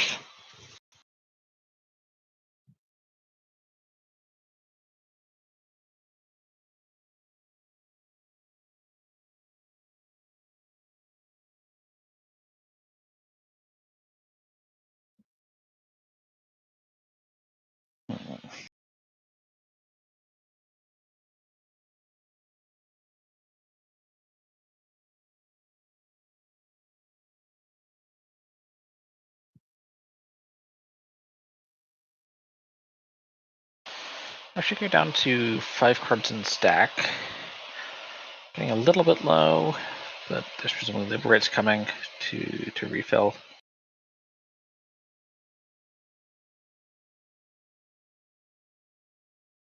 Hmm. There's a 3-card HQ. So I can temporarily think about running, sweeping it out with the twinning. But that's a lot of money. Yes. One of them is known from seeing the top of R&D last turn. 3 for the tree line. Popping buffer drive to reinstall, to return DJ Fenris to the top of the stack. So I think this is actually going to be DJ Ketzel.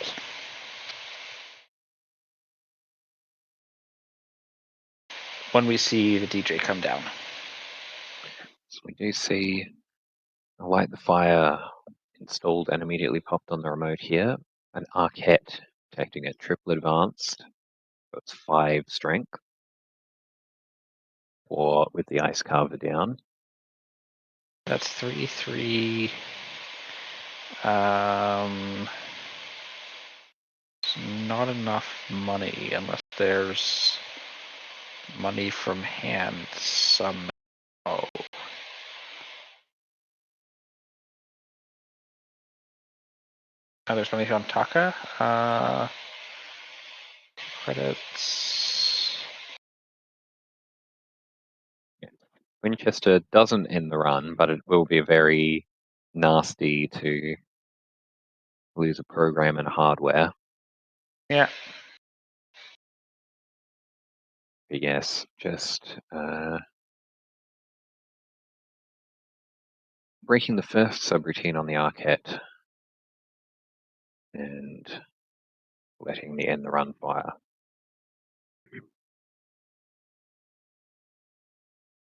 That's probably out of some sort of clearinghouse angle. Pocket, of course, can put. Of course, this is looking like a biovault and the thing. Yes. So the Arquette res again, bringing Duty Dude down low enough that scoring out isn't possible this turn, but Biovault now set up to protect against whatever runs Kabloosh may make.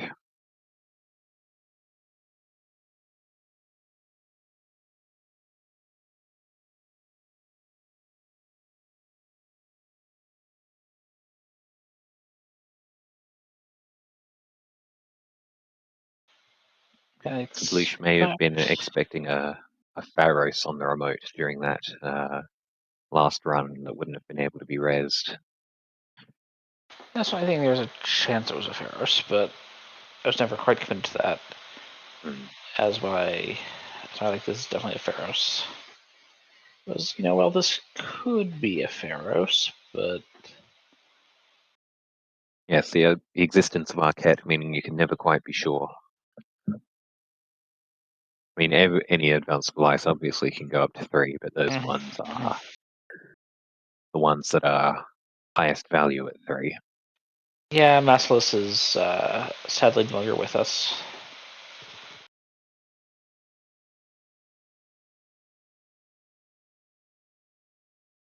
We've got many of the other Seven Wonders. We've got Pharos, we've got Hordem, we've got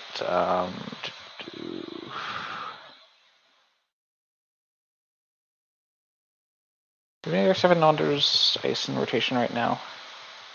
Sorry? Yeah, Colossus, Arquette, Hortum, Arquette. Yep.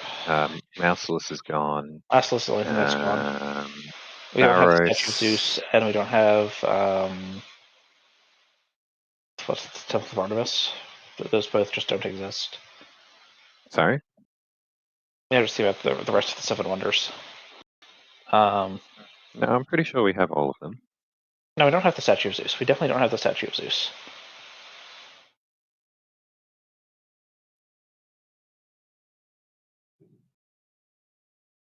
And there we go. Stealing a send message off of that twinning dig.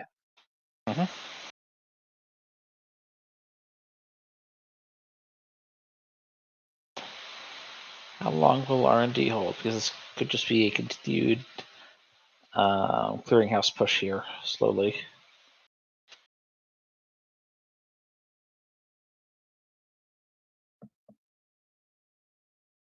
And this remote is still looking pretty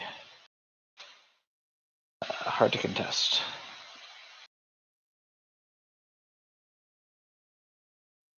Although I do think. Oh right, can't DJ Ketzel because. And there we go, taking out the Unity.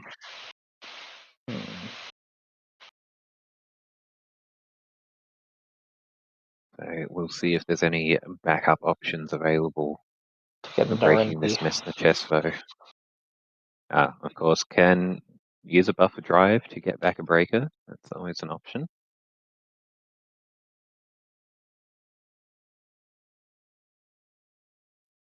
There we go, Unity coming back down.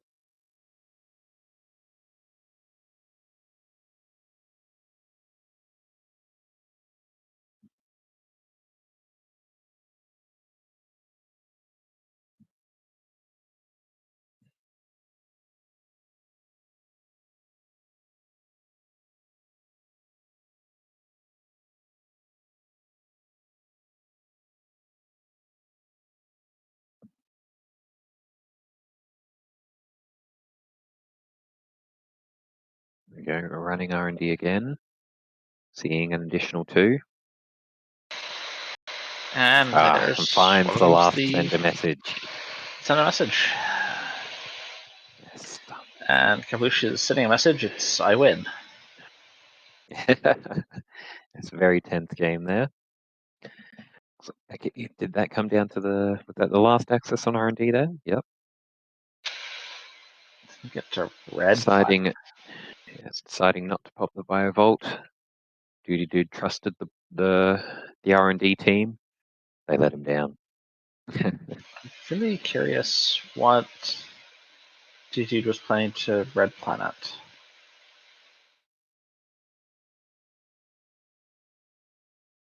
There's the I didn't get to red planet sad face. But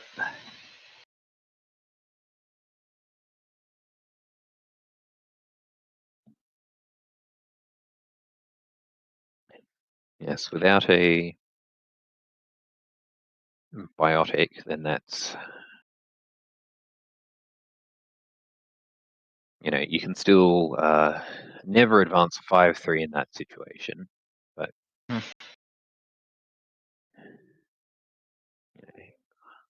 hopefully you're building a remote strong enough to be able to install advance in. Mhm.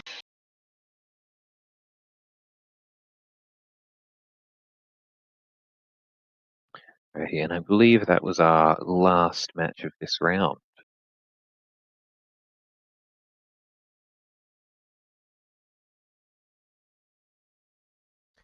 Yeah, that's correct. We're just waiting for this last game to be reported into Cobra so that the top 3 can be properly calculated. Just bear with us for a minute here.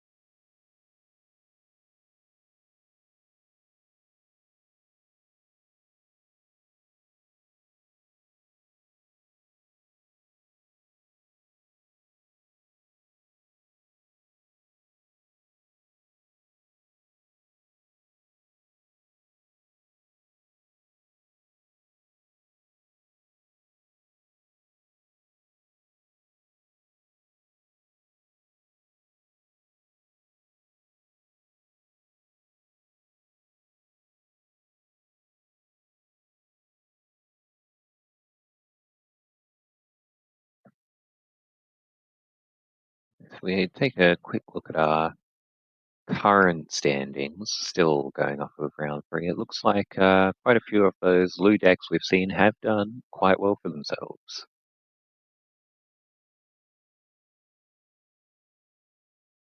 All right, yes. So do we have At our least, top 3 now, or somebody our top 3 cut? yes, we're still waiting on our top 3 to be determined.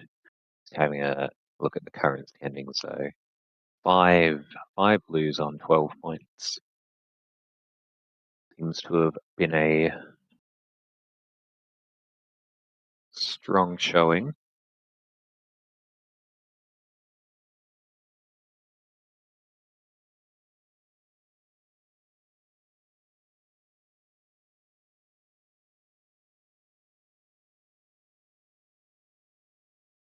All right, that is pair or standings up after 4 rounds. We Yes. have in first place Man in the Moon, second place MGK, and in third place Knack. So MGK and Knack should be pairing up in just a moment here for the first of our best of 3. Just 2 more games left for you here, folks. So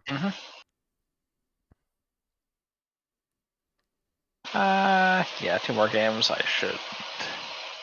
I can manage 2 more games. You sure you got it in you?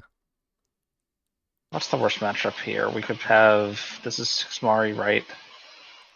Sixmari versus Lou, I guess, is.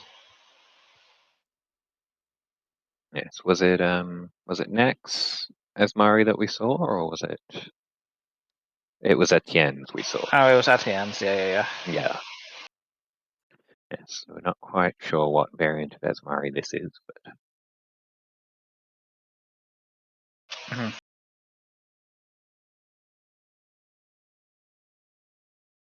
Yes, so 2 PDs in the top 3. Old Mhm. Faithful. And then We one are Lat, still one Lat, one Lu, one Hoshiko. we're still seeing the continued presence of Anarch as still say really the top runner faction, even if Lat outperformed. What was the best performing?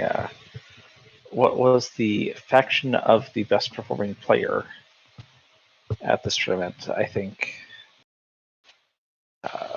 Anarch is still a very prevalent force in the meta.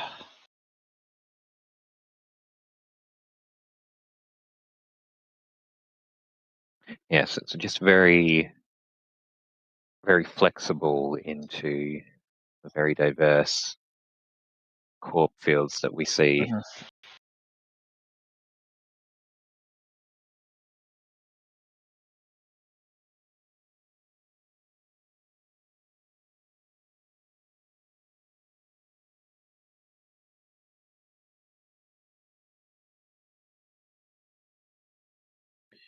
Alrighty, we're just waiting to get our top cut games ready to go. Mhm. MGK will be choosing which side to play, being the higher seed. Quora has also asked the players the question that I was wondering: who already has the circuit breaker invite? Because we got 2 to pass out, and they roll down, so you know. Mhm. Yes, lots of very good players showing up today. Wouldn't be surprised I if feel like Man in the several of them did Moon already have them. should have one, seeing as I think he came in first or second at a Continental. Continentals don't give CBI invites, I'm pretty sure. It's the only Don't thing that they? doesn't. Nope. They're the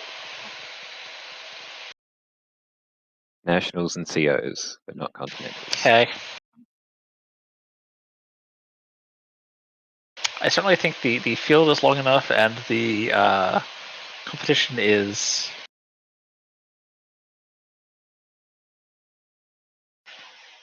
all right. Man, they're confirming he has an invite. Yes, I'm sure if Man in the Moon showed up to a CBI anyway, no one would bat an eye.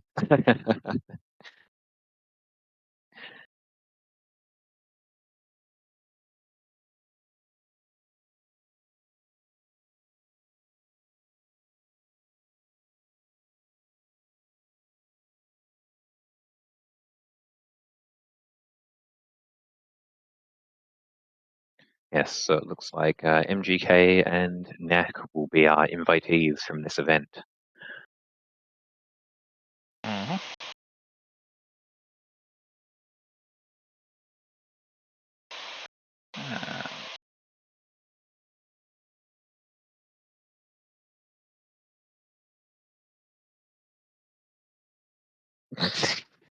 Going through doing our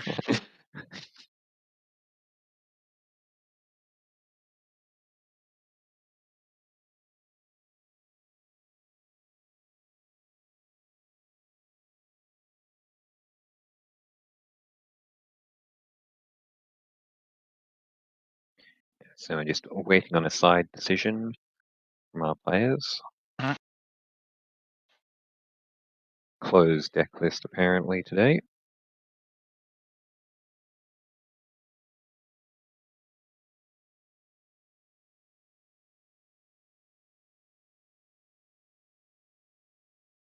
Yes, our prizes have effectively been handed out at this point, so we're just battling for the title of December AMT champion. Mhm. There you go. It looks like MGK has decided to corp. So we'll be seeing PD against Nax Hoshiko.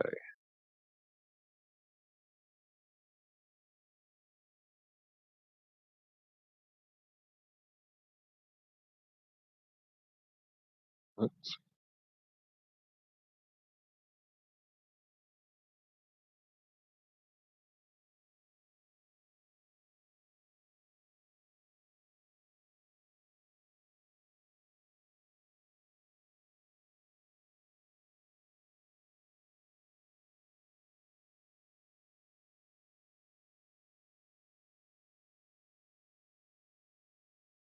Right, players are into the game and ready to start.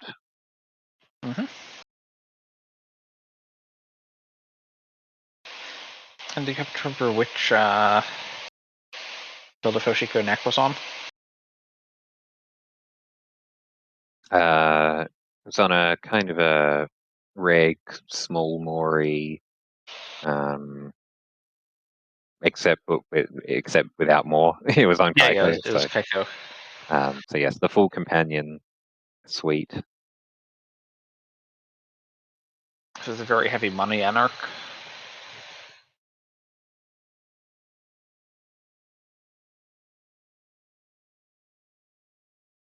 Yes, I'm just thinking, fast setup Anarch. That's basically Mori, except it doesn't have half of the namesake in it. Yes. It's kind of lacking in the mall portion. It kind of doesn't have the other half of the namesake in it either. Of the idea of all these cards spark joy, so we're playing a big deck. It's a small deck without more. It's not Mori at all. Yeah, this is very sort of classic Hoshiko as much as it's Yes. like using the new cards, but like also just play the companions, play the gachapons, play good companion cards, Hoshiko. make lots of money, have friends. I mean, friends spark joy. Who doesn't want friends?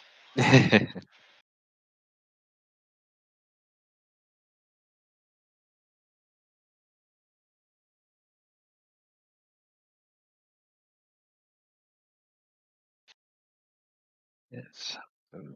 Both of these decks capable of going very fast. But both of them certainly having options in slower games. Yeah. These are not go fast or bust decks. These are decks that can go fast, but can also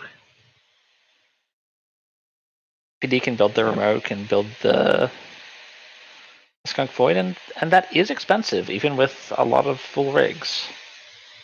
It's MGK not off to the fastest start here. Iced on HQ and a bit of money so far. Gachapon popped for a Buzzsaw. I'm a little curious about this Gachapon timing.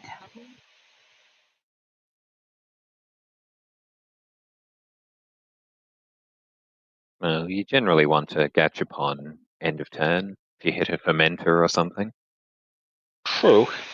It's definitely a fermenter line. I think Gachapon also has a lot of utility as a just-in-time install for potentially contesting HQ here, but there's nothing.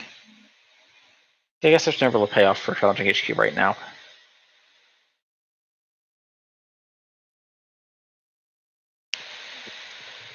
Except insofar as HQ's iced for some reason, so. Yes, we saw just a Tranquility by itself on the board get imped. AMGK might have been relying on that expensive trash cost to protect it. But Imp dealt with that. So speaking of expensive things, Hoshiko started this turn at 0, which is. Yes, and having to spend the turn just moneying back up. It looks like MGK has found some ice for the remote now.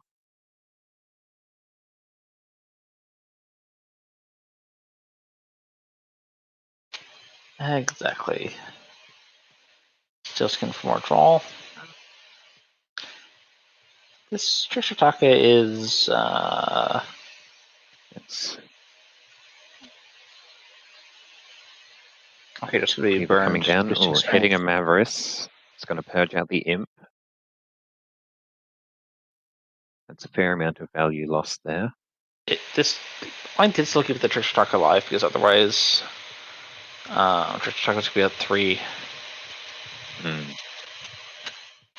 And would either Bit nervous self-crash about face or checking anywhere else. tag. Exactly. Just run There we archives, spend the go. 2 credits during the run, boosting the cleaver.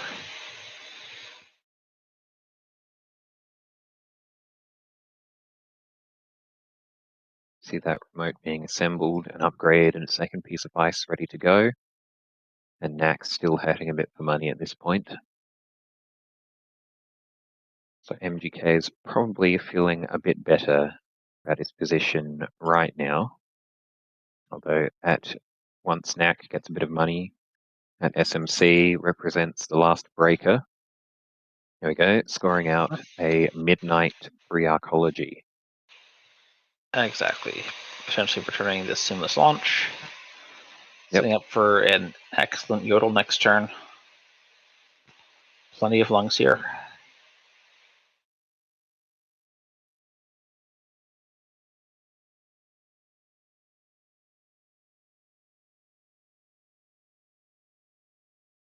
Here we go, overclocking the remote. Trying to take down that upgrade while there's no agenda in it. So And MGK might not want to commit quite as many resources to protecting it. Exactly, and if nothing gets rezzed, there's potential to also throw away this SMC and maybe get out the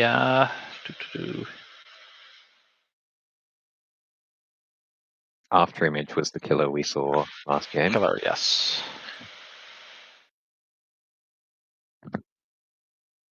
Now, I do think this is one of the matchups where after image does not. It's a trifle awkward into drafter. It's a 2 to break, of which 1 must be stealth, which is doable, but Yes, the early Tarka is out. Source of stealth credits. many killers can just cleanly break drafter for 2 and not need to worry about which credits they're using. Yes. And Ansel is 3, of which 1 must be stealth, or 2 stealth for the bypass, which again are both doable, but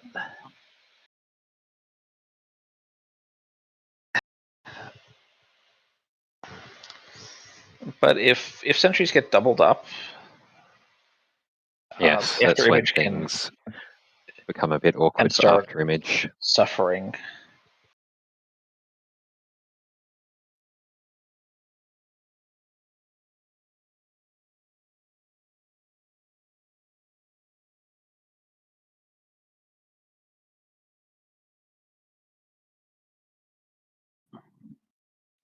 A drafter. Alright, it's going to force out the SMC. This also could be a drafter fire. What's in archives right now? The installables are Tranquility and Mavericks, as well as 2 hedge funds.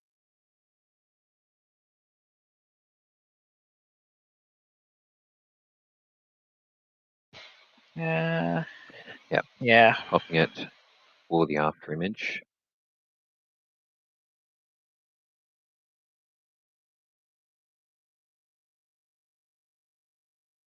And it's a mana guard. Gonna have to spend 2 clicks to trash that. And 3 credits. Yes. A pretty significant hit there.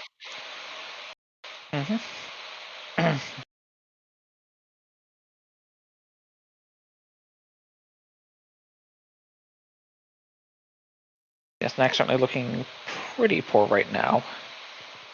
Although there could be this paladin with 3 credits. It's a free daily cast. That's quite a discount on a liberated. There's some. Yeah, we see the big yodel, lots of money, Mhm. and jamming in the remote again. we'll see whether that's setting up another upgrade or going for the score.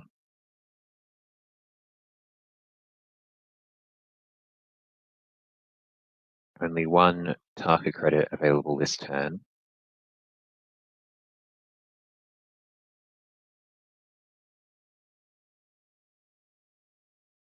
See coming down. There's the Paladin. Just overclocking archives here to get the SMC value. I'm Finds a seeing take over your Jacoby. turbine, yeah. And sees a couple of ice in archives.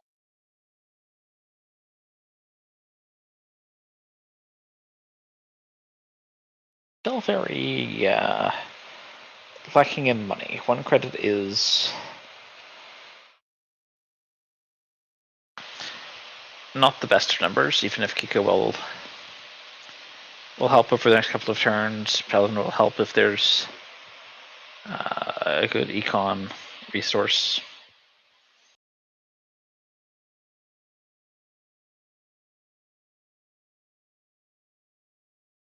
But this turn, probably next turn too. Yes. I'm not seeing where the money is. Yes, digging pretty hard for some money from the looks of it. Playing the steel skin. There we go, an off-world office. The tempo forward agenda. UK looking in a fairly commanding position right now. Although if NAC can find some economy to bounce back quickly, could turn around fairly fast. There we go, a hush on the HQ ice.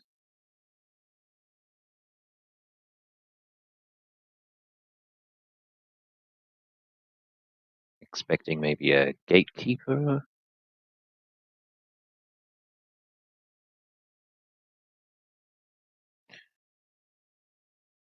Doesn't actually work very favorably into bioroids.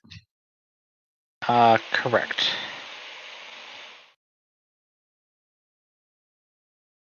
And Encelres here would be Very nasty. Although bypassed by two stealth afterimage. credits available.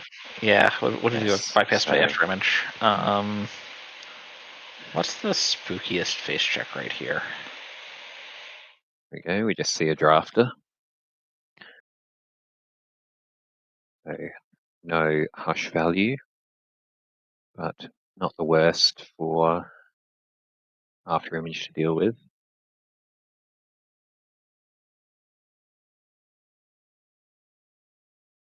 Here we go, seeing a big deal from HQ. MGK not quite in big deal range yet, but if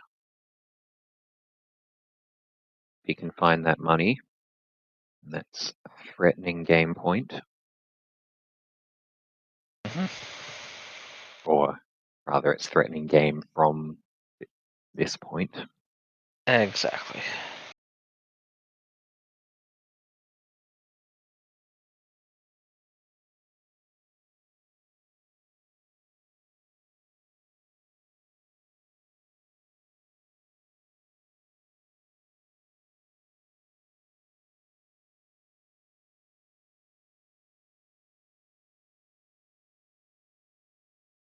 And yes, Knack finding a daily casts.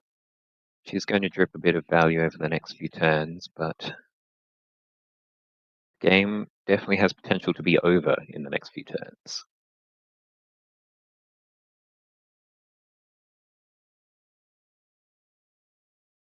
We'll see if investing in that sweet new streaming rig pays off.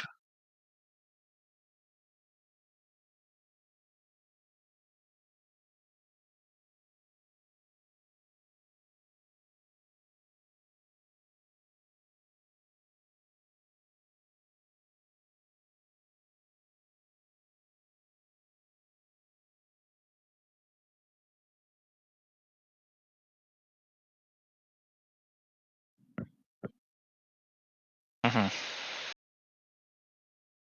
All right, MGK is thinking through the turn here.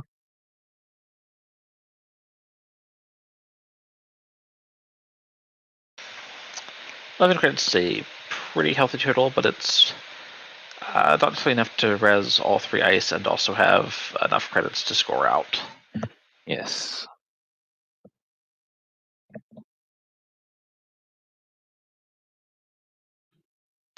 It's just a question of what trade-offs he's willing to make. Yes, going into the tank here, suggests that there's no amazingly good play presenting itself to him immediately, or maybe there are so many good plays it's hard Yeah, to decide. I think it's hard to say how many good plays there are. I think what's easier to say is that it is perhaps hard to say what the best line is, and it requires some thinking about what he expects the next couple of turns to look like. Potentially, how slow can he go? Or on the flip side, how fast can he go? Yes.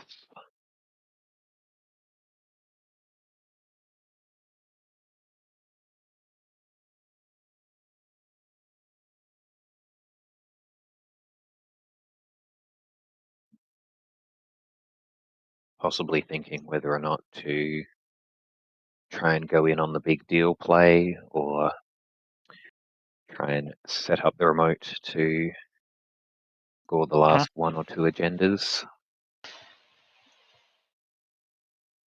I mean, or even if he just goes install advance and it's an echo out, can that get in? Yes, MGK probably doing some number crunching here.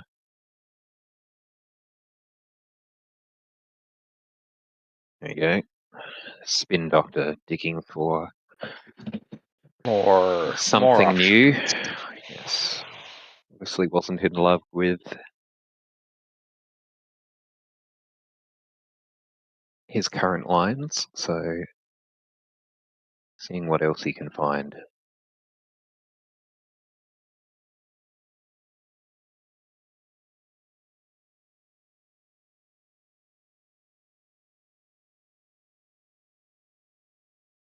Mm-hmm. All right, you're to the life. Some more money. And an install. install coming down, server 2. Yes. With just this drafter on HQ, looking like a fairly juicy target for charging up to Kobe.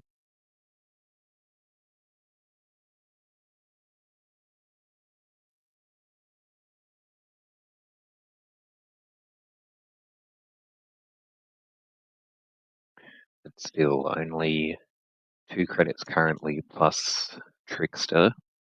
Mm-hmm. Although as soon as the Trickster credit spent, there'll be the Kiko credit. Yes, it is true.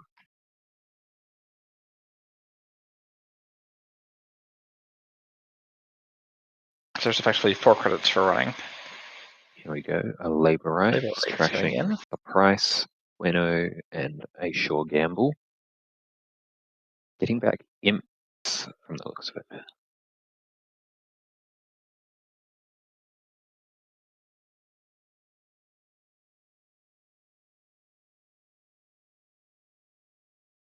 Yes, imp SMC. Interesting.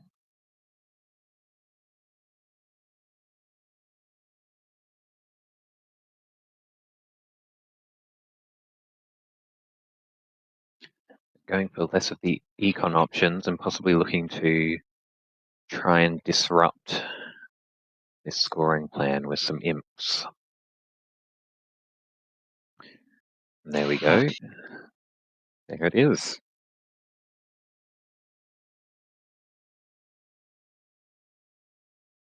Knack must be very happy if he just drew that off of the labor rights. Coming down, afterwards being used to break the drafter here, drift the copy. And finds the big deal and imps it.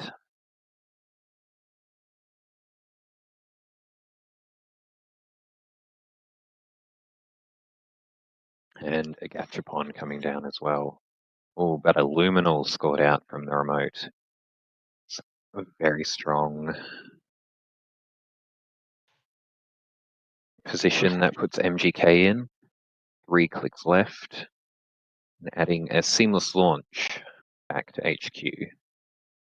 Obviously wasn't too attached to that big deal, willing to let it go. Looks hard to defend right now. Knack's been demonstrating a willingness to continue pressuring in on this HQ, even very low on resources. Yes.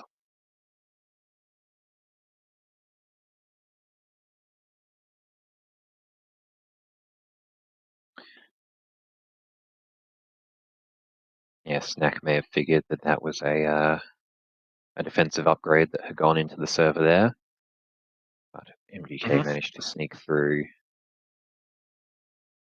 And, running HQ there with the imp, you can find if it was a 4-2, you find the seamless and you can imp it, big deal, you can imp that. Exactly. Disrupting 2 different scoring plans, but with it just being the Luminal, the seamless wasn't even required. Now MGK thinking what he wants to do with these 3 extra clicks he's got.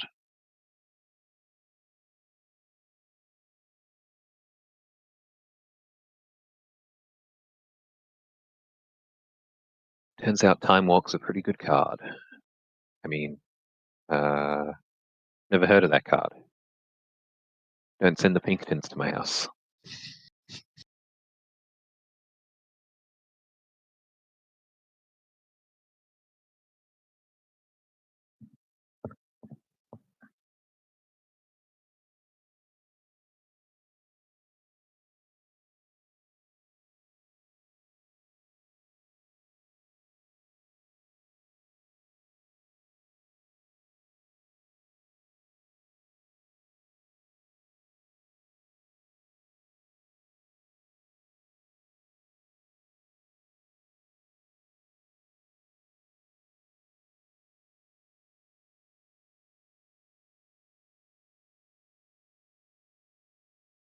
Oh, no, yes, deciding to play your digital life before anything else. Wise.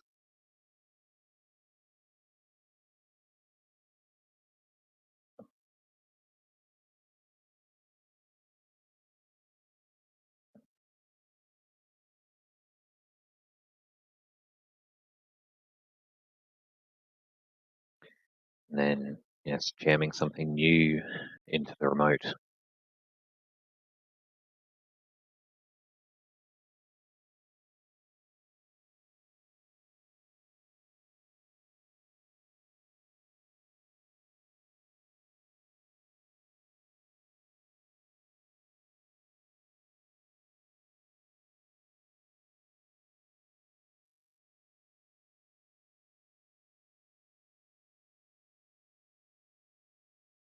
Right, another imp.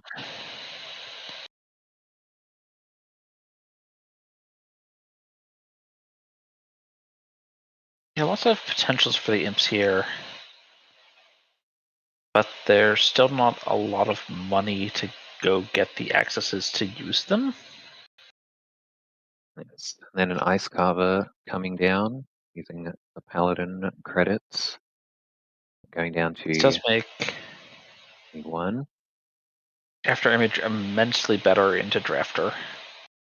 Okay, deciding to check top of R&D.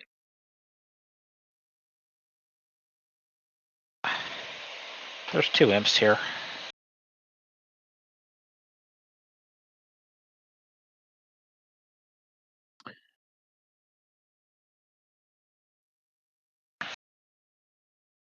Just potentially deciding whether or not this top card of R&D is...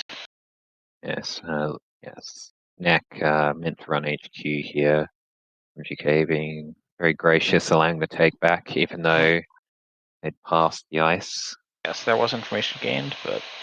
Yes, there we go. A gatekeeper on HQ. Only 5 strength because of ice carver. Although it's still what is Kobe?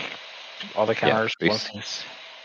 Boost count with Jacoby, so it will be exactly credit perfect to get in here with the Taka credit.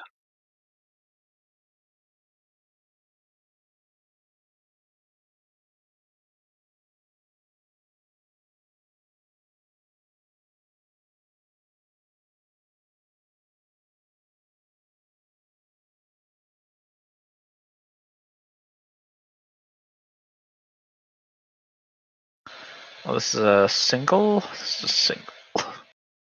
Yes, this is just going to be a single access on HQ. A Spin Doctor.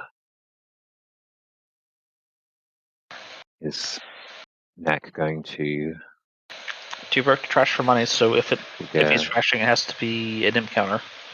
Yes. Does he figure that counter is worth it?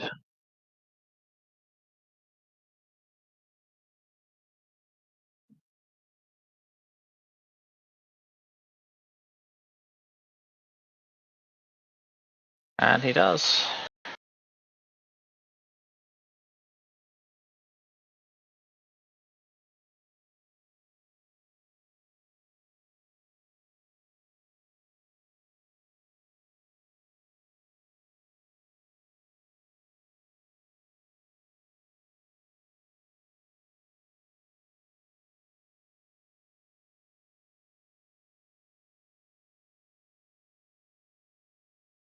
And just draws up a little bit.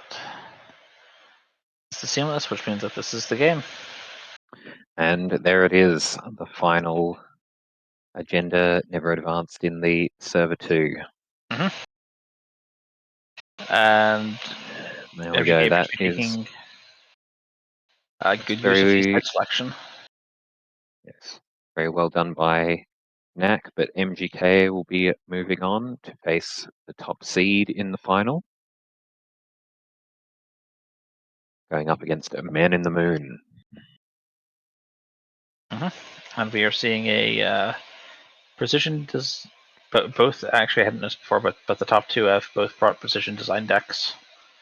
Obviously, we won't be seeing a precision design mirror. I have no clue how that would even work. And sounds kind of boring to watch as the players can't interact and just try and score agendas as fast as possible. I think we can have more thrilling gameplay when there is both a corp and a runner in the game. But this is a shout out to PD for performing very well at the top of the table. Yes, very consistently good.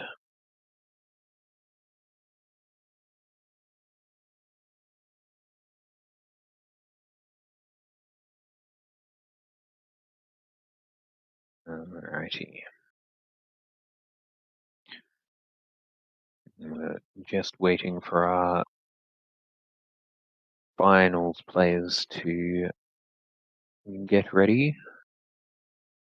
for our Alright, so last this match. is Man in the Moon is corping and MGK is running.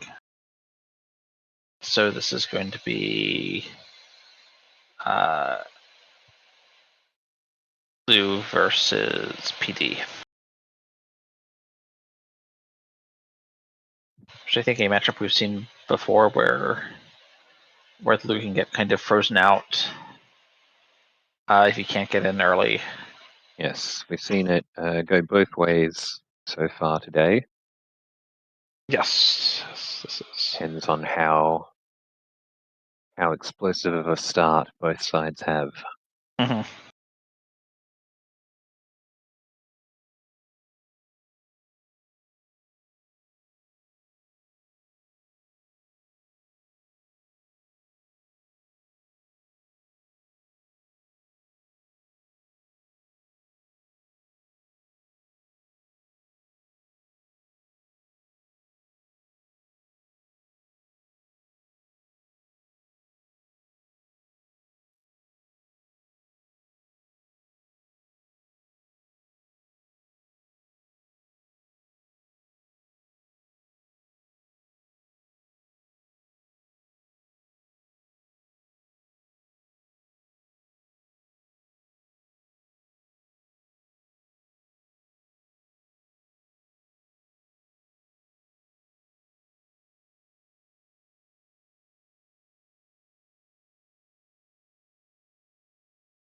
Yes, congratulations to Knack on the third place finish and for the circuit breaker invite.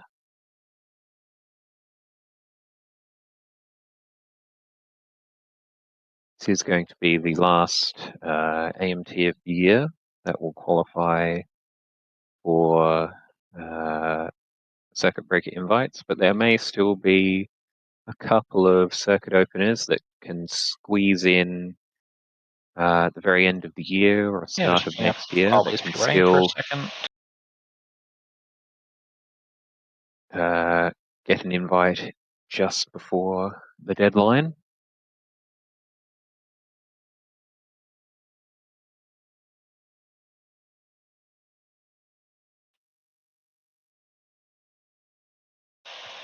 And I'm seeing there's one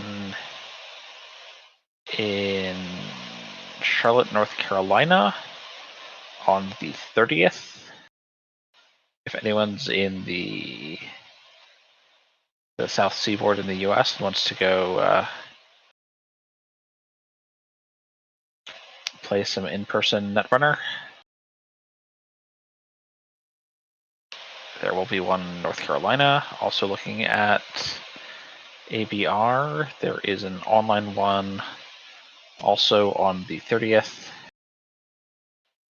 which is for the H1 circuit opener, so it's running perhaps a little bit behind schedule. It's okay. H1 is January 1 to December 30, and H2 is December 31st. Okay.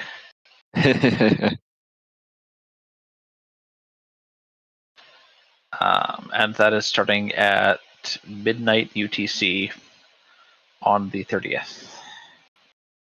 Right, here we go. Our grand finals are set up and ready to get underway.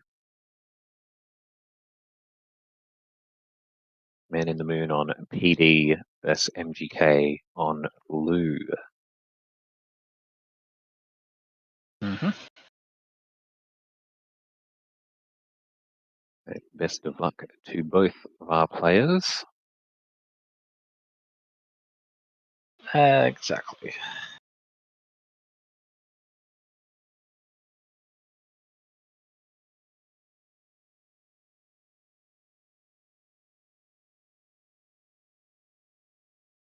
Looks like Man in the Moon did take a mulligan. Yes. Here we go. Icing up HQ R&D. Identifying that, not letting Lou get that early central pressure and tempo combination. Mm-hmm.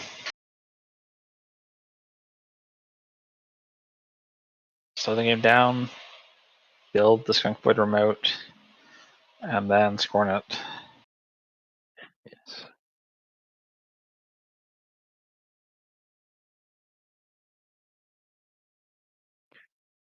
But force Lou to actually Yes, spend the clicks on draw.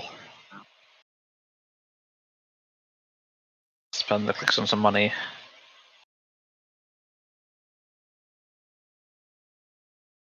Yes, generally, I'd say against a Hoshiko based mulch would tend to be favored into the PD matchup, but Lou possibly less so, trading off win percentage, obviously, against a lot of the wider asset decks, which Lou can absolutely run all over. Exactly.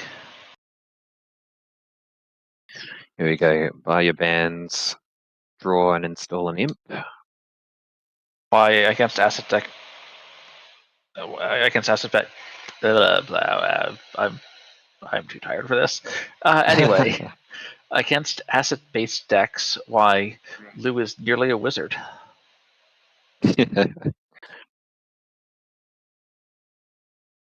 Yes, it's an interesting evolution that came out of a kind of mulch archetype in response to the popularity of a lot of yellow decks immediately post Worlds, the NEH kill lists, the Canal tempo lists. Mm-hmm. There we go, a solidarity badge as well. MGK going to be looking for a trash here. Oh, and running into a gatekeeper. Nasty face check, but It's nice hand fixing, it's a nice draw. not. Yeah. If MGK can find a decoder, that It is a little may porous in the future. represent, represent an opportunity to start getting some trash value.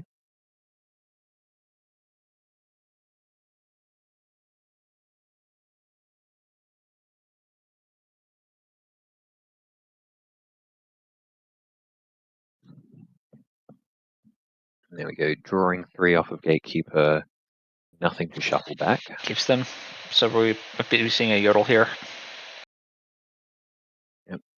We're going to see another 3 coster on R&D. That would be ideal for Man in the Moon here. Don't think But no, the res is worth it. getting in, trashing a big deal with the Imp. Okay, the trash over is awkward, but also going down to 0 credits and not being able to have that explosive econ backup with this your digital life is also awkward. I do expect we'll see the R&D ice res this coming turn if Yes. MGK challenges it again. There we go, another ice going on each of the centrals.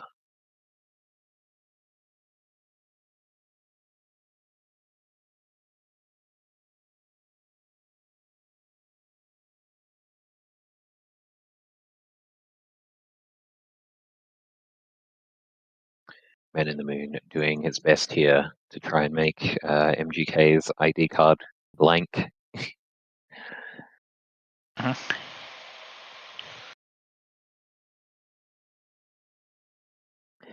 Playing the steel skin to try and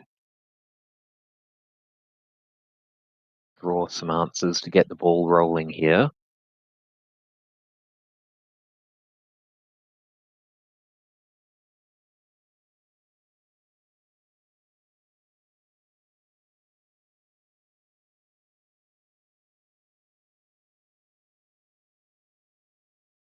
MGK also very low on credits.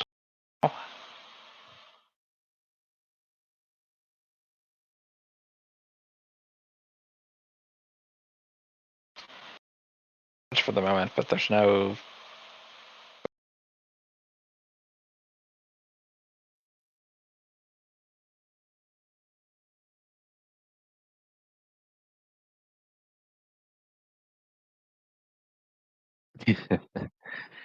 Cephalopod Wizard in the chat saying Man in the Moon committing crimes against fun here. Look, Lou's the one trying to break Man in the Moon's toys. Who's the real anti-fun? There we go. Setting up Fermenter, getting a bit of econ ticking. There we go, Man in the Moon starting to build the remote.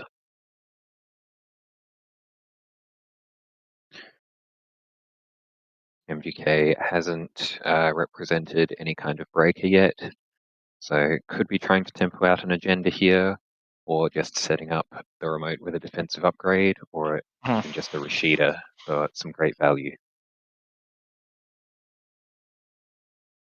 I think it just driver throw 3 into the stack.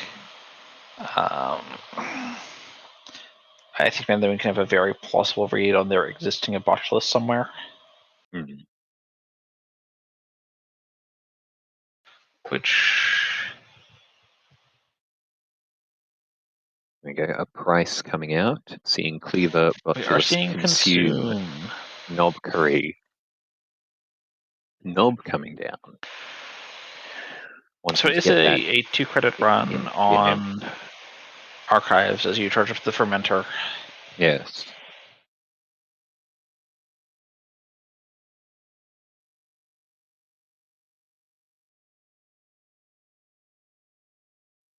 And it's one of the options that uses the sort of full discount of the price.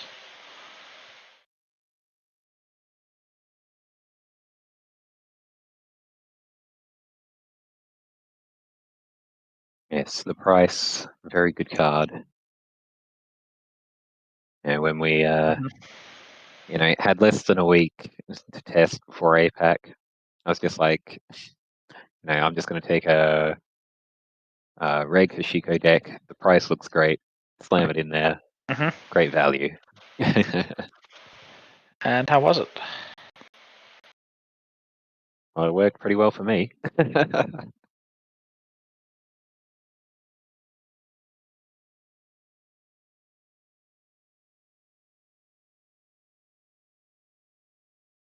There you go, just a spin doctor in server 1. Pop to get back the Yodel and the big deal. So clears up the space in that remote to jam something else this turn. Oh, and another Your Digital Life. Man in the Moon raking in the dosh and securing archives against that Sees the threat of free knob non-archives and charge. decides, I can just ice archives too.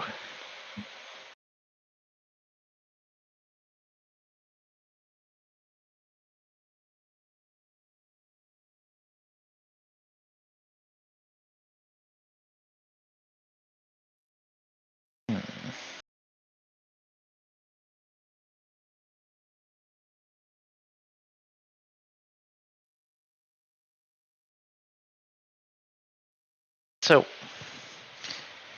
if you're Man in the Moon, do you ever consider just spending next turn purging?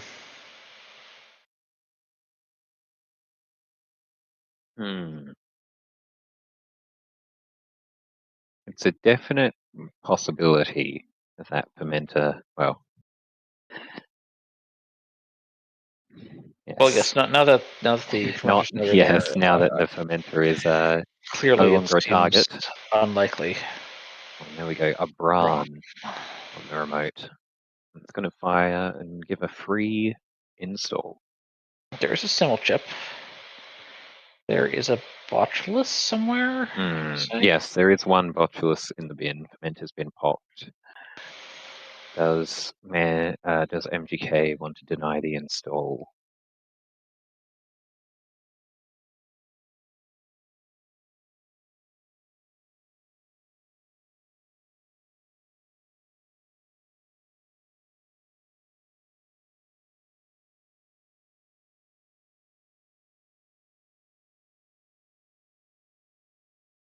MGK thinking about it from the looks of it. How much value does it think Man in the Moon is going to get off this install?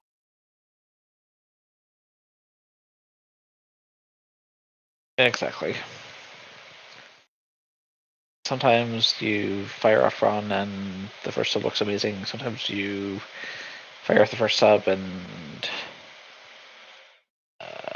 one of the several problems that happens can occur.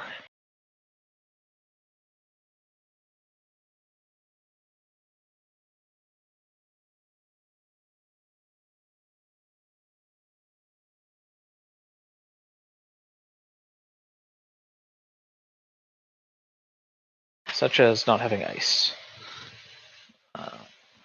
Yes, none in archives currently, but a full grip.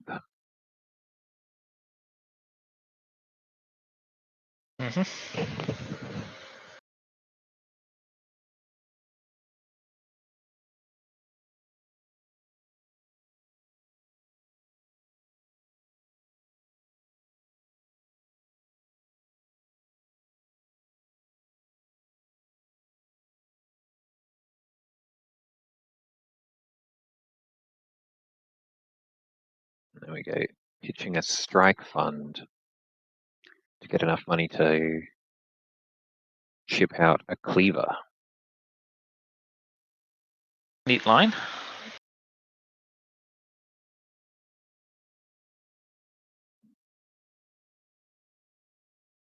Yes, very tricky, but There we go, spending an imp counter to trash Rashida. Which will come back via no Curie at some point in the future.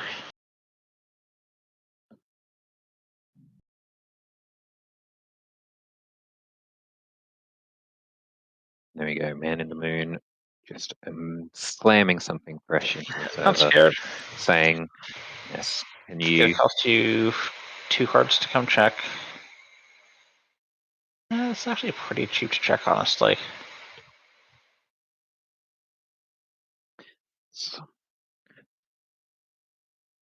Seems moderately likely to me that it's a defensive upgrade. I think Metagram's Skunk Works is very plausible. I think the Anoic Void is too early. Yes. Yeah.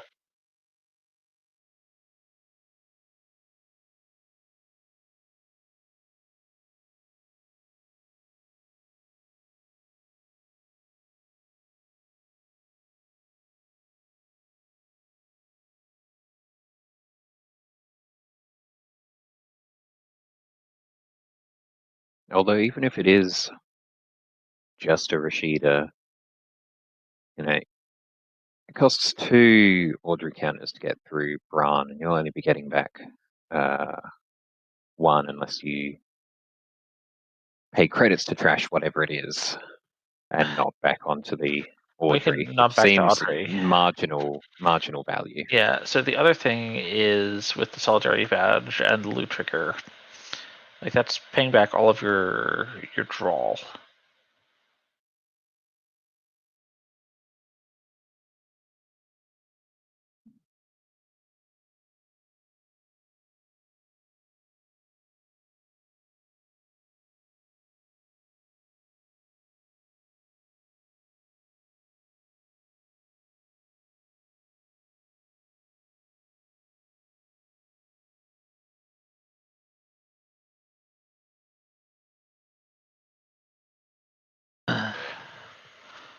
Alright, we've got some intense thinking going on here.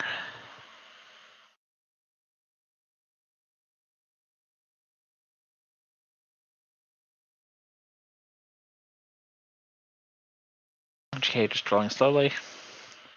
Still potentially looking for more money. There's not currently a fermenter ticking.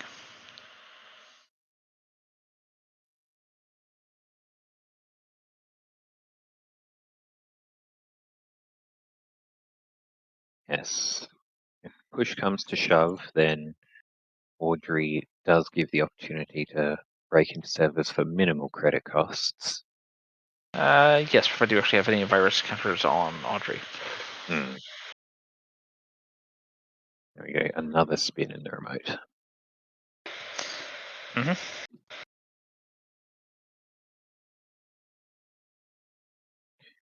And in the Moon possibly thinking if he wants to shuffle back before the turn begins. Yep. The Rashida and the Your Digital Life back into R&D.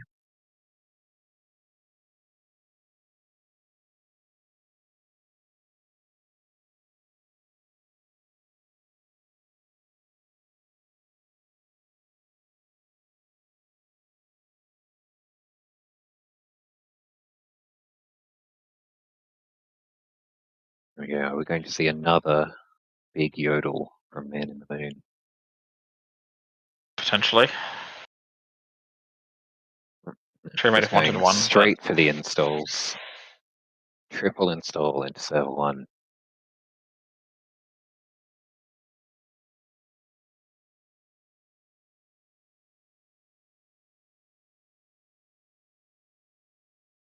So are you thinking that this is Skunk Void plus Agenda, or is one of these a virus? Well,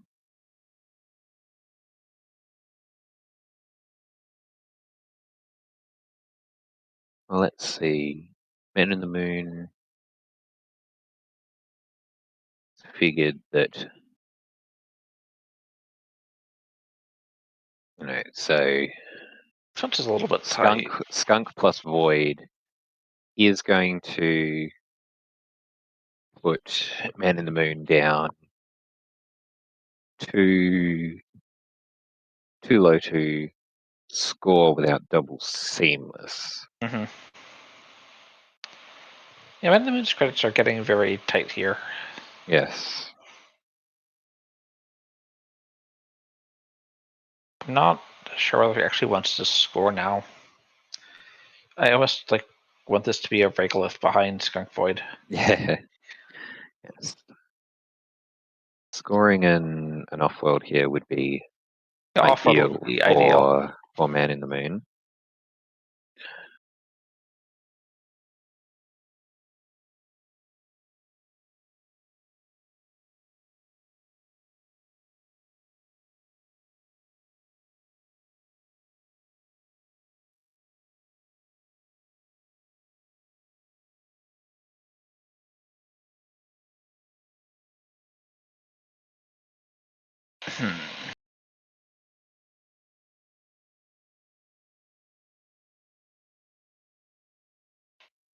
FGK is once again pretty deep in the tank. There we go. Another imp imp. down. Possibly looking to fish out those seamlesses. Mm-hmm.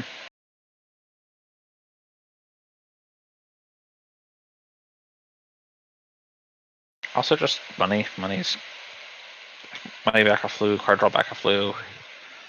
The card draw back of Solidarity badge. There's just a lot of. Yeah. Yes, disrupting your opponent while advancing your tempo. Or yes, there was the Mavericks purging out the Audrey and the imps.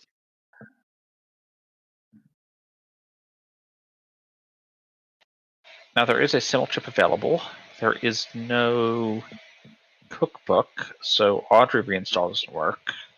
Yes. Is there a botchless in the bin? There is, but MGK has just said to go ahead and fire the subroutines.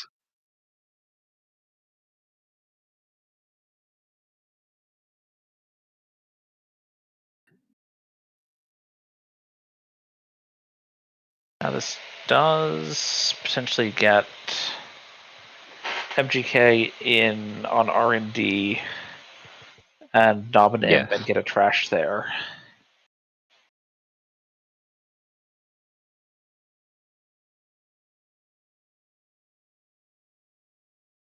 There we go. Drawing 3, shuffling back an Ikwa and a Midnight 3.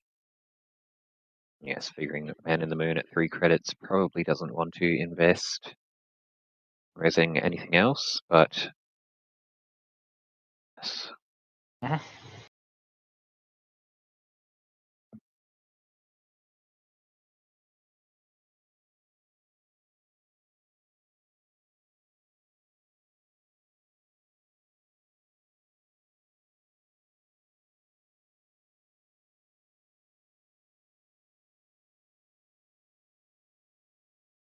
The interesting question is, if you see an agenda here, would you rather imp it? Oh, well, here we go. Man in the Moon deciding he would rather raise this Gatekeeper. Gatekeeper res.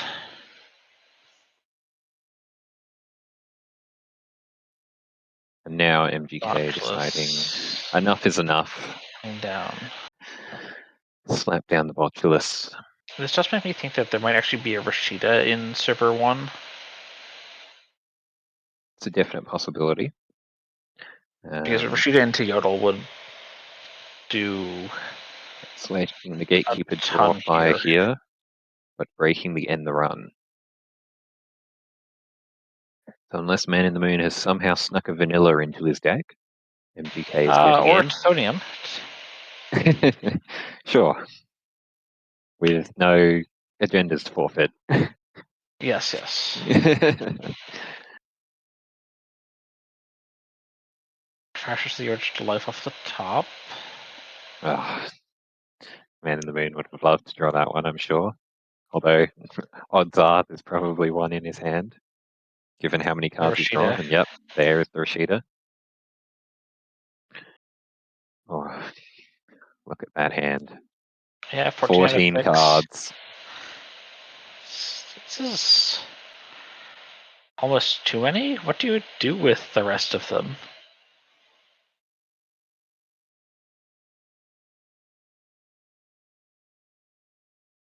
Come on, do another one. You know you want to.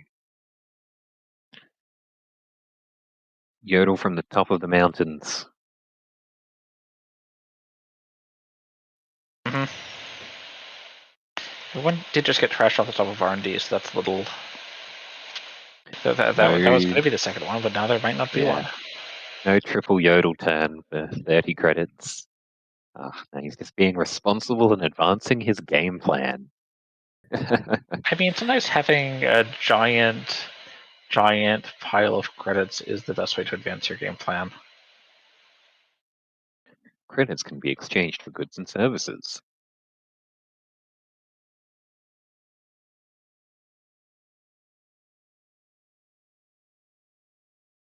Yeah, I mean, some things money can't buy, but for everything else, there's yodeling.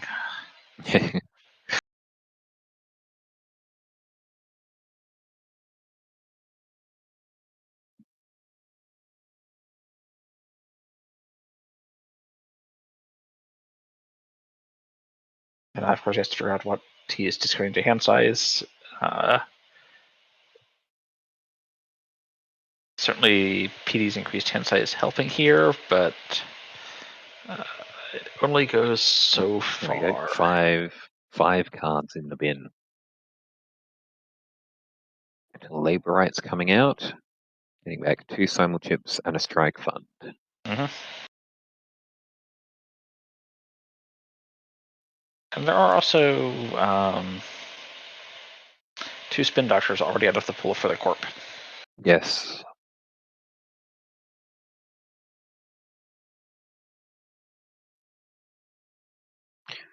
No. Because a lot of those draws came off of gatekeeper draws. Hopefully, Man in the Moon is comfortable with his agenda density in Agenda hand. split between hand and R&D, yes. Or HQ might be just truly flooded as he tried to maximize yodel value. It's. There we go. Pricing out a cookbook. Audrey, Hippo, and Buzzsaw going in the bin.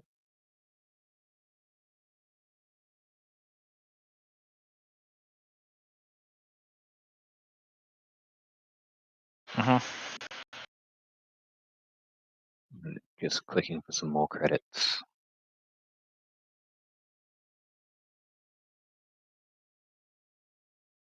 Possibly getting ready to challenge Centrals in the next turn or two. Perhaps.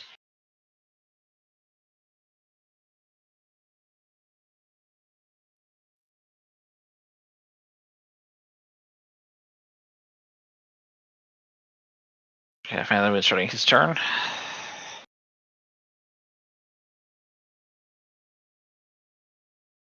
We'll see, this could be a scoring attempt in server 1. This could be another setup turn with installs and yodeling and other varieties of money. A lot of options which way to go here, which are partly dictated by his hand and also partly dictated by how he wants to play it.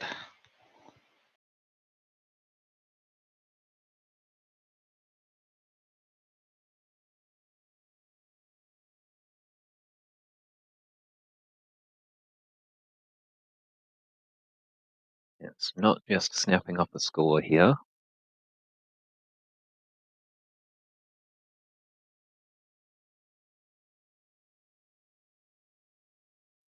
Correct, but that doesn't mean that there isn't a score available here. There we go. Possibly thinking what he wants to do with those extra clicks. Adding Mavericks to HQ.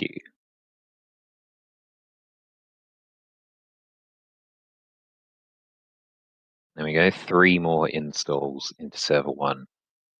Skunk Void, Masterus, and an agenda, was my presumption.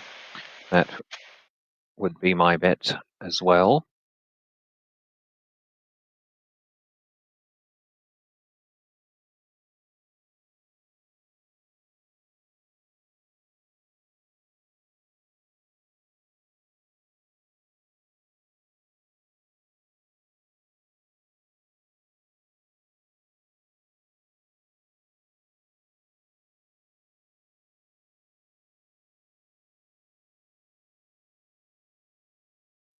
So much coming in. HQ being challenged.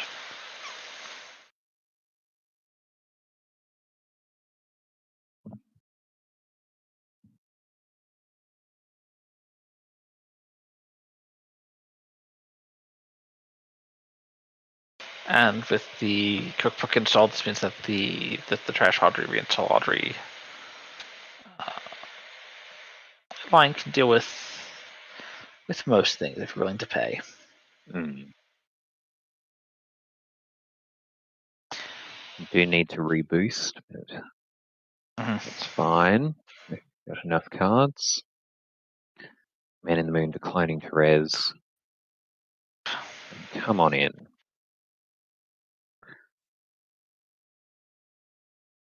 Reses the Mavericks, purges out the Audrey. On the Gatekeeper again, be a symbol chip back if it's worth a symbol chip, but they're as much as there are up to 12 of them, they're also a very limited resource. Yes, we see it going. And moving the Botulus over. Oh, no, fishing out a buzzsaw.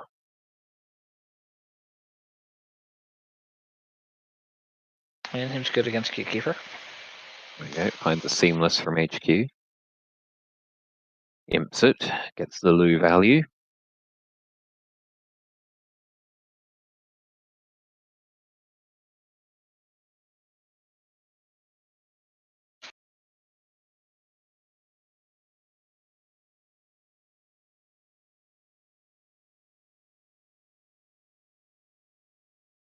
There we go, 1 click remaining for MGK. What's he going to do with it? Just taking a credit.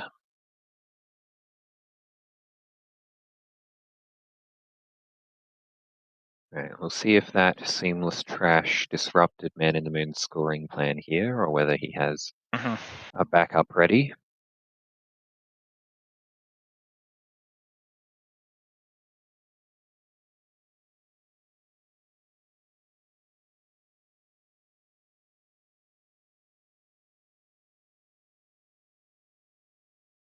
Well, even with the backup ready, even if it's not off-world office, the credit total for enemy would be pretty low. Yes. With the Mavericks being installed, yep, we do see another Seamless come out. And it is, in fact, the off-world. Yes, with the Mavericks going into the remote last turn, Man in the Moon probably figured that, had to be ready to use it.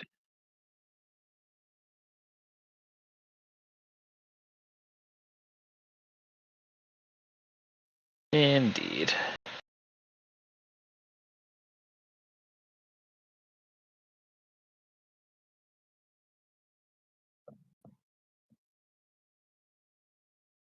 And we're really seeing how this sort of very careful, slow defensive play out of Man in the Moon has really slowed down Lou's ability to accelerate through his deck with his ability. Even if the board state still looks Yes, we're carrying pretty solid, but the Mavericks and really slowing down the engine. Does get back the Seamless this time with the PD trigger though.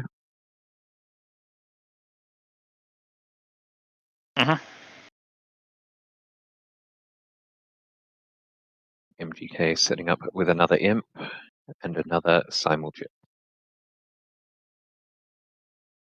Challenging the R&D this time. And the Moon having a fair amount of money available to res this inner ice if so desired. True, but resing this inner ice and then the outer ice on server 1 potentially is a little more, although Braun is still reasonably durable. Yes, and this is the last click for this turn, so he knows he's not going to have to res anything else this turn.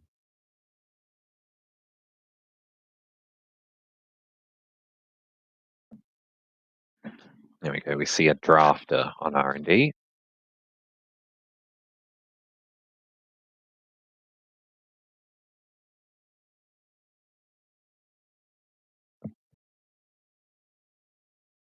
It has to be Audrey. There are so many.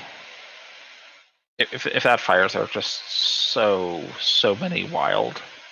Simul chip to install a consume.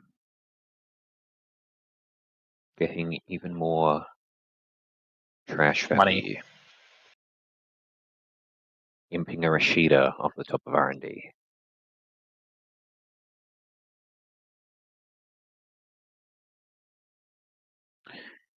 Interestingly, putting the knob counter onto consume. 2 credits. Okay, it was a tranquility in the remote. Okay, getting some install economy. Mm-hmm.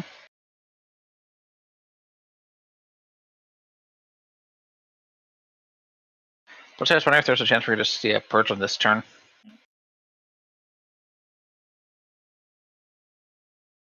I guess Buzzsaw gets into HG well enough. Yes, looking like Man in the Moon is threatening the Ikawa here.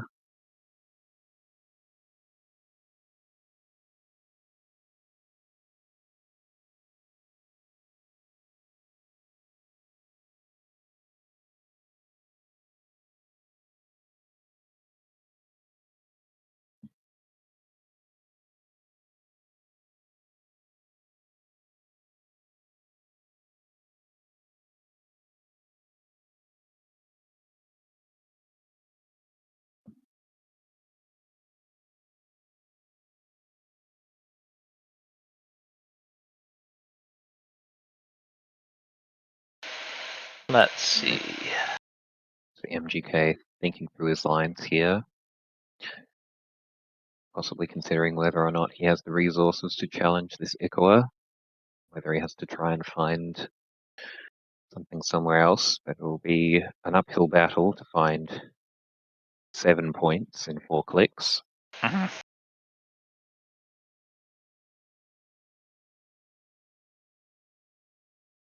Especially if I see a Super 2 like that. Yes. I'm considering, is this the last spin? Do I need to worry about the last spin doctor to fix archives?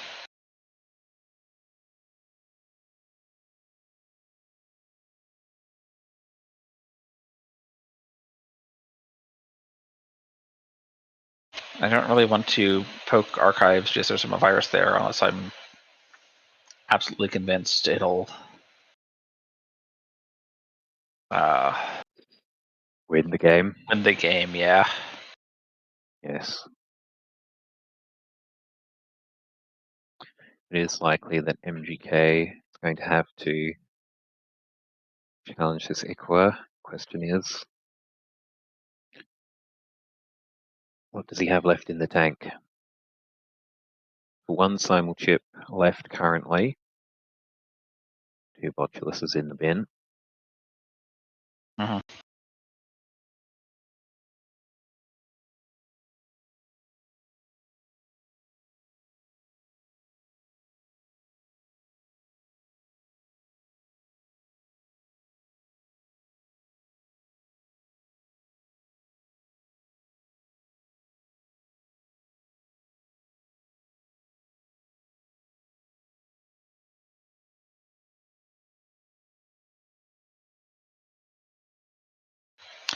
There are, of course, 6 credits available on this consume. But Brawn is 8 to fully break with Cleaver. Yes.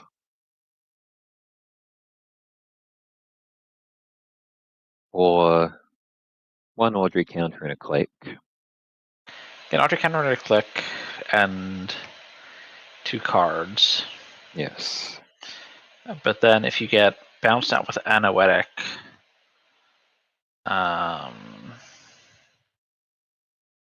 yes, then you are very much hurting for resources to get back in again. There you go. Seeing the spin doctor.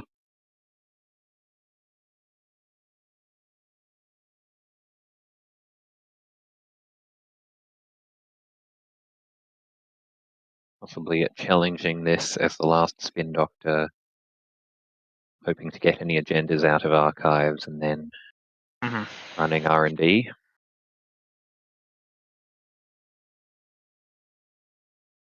Seamless launch and one other card into R&D.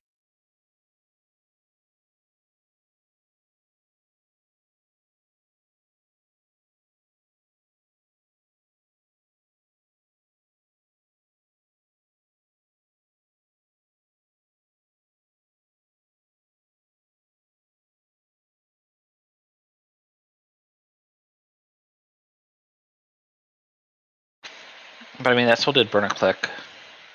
Yes, it's looking.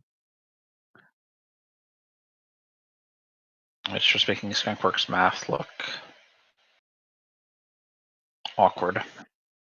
Yes, we can't.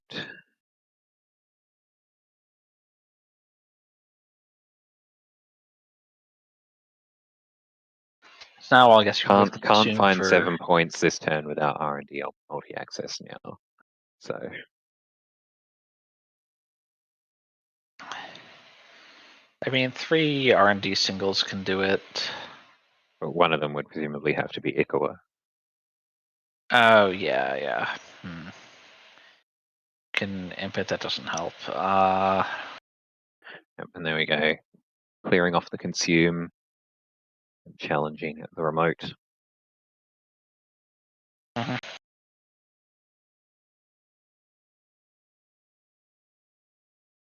Let's see what Man in the Moon has prepared.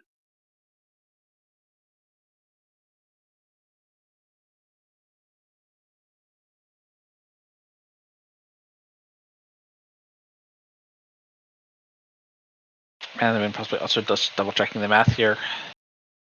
Because yes, need at least 2 credits at the end of this to steal an Ikawa. And then looking And at if it from this Man is of the Moon side, he needs 2 credits potentially to fire a Noetic. yes, there's a And gatekeeper. then scoring out will cost 3. If it's seamless advance. Yep. So this is 2 cards for Audrey to break, but then that's 2, 4, 6, 7, 8. Yes, that makes Bran unbreakable.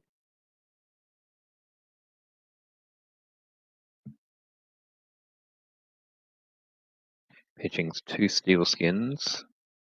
Hopefully, maybe looking for a strike fund to make some more money. Yeah, strike fund in the middle here would just barely scrape through the Brawn. Yep, uses Audrey to break the gatekeeper.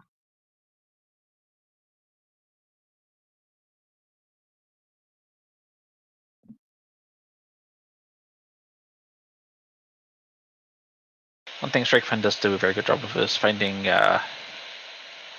credits that it's very hard for the corp to see that you have.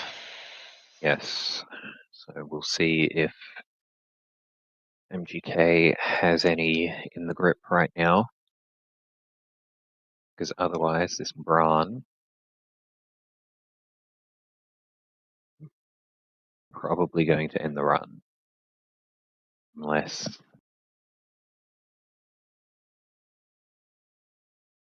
Oh, no, MGK actually deciding to jack out after the gatekeeper instead. Yeah. Runs the math. If there's a defensive upgrade here, there's no way. Yes. Going for HQ at the end here. Needs to imp the seamless. Yes. Imp the seamless, prevent the Ikawa, maybe come back and steal next turn. Yep. That's the least losingest line here, and those are the ones you've got to go for. Mm-hmm.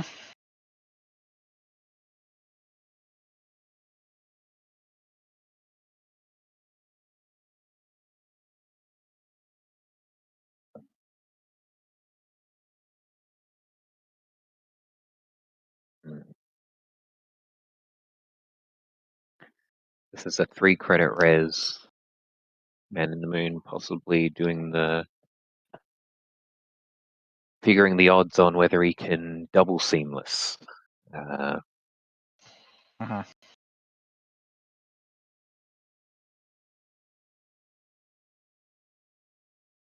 An ablative barrier. Reinstalling Rashida from archives. That'll be a nice bounce back in credits. Running into that last click. Very good value for Man in the Moon here. Mm-hmm. But does let MGK get in, and he finds a drafter. Find a drafter, which is not what he needed.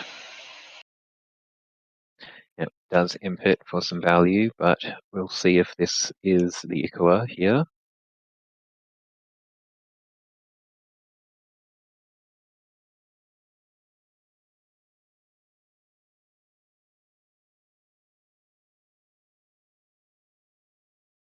Mm-hmm.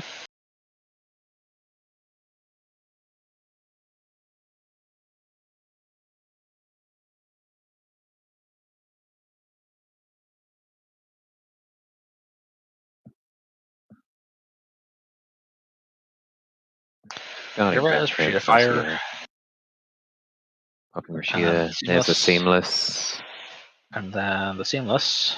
Another one. And And there it is. that's the game. Well played by both our players. And congratulations to our December Accelerated Meta Test champion, a Man in the Moon. Indeed. And also congratulations to our runners-up and fellow CBI invitees, MGK and NAC. Yes, congratulations to our entire top cut and to everyone who played today.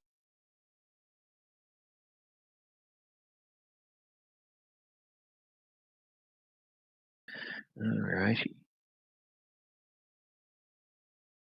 And on that note, I'm going to fall asleep.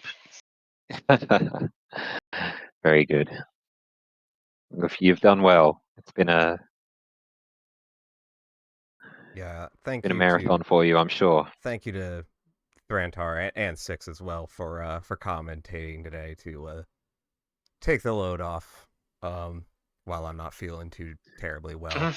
Thank you to Cror as well for organizing and TOing, judging the whole event.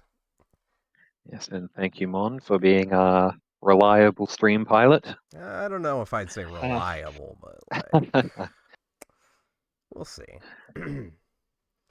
Well, Hey, when someone needs to run the stream, I feel like you can always be counted on.